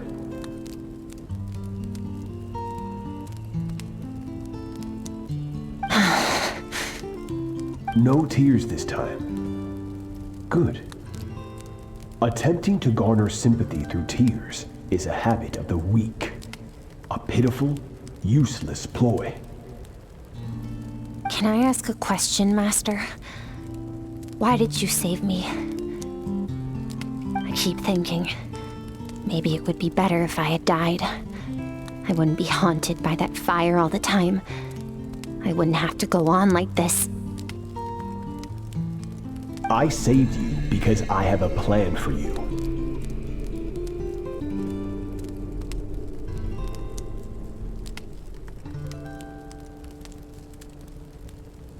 It has been too long since I fought a battle that demanded my full strength, and I hunger for it. Every so-called genius and prodigy I have faced has crumbled like sand underfoot. Before me, even fate bends the knee. So, I will teach you everything I know. Train you by whatever means necessary, in the hope that one day, you might surprise me. But I don't want to draw my sword against you, Master. What you want matters little. Among the boundless sea of stars, the cries of the weak are but faint murmurs that disappear into the void. You of all people know that well. Yes, Master. From that day forward, all she knew was grueling training, emptiness, and fatigue.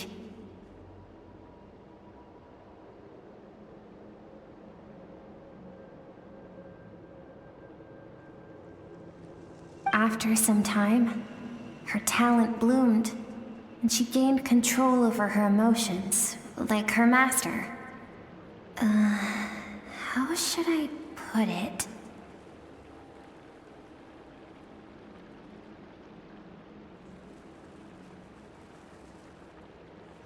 It was not that human emotion disappeared from her heart, but that reason came to dictate all she was allowed to feel. I suppose it was at this point that she became the Skirk you know today.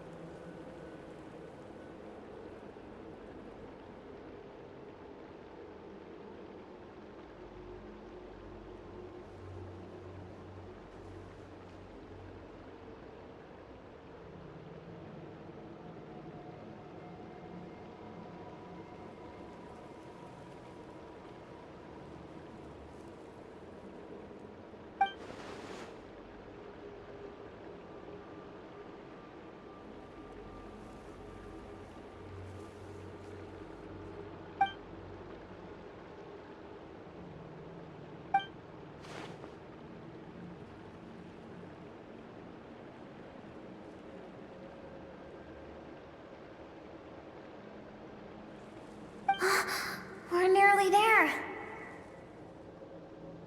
I almost don't want to reach the end. Well, shall we? This is the final stretch.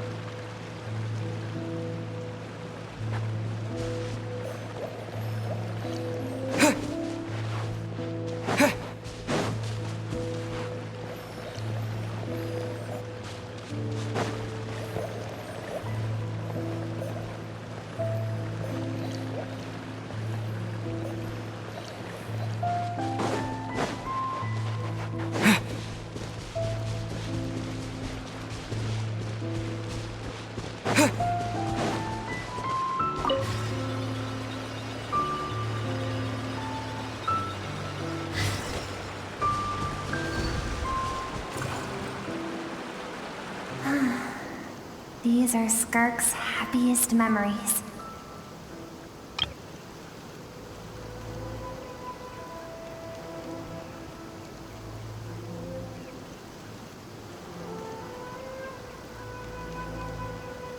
What a simple and carefree time it was. Wisps of clouds dotted the sky. The sun bathed everything in golden light. And when song filled the air, not even the shyest of flowers could resist swaying along. This is Skirk's homeland. She was so curious about everything as a child, always skipping school to go exploring instead.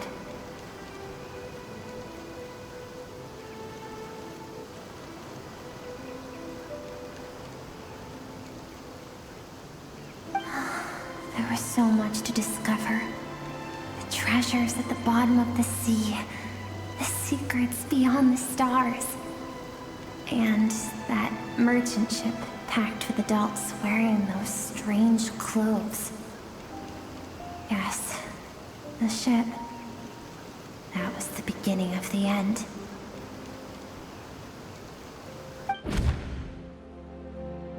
It was a spaceship. When it arrived, the people that disembarked wore smiles on their faces and spoke of friendship. They claimed to be merchants from a neighboring planet, looking to establish trade. Skirk's parents, her relatives, her neighbors, everyone welcomed the newcomers with open arms and allowed them to explore the planet. To them, the visitors were guests and should be treated with hospitality. No one had any idea of what was to come. Several months later, an army of unknown origin arrived without warning and carried out a ruthless campaign to destroy everything and everyone on the planet. Skirk had skipped school that day, like so many times before, so she was not caught in the immediate wave of destruction. But when she came home that day, only fire and ruin awaited her. Countless people cried out to her for help. People she knew and loved. Friends and relatives. The little girl who lived next door.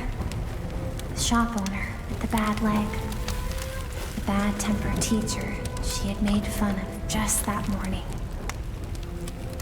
Their lives were discarded like worthless trash as the fire consumed one life after another. Skirk was helpless. All she could do was run. And so she did. She kept running until an unexpected figure crossed her path. If Sertology hadn't been there in that moment, the fire would have claimed her life too. And there she would have remained, left to rot in the scorched earth, with no answer as to why any of this was happening.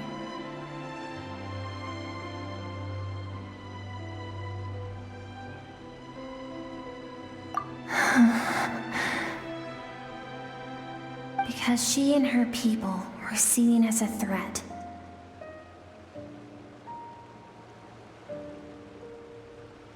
As the initial merchant ship explored the planet, they discovered that it hadn't always had the condition to support life. Yet there was evidence of human activity, even during the periods of extreme heat or cold in the past. Further research revealed that, over time, the people of this planet had evolved the ability to adapt to any type of environment or energy source. For that reason, the outsiders viewed them as a potential threat and decided to eliminate them before the threat could rear its head. And so, the army was called, and the so-called danger was wiped from the face of the planet. Senseless, isn't it? Deemed a threat because of a gift they didn't even know they had. Perhaps it was their own innocence and kindness that doomed them.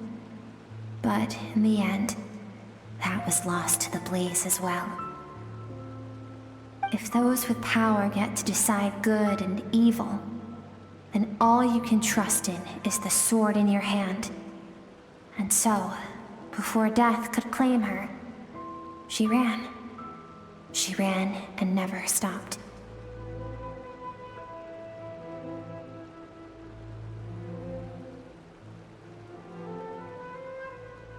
No one wants to relive their most painful moments.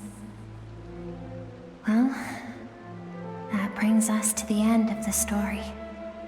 This is as far as we can go. Skirk is waiting over there. For both of us. Let's go to her. It's time to fulfill my purpose. And my greatest wish over all these years.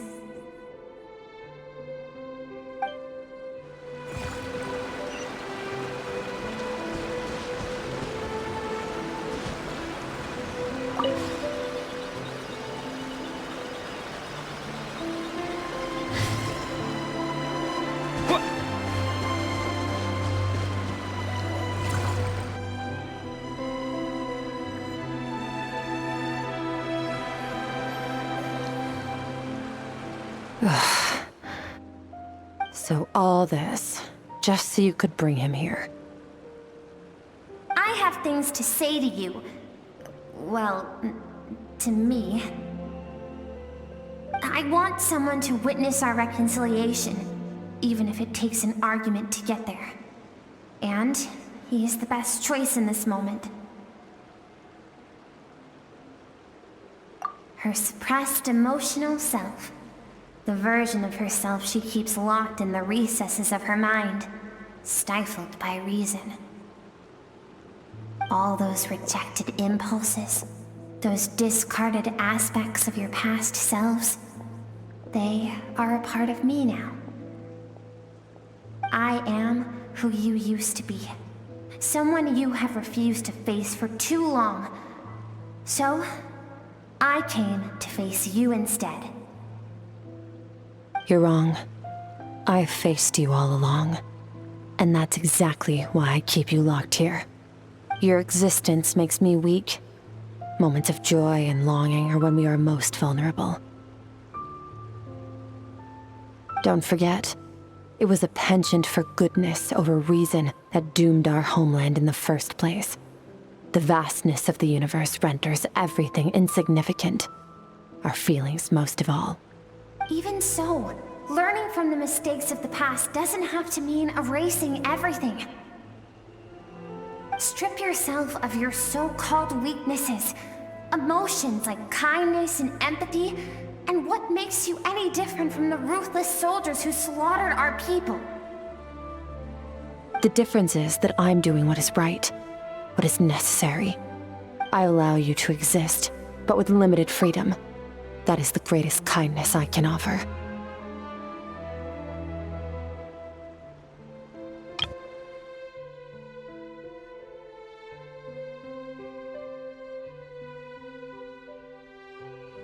I've shouldered everything you couldn't carry. I rose above the numbness and emptiness, and it was cold, unfeeling reason that brought me this far. It made me who I am.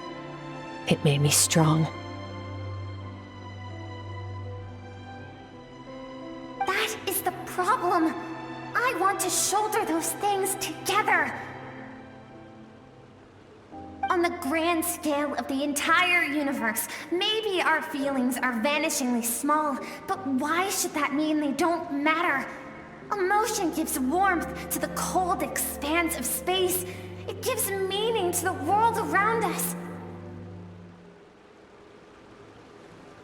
Think back to those nights of gazing at the stars, those afternoons of exploring the unknown. Think back and let them grant you peace. A brief respite from the pressure you put on yourself.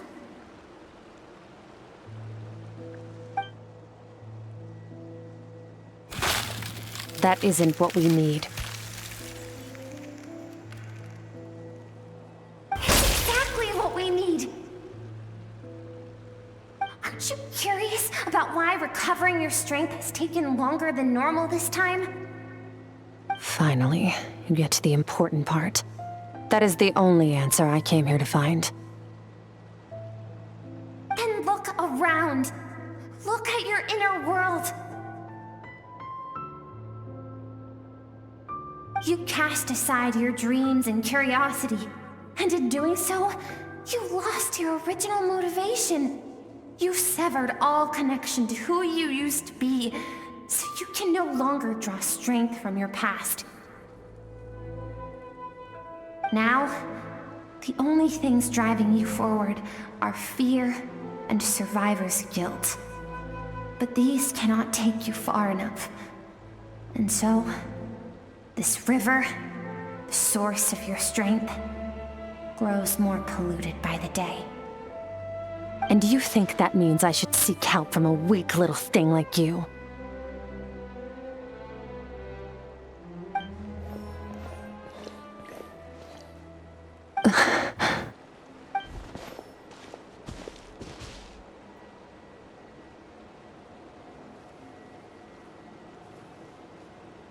Thank you for saying that.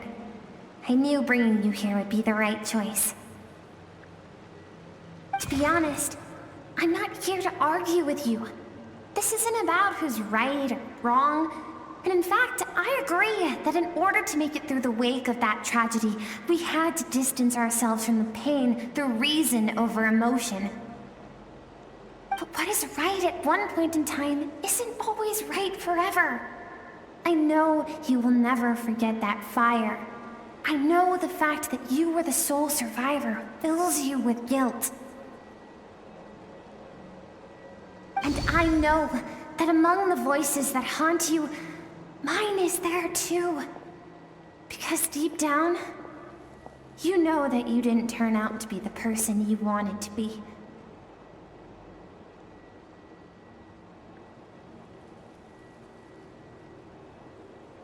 All those unfulfilled hopes are like knives to the heart. And I don't want you to hurt anymore. So even if you can't accept me, I hope, at least, that you can let go. I keep thinking, maybe it would be better if I had died. I wouldn't be haunted by that fire all the time. I wouldn't have to go on like this.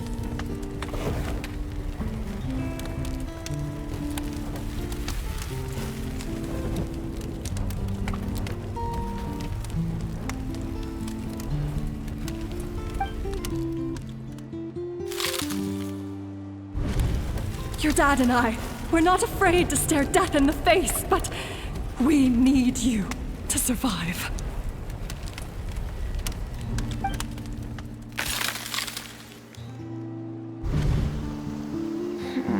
I'm sick of being a kid. There's so many amazing things out there, and I'm ready to see them all.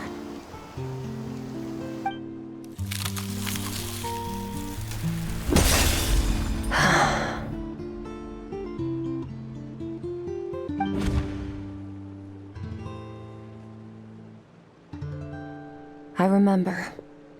There was a song Mom and Dad always sang when we went out to fetch water. Dancing water. The sand along your path is begging for your song and movement. Will you carry this burden with you on your journey?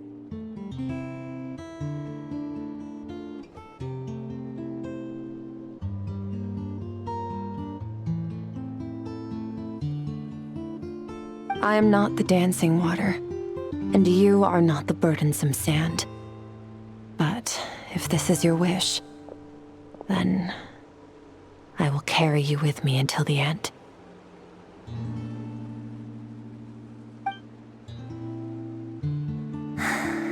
Thank you. I should be thanking you.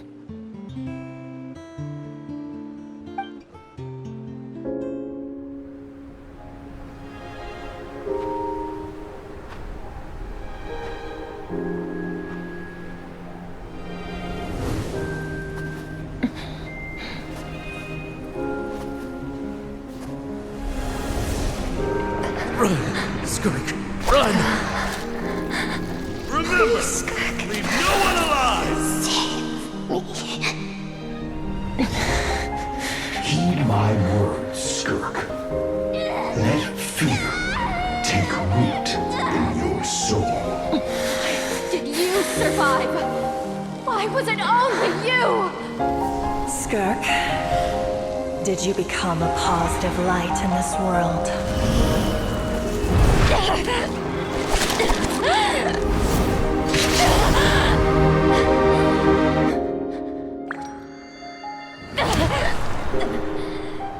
Hey, this doesn't have to be the end.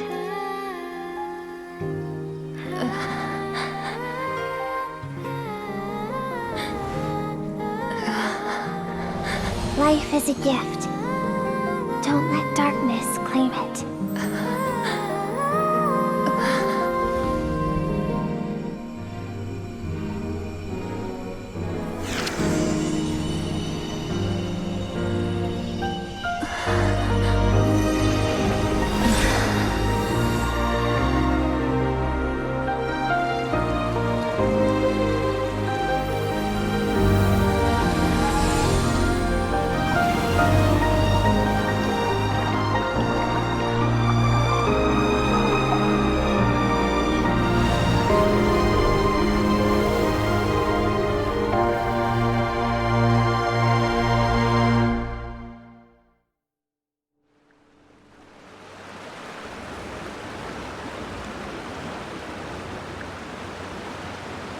So, you saw my memories then.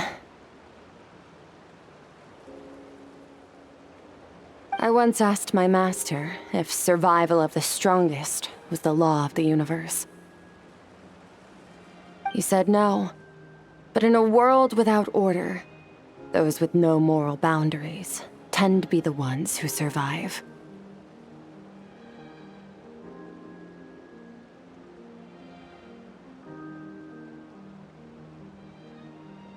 That's why, after hearing his answer, an idea came to mind.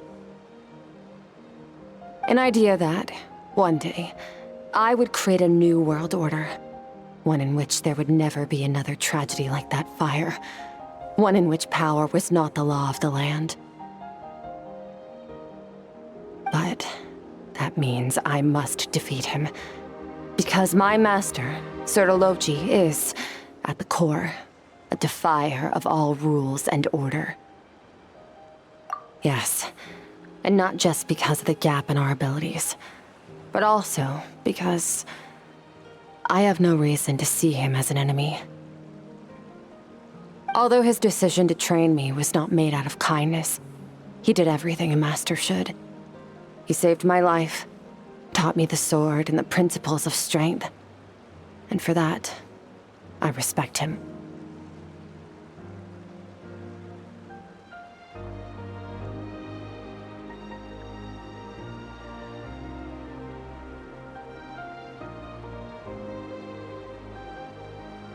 I know, and it's not something I want. But Master never goes back on his word. I have to treat everything he says as a promise.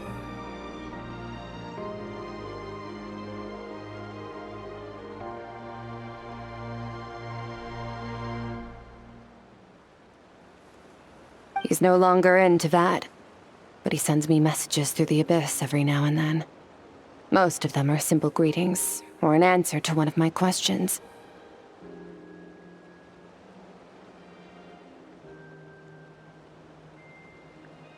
Every time I hear from him, my heart skips a beat. And I wonder if this is the moment where he'll finally appear before me and tear down everything I've built to pieces.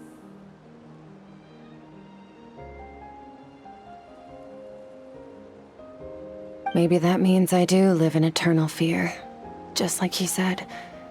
Yes, I respect him, but I'm also afraid of him. And for that reason, the pursuit of strength consumes every moment of my life.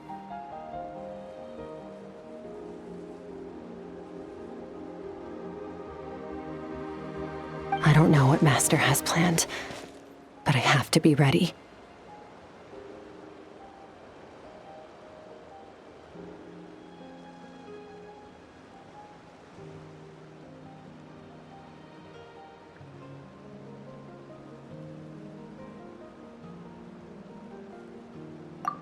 help me? Why? This isn't your fight.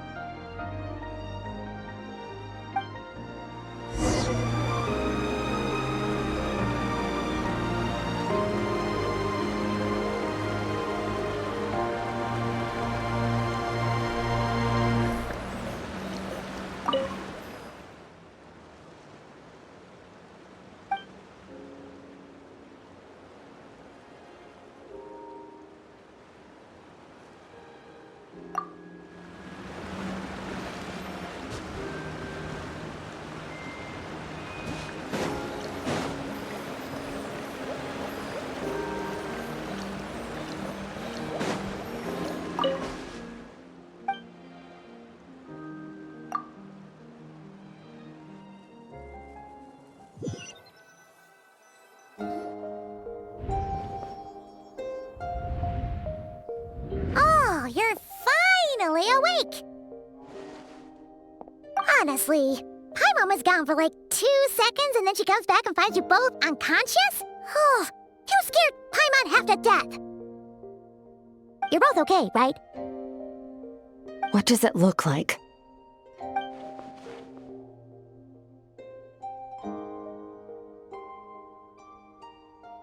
Only water from the source can cleanse the rot and filth that flows from the past into the future. I taught you to incorporate the experiences from your journey into how you fight. I suppose what happened today will become an inseparable part of who I am. Okay, so Paimon feels like she's missing some important context.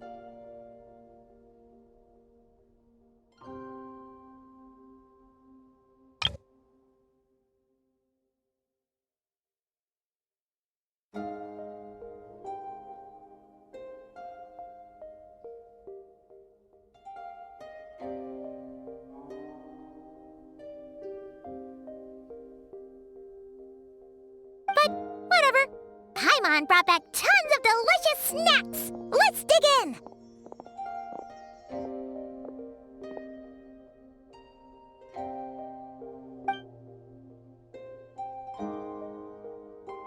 All right. It's about time we finished what we started. We're gonna deal with this thief for good, right? This time, I'm not going to tell you to hold back. But having digested even more power in the meantime, he's going to be tougher than before. The good news is, we have no reason to pull our punches this time. So, let's go. Same place as last time.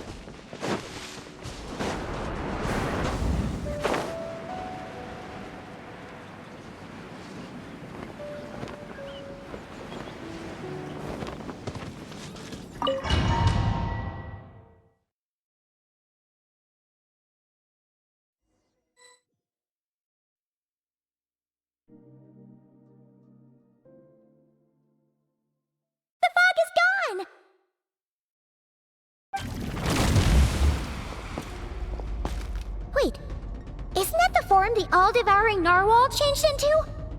How come he knows that, too?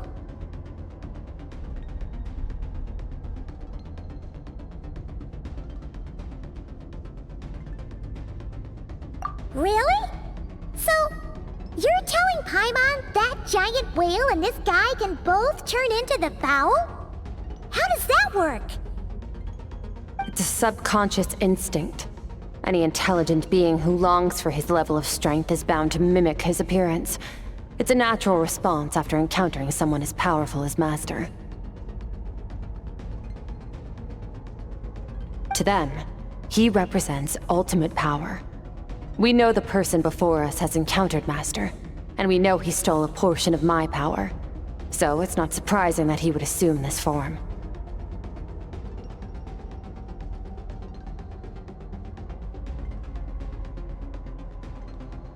Okay.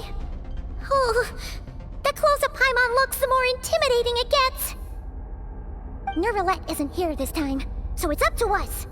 He won't have the nerve to steal again after we're done with him. Let's teach this guy a lesson.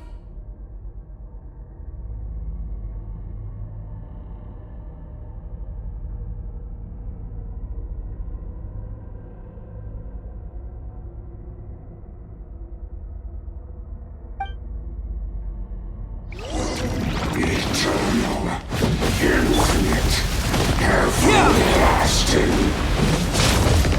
Water jet! Surge! Death power!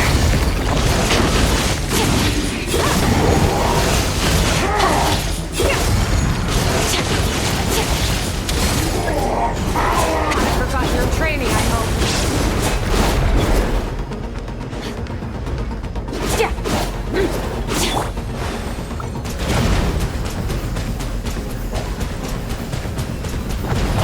Go! Once more! Water jet!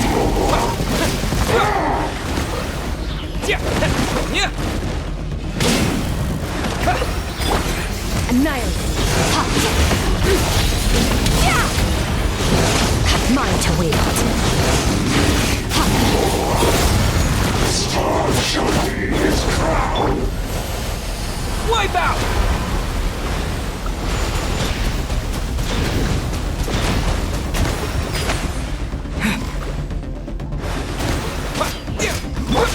Fearless. Paradigm shift.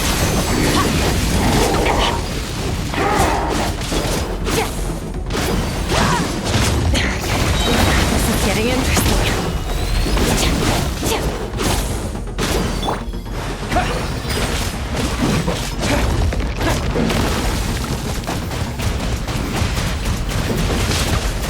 Water jet!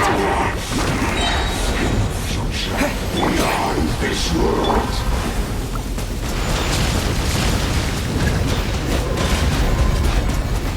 Water jet! Yeah! Go!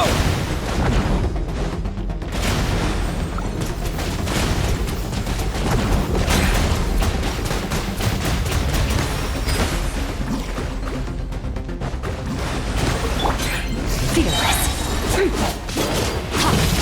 And never star goes out.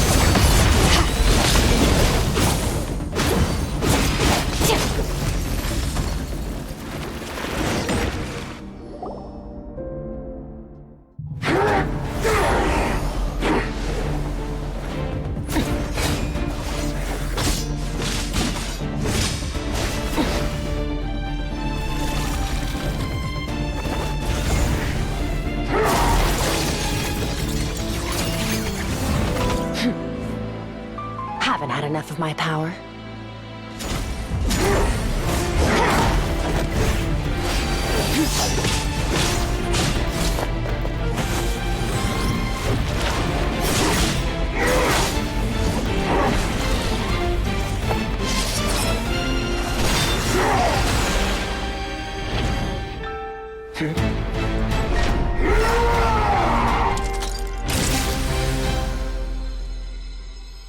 Well then, let's see how much more of this power you can handle.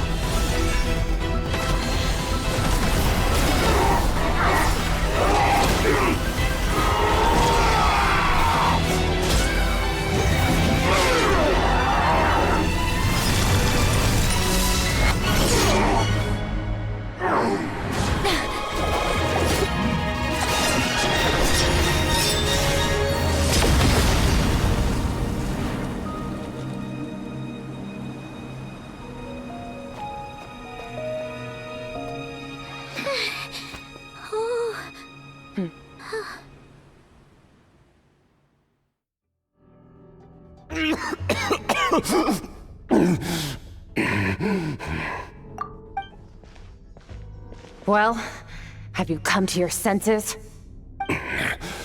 You saw that my body was at its limit. So, you deliberately channeled your power into me, knowing that it would destroy my shell from within. Such power, such keen battle instincts. So you must be... Skirk, Sertologi's disciple. How long has it been? How long has he been away from Tevat? Hundreds of years. Hundreds? Sorry, it's a lot to take in. I should introduce myself. I am Skofnungar, a friend of your master and one of his followers. This is the first time I've heard your name, Skirk. But hundreds of years ago, I knew you existed. And I knew you would come here. Hundreds of years ago? Sounds like you and Master have quite the history. Care to tell us about it? Of course. Might as well take advantage of a clear head while I can. The story starts a long, long time ago. I was born into a noble family in Conria. As the eldest son, I was set to inherit our title. But I contracted an incurable illness as a child, and everyone gave up on me. I trained the sword harder than anyone else, defeated all of my peers. But it was all in vain. When other people looked at me, all I saw in their eyes was pity or a strange glee in my misfortune. Even my parents were just waiting for me to die. Over time, my heart hardened, and I became aimless. That was the point where I met your master, Sertologi. We were similar in age, but different in background. He was born in prison, the son of criminals who had been sentenced to death. He spent his childhood wandering the streets, facing more criticism than the literary works in the Universitas Magistrorum. Yet, he always wore a smile on his face, as if kindness and malice were one and the same, and he always wore a smile on his face, as if kindness and malice were one and the same, and he could not see the difference. I still remember what he said to me when we first met. You need to fight to survive. Even if it's a losing battle, it should light a fire under you. How can you sit back like this and go down without a fight? That does sound like something he would say. He was the first to acknowledge that I was worth something, and he inspired me to keep going. When we sparred together, it was the first time I'd actually felt the thrill of combat. When I was 10, he stole forbidden research materials and managed to cure my illness. It was like there was nothing in this world he couldn't accomplish. When it came to the human form, he was always intent on pushing the boundaries of possibility. But somewhere along the way, I fell behind. My talents were nothing compared to his, and at some point, I realized he had pulled so far ahead, I was too embarrassed to even ask him to spar. After his grand endeavor was successful, he sought me out and said to me, This planet no longer holds anything of interest to me, so I'm leaving. But first, I have an offer. I can use a power I have just refined to break the curse of immortality for you. Your death was once what we worked so hard to prevent. But the immortality you now face is a different kind of pain altogether. I'll pass. Immortality doesn't sound so bad to me. Since I can't die, it means I have an infinite amount of time to get stronger. Maybe I'll finally catch up to you one day, and we can spar like we used to. Are you sure? I cannot say when I will return. Your body, or rather, your soul, might not be able to withstand this curse. All I can do is try. After all, a wise man once told me, people need to fight for their own survival. Wise indeed. Nevertheless, if you grow weary of the pain of immortality, and wish to experience a good sparring match before you wither away, seek out my disciple. Disciple? Never thought I'd hear that word coming from you. Nor I, but Vedifenir said I was destined to find a disciple out there in the universe, and bring her to Tibet. You know as well as I, Vedifenir's prophecies are never wrong. Well, now I'm curious about who this disciple of yours will be. You know as well as I, Vedifenir's prophecies are never wrong. All Vedifenir said was that one day, the stars shall bow in her honor.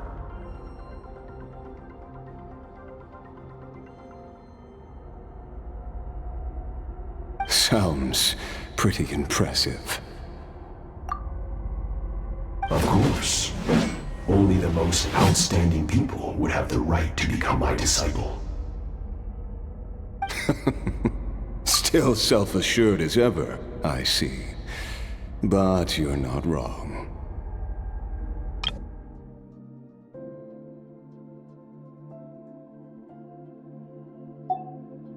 I'll be leaving then. Oh, and if you are serious about getting stronger, I left you a little gift in the primordial sea. As I've said before, walk whatever path you want. Freedom means even the wicked get to make their own choices. Waiting for me in the primordial sea was the all-devouring narwhal, already beaten into submission by Sertologi. In its weakened state, I was able to cut off part of its flesh and sew it into my own heart. Your heart?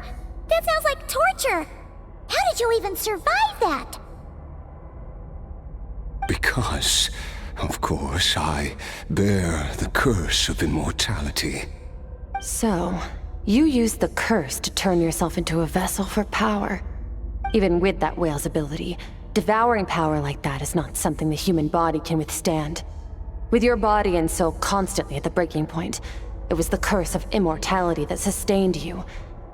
But that is not the path to strength.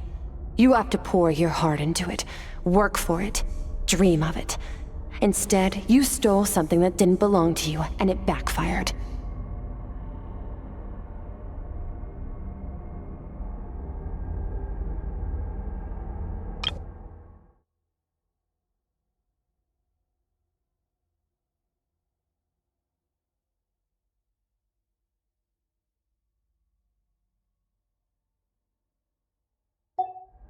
You're right.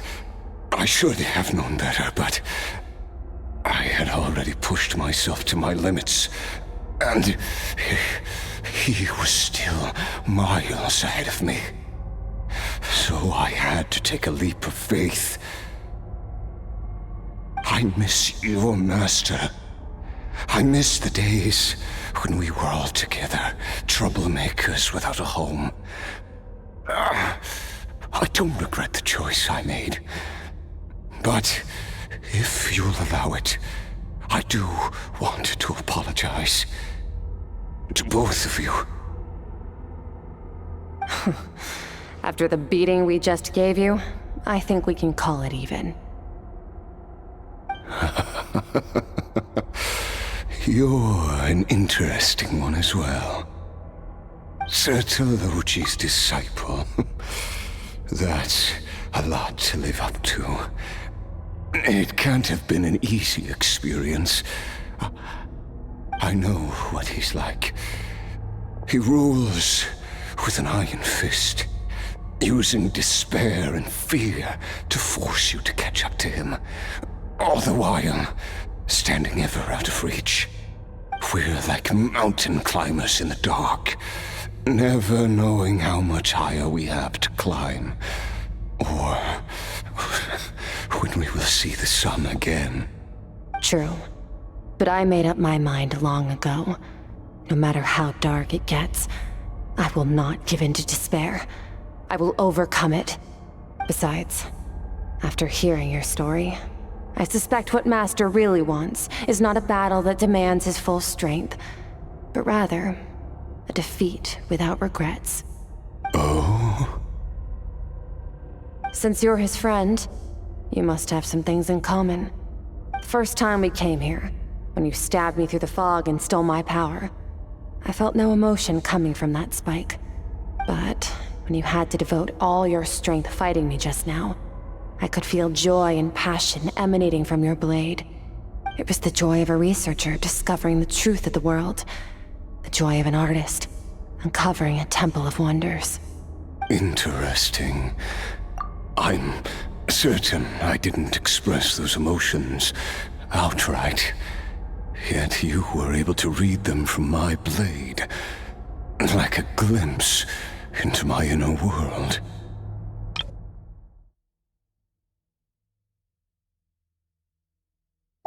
You're right. That battle brought me an unbridled sense of joy, and my defeat brings me no regret whatsoever.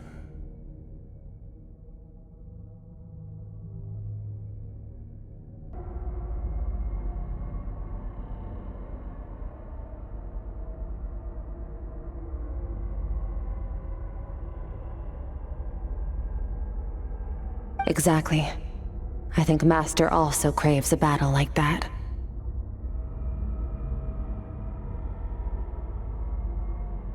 One where his opponent forces him to use all his strength, unlock the extent of his potential, and transcend his own limits. A battle to end all battles. After which, all can come to an end, including, perhaps, his life. For that very reason, good and evil are meaningless to him. He has one purpose, one goal: to complete himself. It's one of the secrets to his strength. Perhaps you're right. Perhaps that is his goal.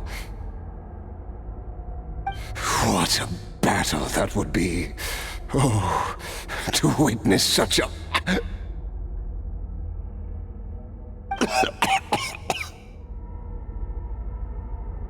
Are you okay?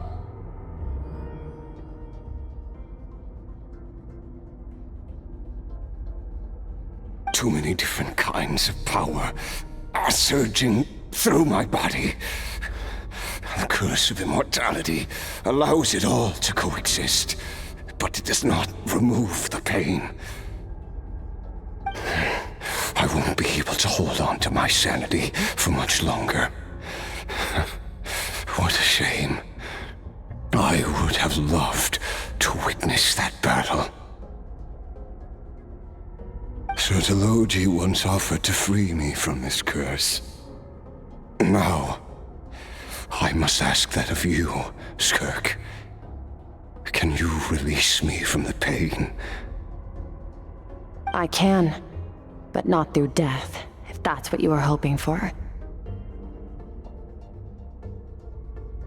It's not a suitable punishment for your crime. As an alternative, I can take your consciousness, along with all the power you've consumed, and smash it to pieces.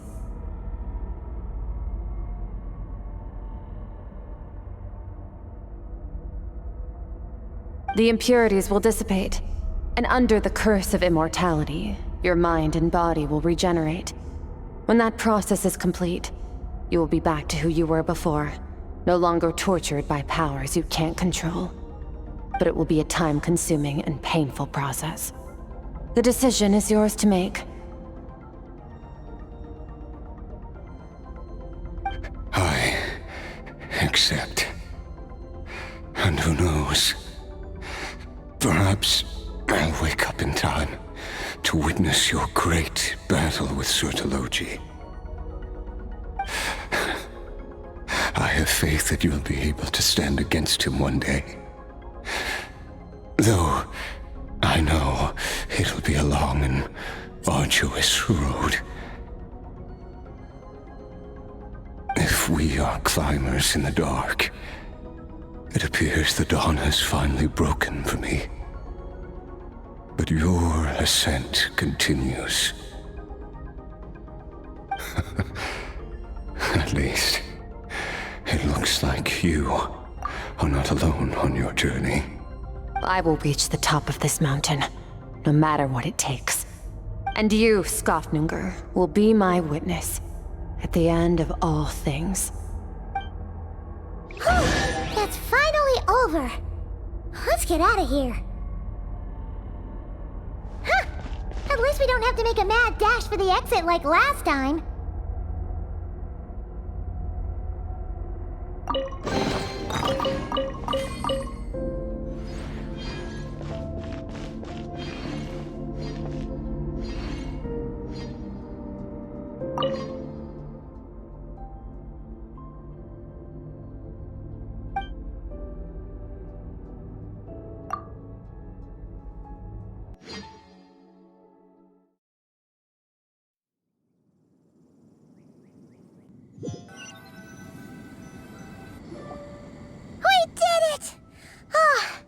It's only been a few days, but it feels like forever. Once again, we've proved there's nothing we can't overcome. We're just that awesome. Wow, you sound even more confident than usual. Guess you really have become stronger. Today sure went by fast. It's night already. Oh wait, that reminds Paimon. The stars you mentioned, the ones that died out, are they back now? Yes. The power Skofnunger stole has been returned. So, the stars have regained their light. Great! Huh, it's crazy that you even noticed their light was gone. There are so many stars in the sky. If a few disappeared, Paimon definitely wouldn't be able to tell. I suppose it's because I have gazed upon this sky for centuries. The false stars, hanging in the meticulously planned sky, glittering with rotten light. It's not real. And yet, it is for that very reason that I can look upon it and enjoy the momentary peace it brings.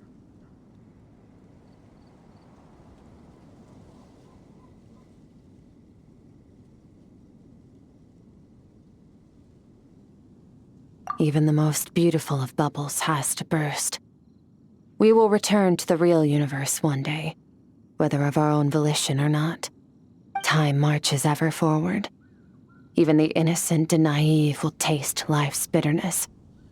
Yet through hardship, we grow, until we learn to seize the sands of time for ourselves and uncover our true strength. Though we gaze upon a false sky, its vastness and majesty is palpable. One can only wonder, what is it going to take for kindness to reign supreme in the vast expanse of the universe? Ugh, this is all going over Paimon's head. But if she knows one thing, it's that the Traveler always finds a way. Ever since we met, he has filled Paimon's days with happiness. No matter how tough things get, he always finds a way to make it better. If it's too big a job for one person, then we'll do it with two. And if two's still not enough, then three. We've met so many amazing friends, and accomplished so many amazing things. As long as we don't give up, we can make any wish come true. I suppose when it comes to you, anything is possible. Well, I should be going. Now that my power is no longer isolated from my emotions, I need more practice to get used to it. I suppose fate will decide. Maybe we'll bump into each other on the street. Or maybe we'll reunite on a different planet entirely. Regardless, reunions and partings are but passing moments. More than anything, I hope that, at the end of this journey, wherever it takes us, we stand in a world reborn. One without war, pain, or forced partings. One where new life can bloom, even where there was once nothing but scorched earth. For this, we must all work to become stronger. Goodbye, traveler. Remember your training. Make sure to put it to use. Bye!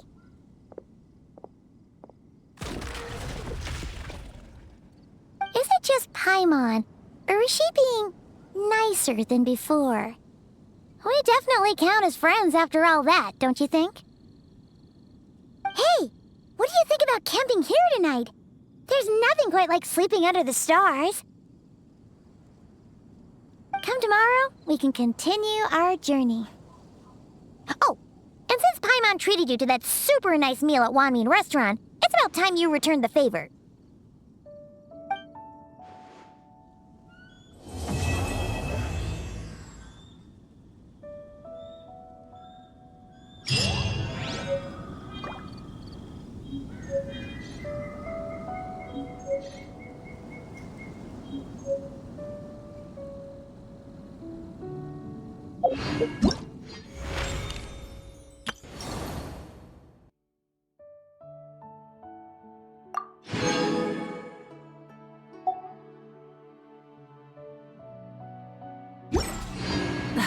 Instead of confining themselves to the heavens, God should broaden their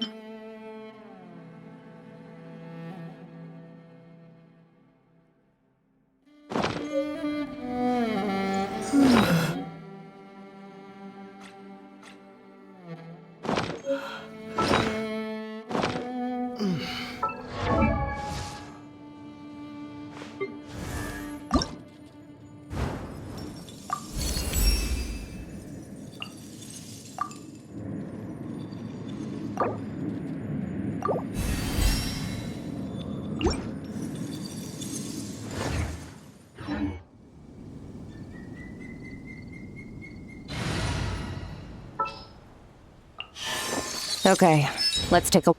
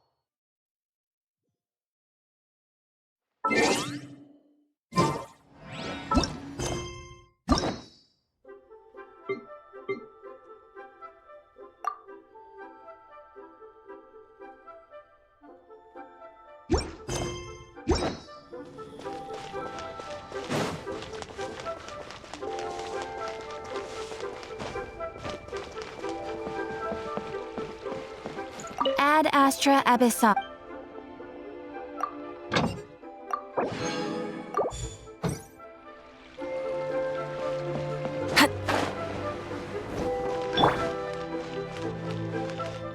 Try something new.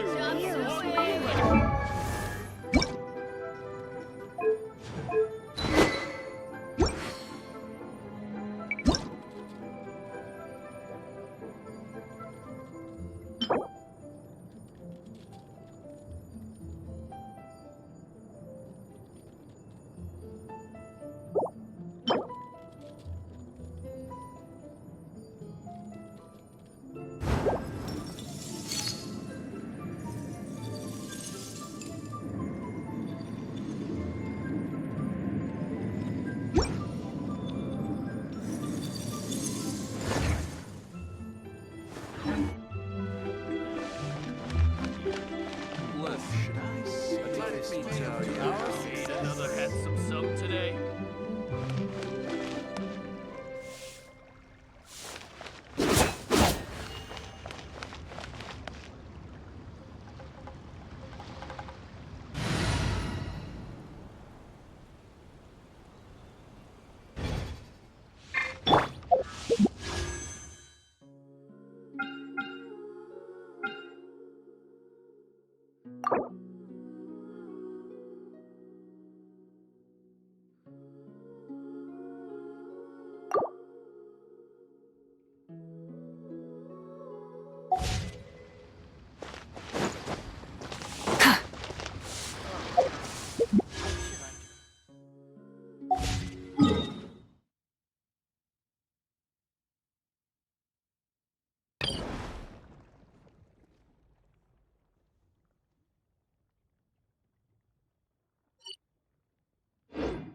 Excellent.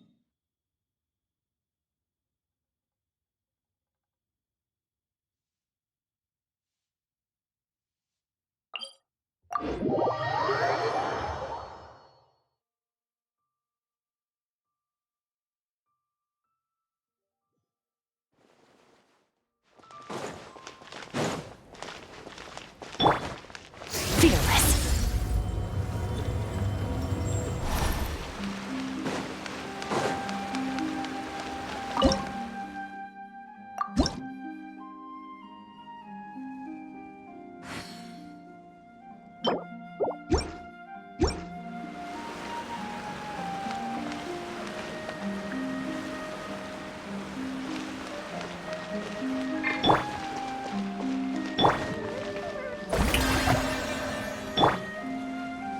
I think the hyper-emotional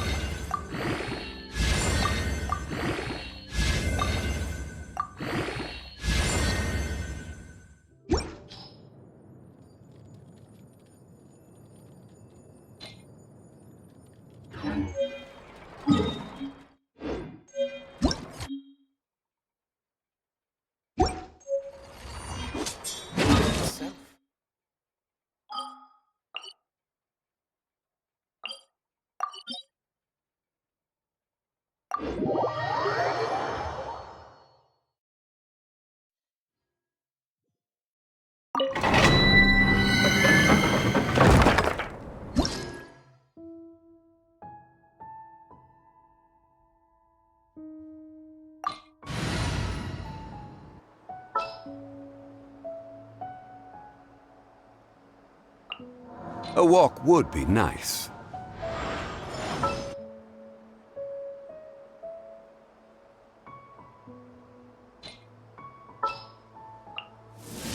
Stay close and you will live.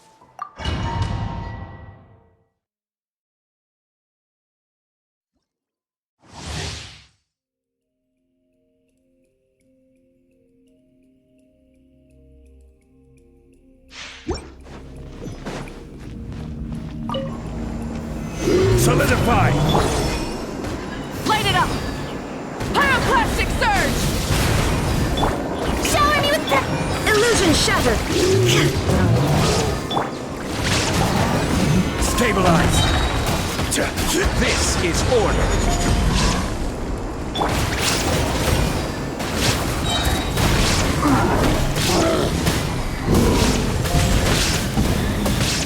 Incinerate! Let the world collide!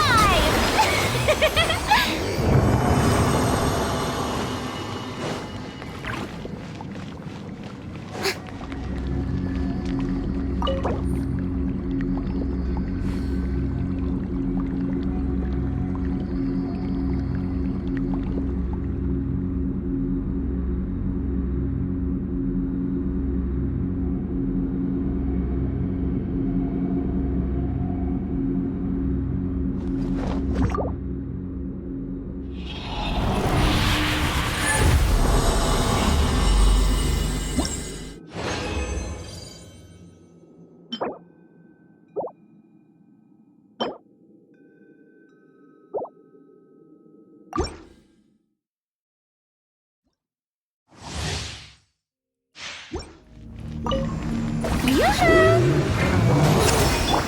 it down! There is no escape! Crumble! Order guide you! Gather! Illusion shattered! Time to shine! Light it up! Wrath from the sky!